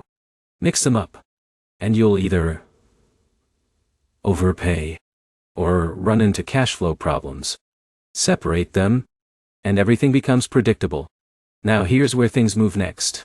Because once you understand income clearly, and separate taxes correctly, another hidden layer shows up. One that most creators don't notice at first. Because it happens quietly. Automatically. Every time money flows through a platform. Fees. Processing costs. Percentages taken before you even see the money. Jake ignored these early. Felt small. Felt unavoidable. So he never paid attention. Alex tracked them. Because by now, one thing was obvious. Anything that touches your money affects your profit. And once you start paying attention to these invisible deductions, you realize something important. The number you see is almost never the number you keep. And that difference is where a lot of control is either lost or gained. The number looked perfect. Jake stared at it for a second longer than usual. $1,000. Clean dot. Round, dot. Satisfying. It came from a mix of things. A few course sales. Some affiliate income. A small brand deal. All adding up to a number that felt like progress. And in his head, he already knew what it meant. I made $1,000. That became the story. The metric. The win. But a few days later, when he checked his actual account balance, something felt off. Because the number sitting there was smaller. Not dramatically smaller, but enough to create that quiet question. Wait, where did the rest go? He didn't dig into it. Didn't trace it. Just assumed. Probably fees. And moved on. Because fees feel unavoidable. Background noise. Something you can't control anyway.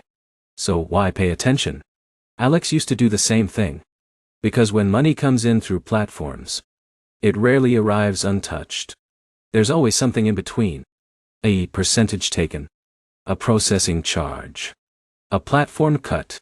And because it happens automatically, it feels invisible. But invisible doesn't mean irrelevant. And this is where the shift happens again.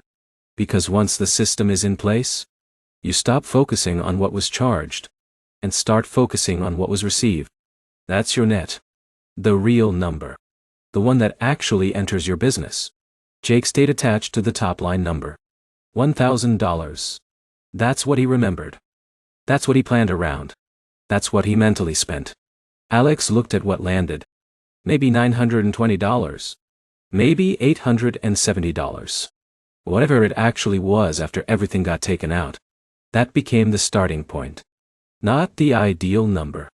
The real one. And that difference changes everything. Because if you plan based on revenue, you overestimate. If you plan based on net, you stay accurate. Jake overestimated constantly, which made everything feel tighter than expected. Because money that never arrived was already mentally allocated. Alex stayed aligned with reality. So nothing felt off. Nothing felt missing. Now here's where this becomes even more important. Because those fees, they're not just lost money. They're business expenses. Which means they reduce your taxable income. But only if you actually track them. Jake didn't. Because they were never visible. He saw deposits. Not deductions.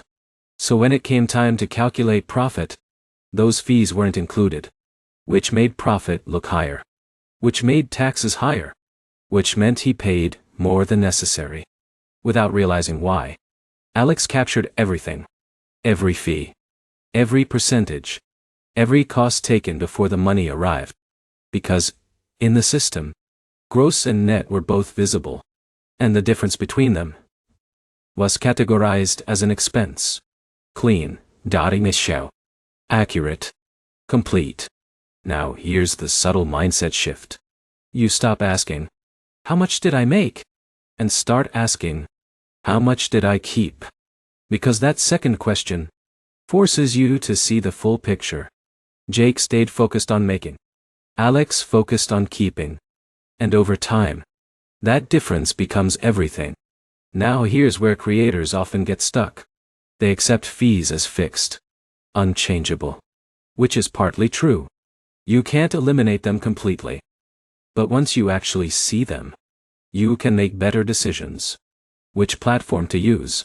Which payment processor makes sense. Whether certain costs are worth it. Jake never saw the breakdown. So every platform felt the same. Every cost felt random. Alex saw patterns. Percentages.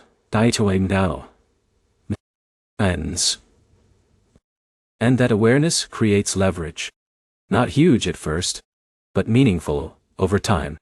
Now connect this back to everything. Digital products. Sales, diet. Income streams. This is where scale starts revealing inefficiencies.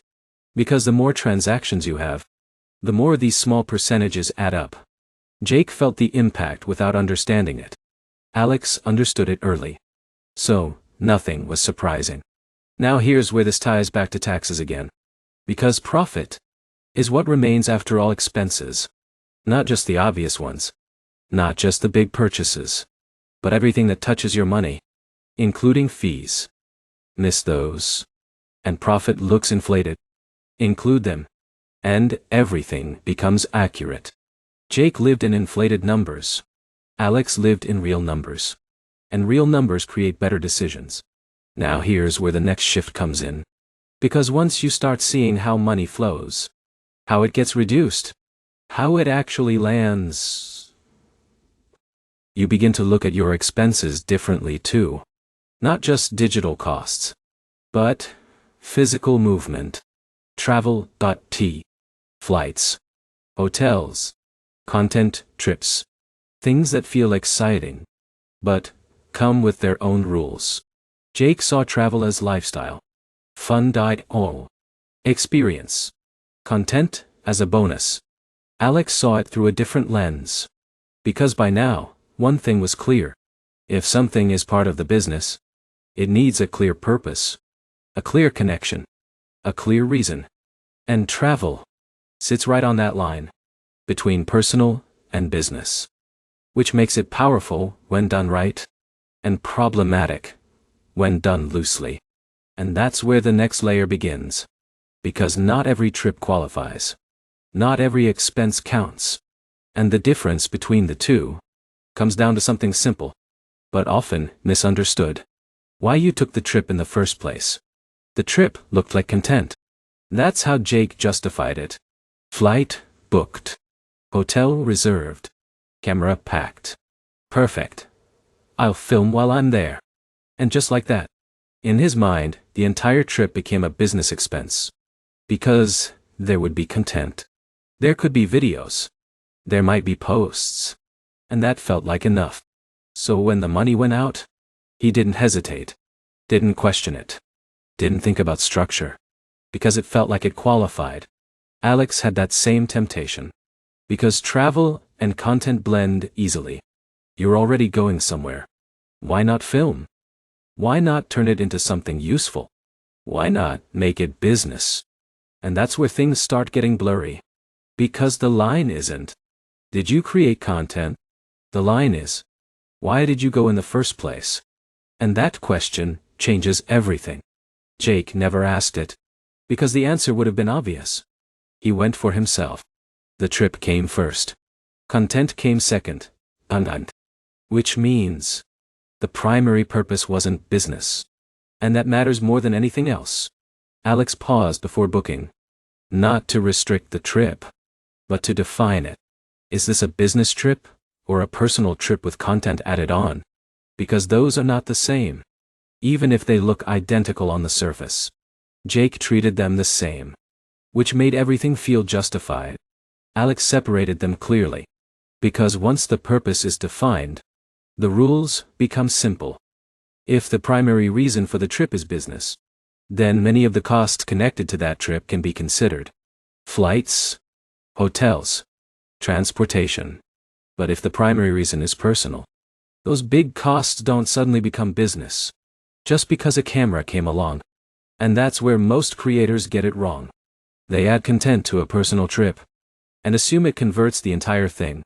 It doesn't. Jake lived in that assumption. So everything felt deductible. Which creates risk. Because the story doesn't hold up. Alex built the story before the trip even started. Clear purpose. Clear plan. Clear connection to the business. So every expense had context. Now here's where proof enters the picture. Because intention alone isn't enough. You need something that shows the purpose. Not complicated. Not excessive. Just real. What were you doing? Who were you meeting? What content was planned? What actually got created? Jake never thought about proof. Because everything was decided after the fact. Yeah, I filmed something, so it counts. But that's reactive. And reactive systems break under pressure. Alex stayed proactive. Because once you define the purpose early, proof naturally follows. Plans, schedules, goals, content outlines, deliverables. Everything aligns. Now here's another layer most creators don't expect. Partial trips, where business and personal both exist. This is where things get even more nuanced. Because not everything becomes deductible, and not everything is excluded. It gets split, based on what actually happened. Jake didn't split anything. Everything was either business or not tracked at all. No middle ground. Alex used the same principle again. Be reasonable. If part of the trip was clearly for business, that portion gets treated accordingly. If part was personal, that portion stays personal. Clean separation. No stretching. No guessing. And that keeps everything defensible. Now here's the mindset shift that locks this in. You stop asking, can I make this count? And start asking, does this genuinely belong? That one question removes all the gray area. Jake tried to make things fit. Alex made sure things actually fit. And that difference matters when everything is reviewed together. Now connect this back to everything. Mixed use expenses. Home office rules die. Business purpose. It's the same pattern again. Clarity over assumption. Structure over convenience. Because whenever personal and business overlap, that's where mistakes happen. Unless you define the boundary clearly. Jake blurred everything. Alex defined everything. Now here's where things move forward again.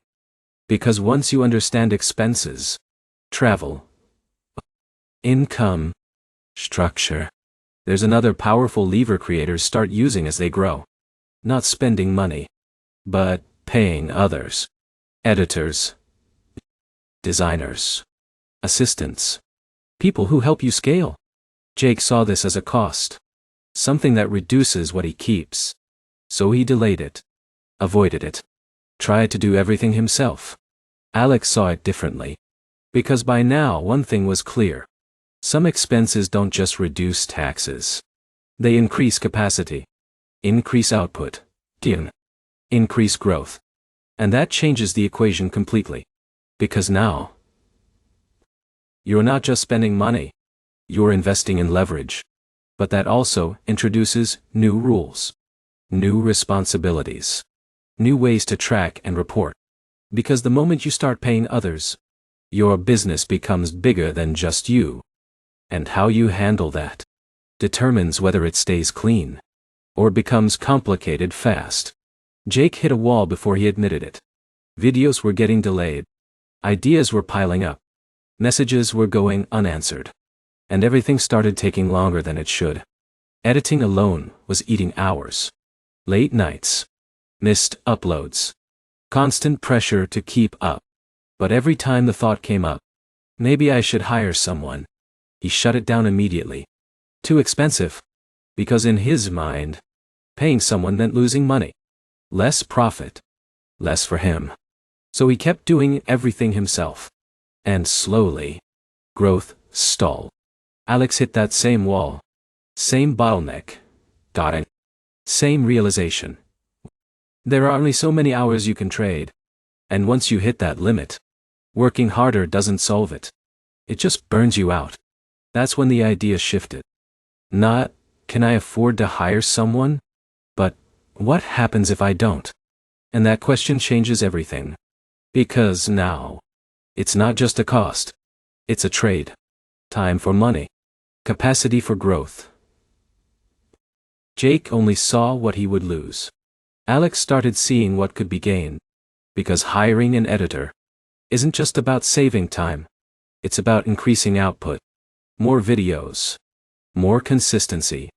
More opportunities. Which can lead to more revenue. But here's where it connects back to taxes again. Because the moment you pay someone, that money becomes a business expense. A legitimate deduction. Which reduces your taxable income. Jake never reached that point, because he stayed in do everything yourself mode. So he paid more in time, and more in taxes, without realizing the trade he was making. Alex made the shift. Started small.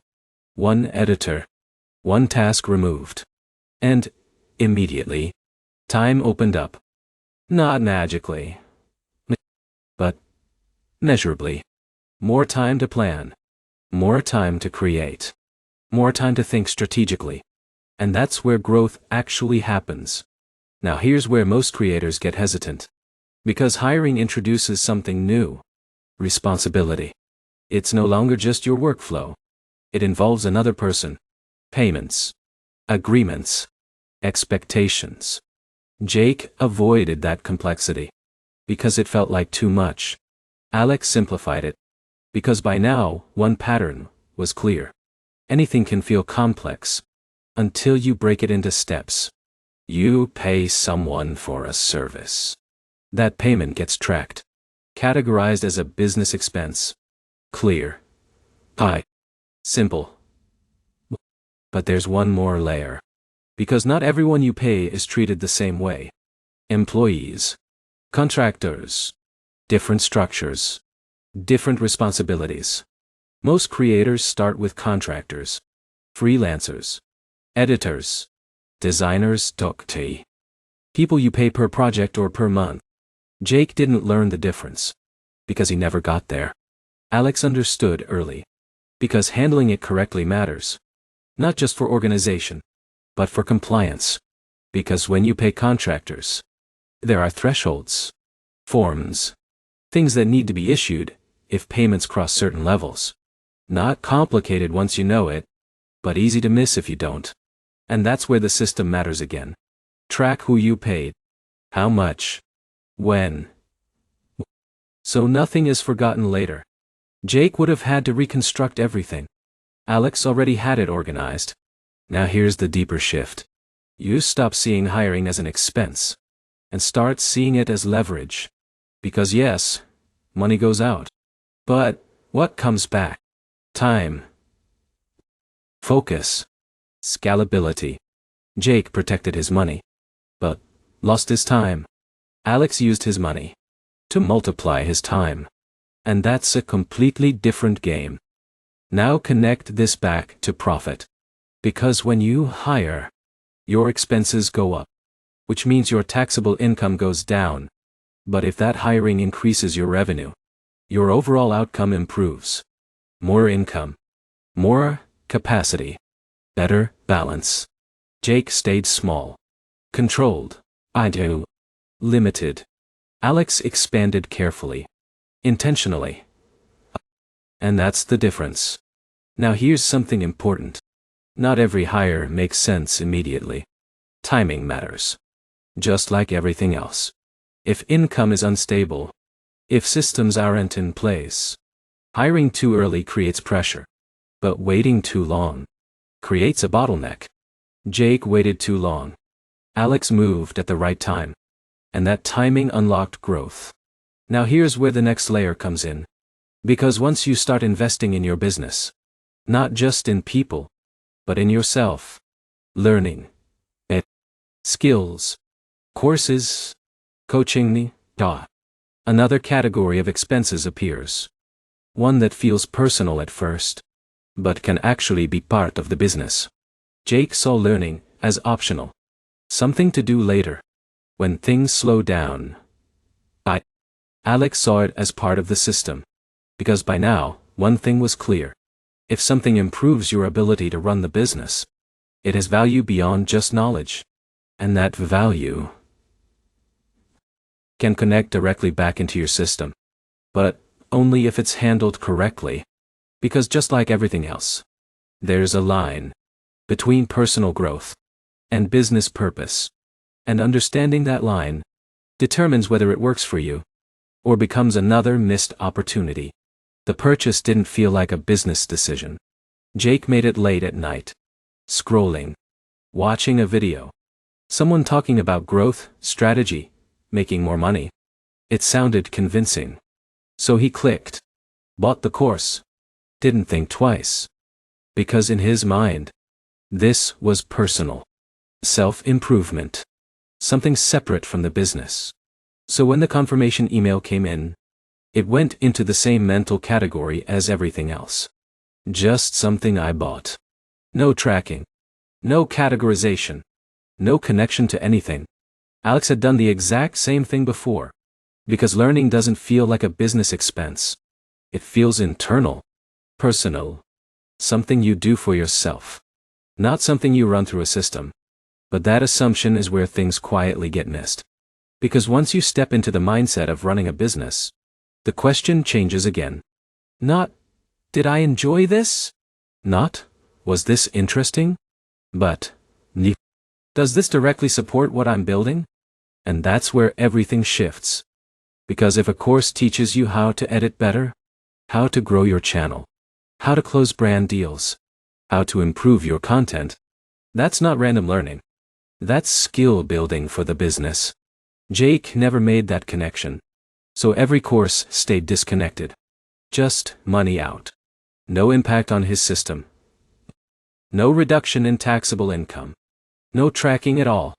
Alex connected it immediately. Because by now, one pattern was automatic. If something supports the business, it belongs in the business. So the moment that purchase was made, it entered the system. Tracked. Categorized. Clear purpose attached. This improves how I create. This helps me grow. This supports the business. And that clarity matters. Because, just like every other expense, it becomes part of your overall picture. Not separate. Not ignored. Integrated. Now here's where creators get hesitant. Because learning can feel broad. General. But not always directly tied to one specific outcome. And that's where the line exists again. Not every course qualifies. Not every piece of learning fits. If it's random, unrelated, something you'd take regardless of your business, that's personal. Jake never thought about that distinction. So everything blended together, which made it unclear what actually belonged.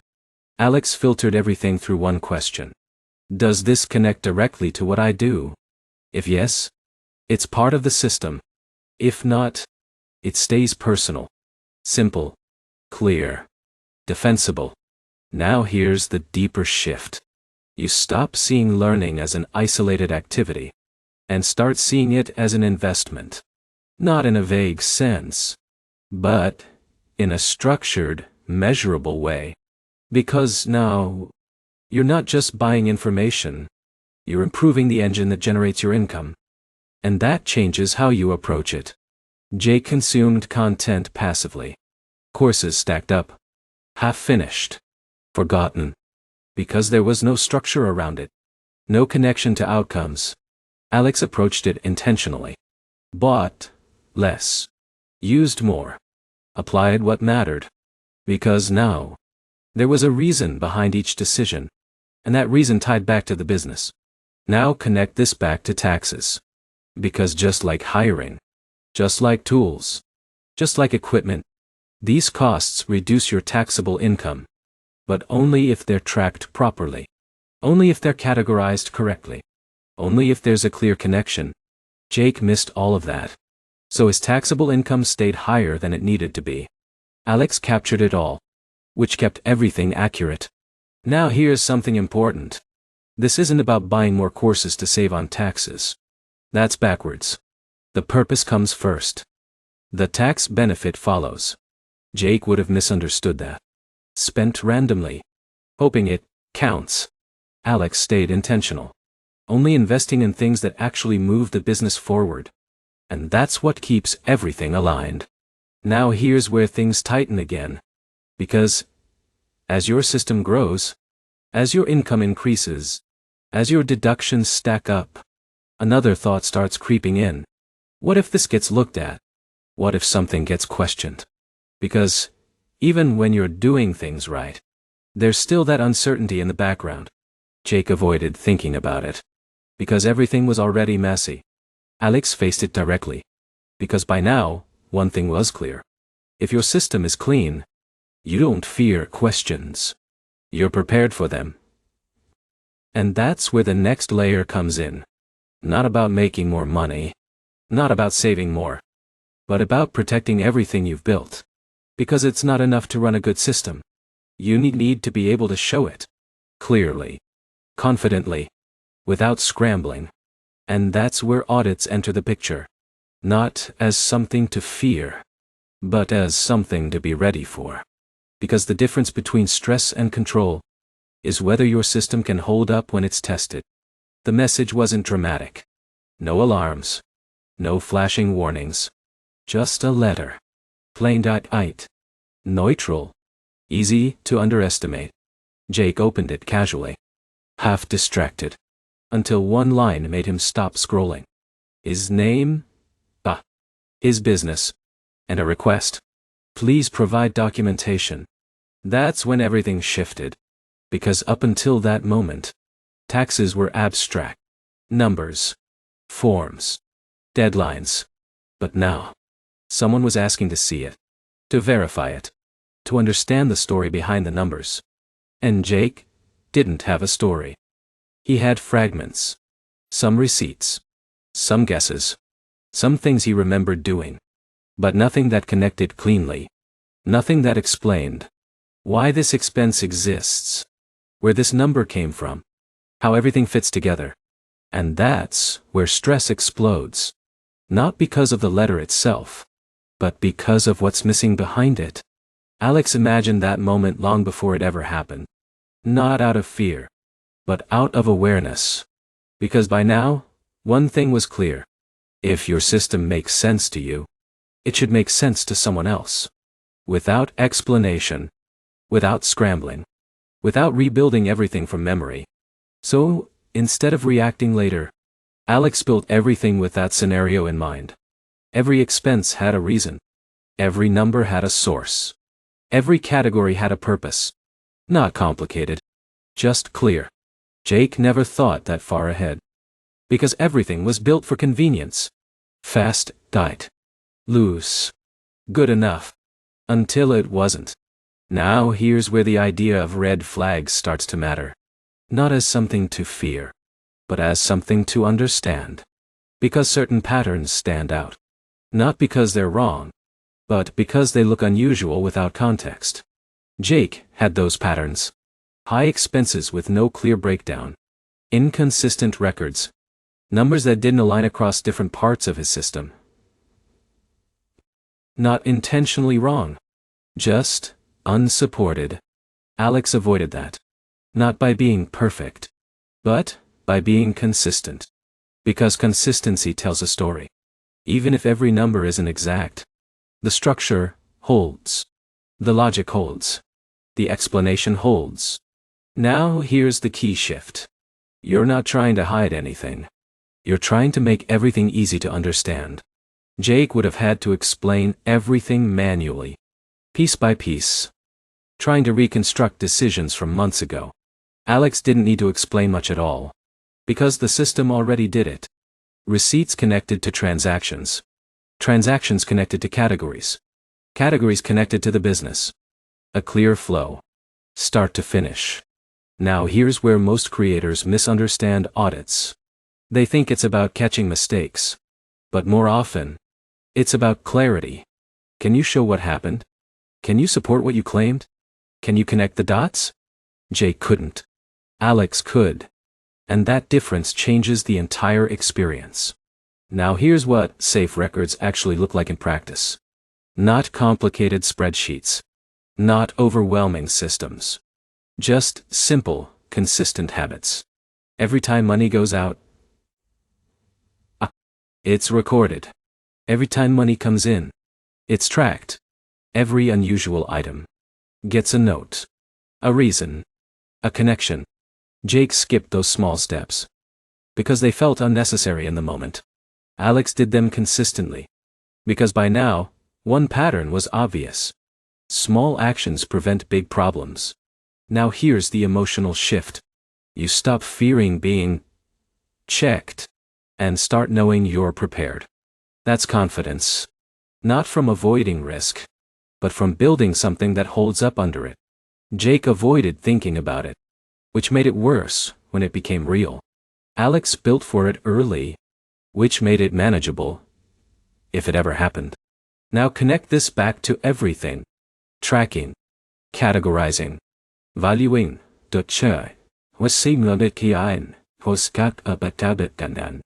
planning.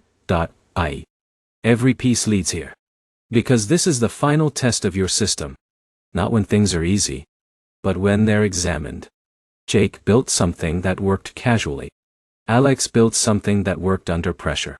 Now here's where everything starts to evolve again. Because once your system is clean, once your records are solid, once you're not losing money, you unlock something bigger. You stop thinking only about taxes, and start thinking about what happens after. What you do with what you keep. Because keeping more money is only the first step. What you do with it next determines whether it grows or disappears over time. Jake never reached that stage because everything stayed reactive. Short term, cycle after cycle. Alex moved forward because by now one thing was clear. Money isn't just earned, it's managed. And that opens the door to something most creators don't think about early enough. Not just saving on taxes, but building long-term stability. Through decisions that extend beyond the business itself. Retirement. Health. Protection. Things that don't feel urgent now, but become critical later. And once you understand how they connect back into your system, they stop feeling like separate responsibilities and start becoming part of the same strategy. One that doesn't just reduce taxes, but builds something that lasts.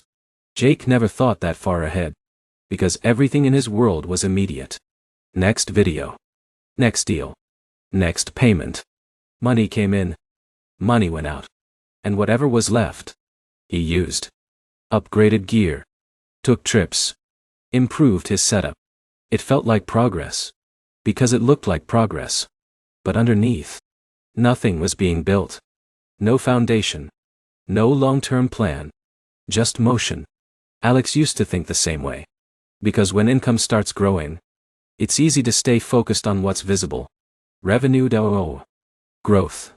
Then, lifestyle upgrades. Things that feel like success. But then, something shifts. Not from a big event. Just a quiet realization. What happens to this money over time? Not this month. Not this year. But years from now. Because earning money and keeping money are only part of the equation. What you do after that is what actually determines your future. Jake never asked that question. So every dollar had the same job. Be used now. Alex started assigning roles. Some money for operations. Some for taxes. And some for the future. Untouched. Protected. Going. And that's where everything expands again. Because now, tax planning isn't just about reducing what you owe. It becomes a tool. A way to redirect money into places that benefit you long-term. Retirement accounts. Health coverage. Things that feel distant, but are actually part of the same system. Jake saw these as optional. Something to think about later. When things settle down. But things never really settle. Income fluctuates. Opportunities shift. And without a plan, time just moves. Alex treated it differently. Because by now one thing was clear. If you don't build structure early, you end up catching up later. And catching up is always harder. Now here's where retirement changes the conversation. Because when you contribute to certain accounts, you're not just saving money. You're moving it from taxable space into protected space, which can reduce your current tax burden while building something for the future. That's the dual benefit most creators miss. Jake only saw money leaving his account, so it felt like a loss. Alex saw where it was going, so it felt like a shift. Same action, different meaning, and that meaning changes behavior. Now here's the deeper shift. You stop thinking, wait, I'm losing this money to taxes, and start thinking, I'm redirecting this money into something I control. That's powerful. Because now, you're not just minimizing loss. You're creating gain. Jake stayed reactive. Pay what's owed. Move on. Alex became intentional. Use the system to build something. Now, bring health into this. Because for creators, there's no automatic safety net. No employer plan. No default coverage. Which makes it easy to delay. Ignore. Push aside. Jake did exactly that. Because it didn't feel urgent. Until something went wrong. And then, it felt overwhelming. Expensive. Stressful. All at once. Alex approached it earlier. Not perfectly. But proactively. Because by now, one pattern was obvious. Things that feel optional early become critical later. And when you plan for them early, they become manageable. Integrated. Part of the system. Not a separate burden. Now here's where it all connects. Retirement contributions. Health insurance costs. These aren't just personal decisions. They can connect back into your financial system. Reducing taxable income. Creating structure. Adding protection. But only if they're handled intentionally. Jake never connected those dots. So everything stayed separate. Scattered. Harder to manage. Alex integrated everything. Because once it's part of the system, it becomes easier to maintain. Now here's the mindset shift that locks us in. You stop thinking like someone who just earns money, and start thinking like someone who builds with it. That's the identity shift. Because earning is temporary. Building is long-term. Jake earned. Spent. Repeated. Alex earned. Allocated. Built. And over time, that difference becomes massive. Now here's where everything comes together. Because at the beginning, this was all confusing. Unstructured. Reactive. Now, there's a system. Income mapped. Expenses tracked. Taxes planned. Risks reduced. Opportunities used. And once all of that is in place, something changes internally. You stop feeling like someone trying to figure it out, and start operating like someone who understands the game. And that identity is what carries everything forward. Because systems can be learned. Rules can be followed. But identity is what makes it consistent. And that's where the final shift happens. Not in what you do, but in how you see yourself. Because once that changes, everything else becomes easier to maintain. More natural. More automatic. And that's what turns this from a one-time learning process into something that stays with you and continues working long after the numbers themselves change. It didn't happen all at once. There wasn't a moment where Alex woke up different. No big breakthrough. No dramatic turning point. Just small decisions. Stacking. Quietly. Until one day, something felt different. Not in the numbers, but in the way those numbers were seen. Because earlier, every time money came in, it triggered the same reaction. I made this. That was the focus. Earning. Proving. Growing. And that's where most creators stay. Because earning feels like progress. It's visible. Measurable. Rewarding. But Jake never moved past that. Every win was about the top line.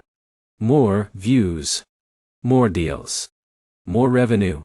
And every time money hit his account, it felt like the finish line. Something to use. Something to enjoy. Something to move on from. But that cycle never builds anything. It just repeats. Earn. Spend. Reset. Earn again. Alex lived in that loop too. At the beginning. Because that's the default. No one teaches you what comes next. No one shows you that earning is only step one. And that's where the identity shift begins.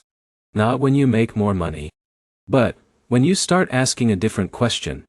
What happens to this after I receive it? That question changes everything. Because now, money isn't the end. It's the beginning of a decision. Jake never asked that. So every dollar had the same outcome. It got absorbed into life. No structure. No direction. Just movement. Alex slowed that moment down. Every time money came in, there was a pause. Not hesitation. Awareness. Because now each dollar had options. It could be spent, saved, allocated, invested, protected. And that awareness creates control. Now here's where the real shift happens. You stop identifying as someone who makes money and start identifying as someone who manages money. That sounds subtle, but it changes behavior instantly. Because if you're just someone who earns, your job ends when the money arrives. If you're someone who manages, your job begins at that moment. Jake's job ended at income.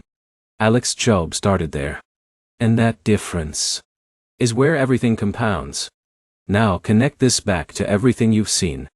Tracking, categorizing, separating accounts, understanding income streams, planning taxes, using structures, protecting yourself. Every step wasn't just about compliance. It was training, rewiring how you think, so that eventually, you don't have to force these actions. They become automatic. Jake still reacts, waits for problems, deals with them when they appear. Alex anticipates, plans, adjusts before things break. And that's the difference between stress and control. Now here's the deeper layer most people miss. Wealth isn't built through single decisions. It's built through consistent behavior, repeated over time. Small allocations, small optimizations, small protections. That stack. Quietly. Until the gap becomes massive. Jake looks at outcomes. How much did I make this month? Alex looks at systems. Is everything flowing where it should? Because outcomes fluctuate. These systems stabilize it all. Now here's where it all becomes real. Because at the beginning, this felt overwhelming. Taxes. Rules started made. Structures. Systems. Too many moving parts. Too many unknowns. But now, everything connects. Nothing is random anymore. Income flows into a system. Expenses reduce profit. Profit determines tax. Tax is planned. Risk is managed. Money is allocated. And that loop keeps running. Cleanly. Predictably. And once that loop exists, you're no longer guessing. You're operating. Jake is still trying to figure things out each time. Alex already knows what happens next. Now here's the final shift. You stop thinking, I hope I keep more this year. And start thinking, I know exactly how much I keep, and why. That certainty is what changes your relationship with money. Because uncertainty creates hesitation. Certainty creates action. Jake hesitates. Spends emotionally. Adjusts late. Alex acts intentionally. Allocates early. Builds consistently. And over time, that difference becomes everything. Not just in money, but in freedom. Because when your system is clear, your decisions get lighter. Your stress drops. Your focus shifts back to what actually matters. Creating. Growing. Living. Without that constant pressure in the background. Now here's the part most people don't realize.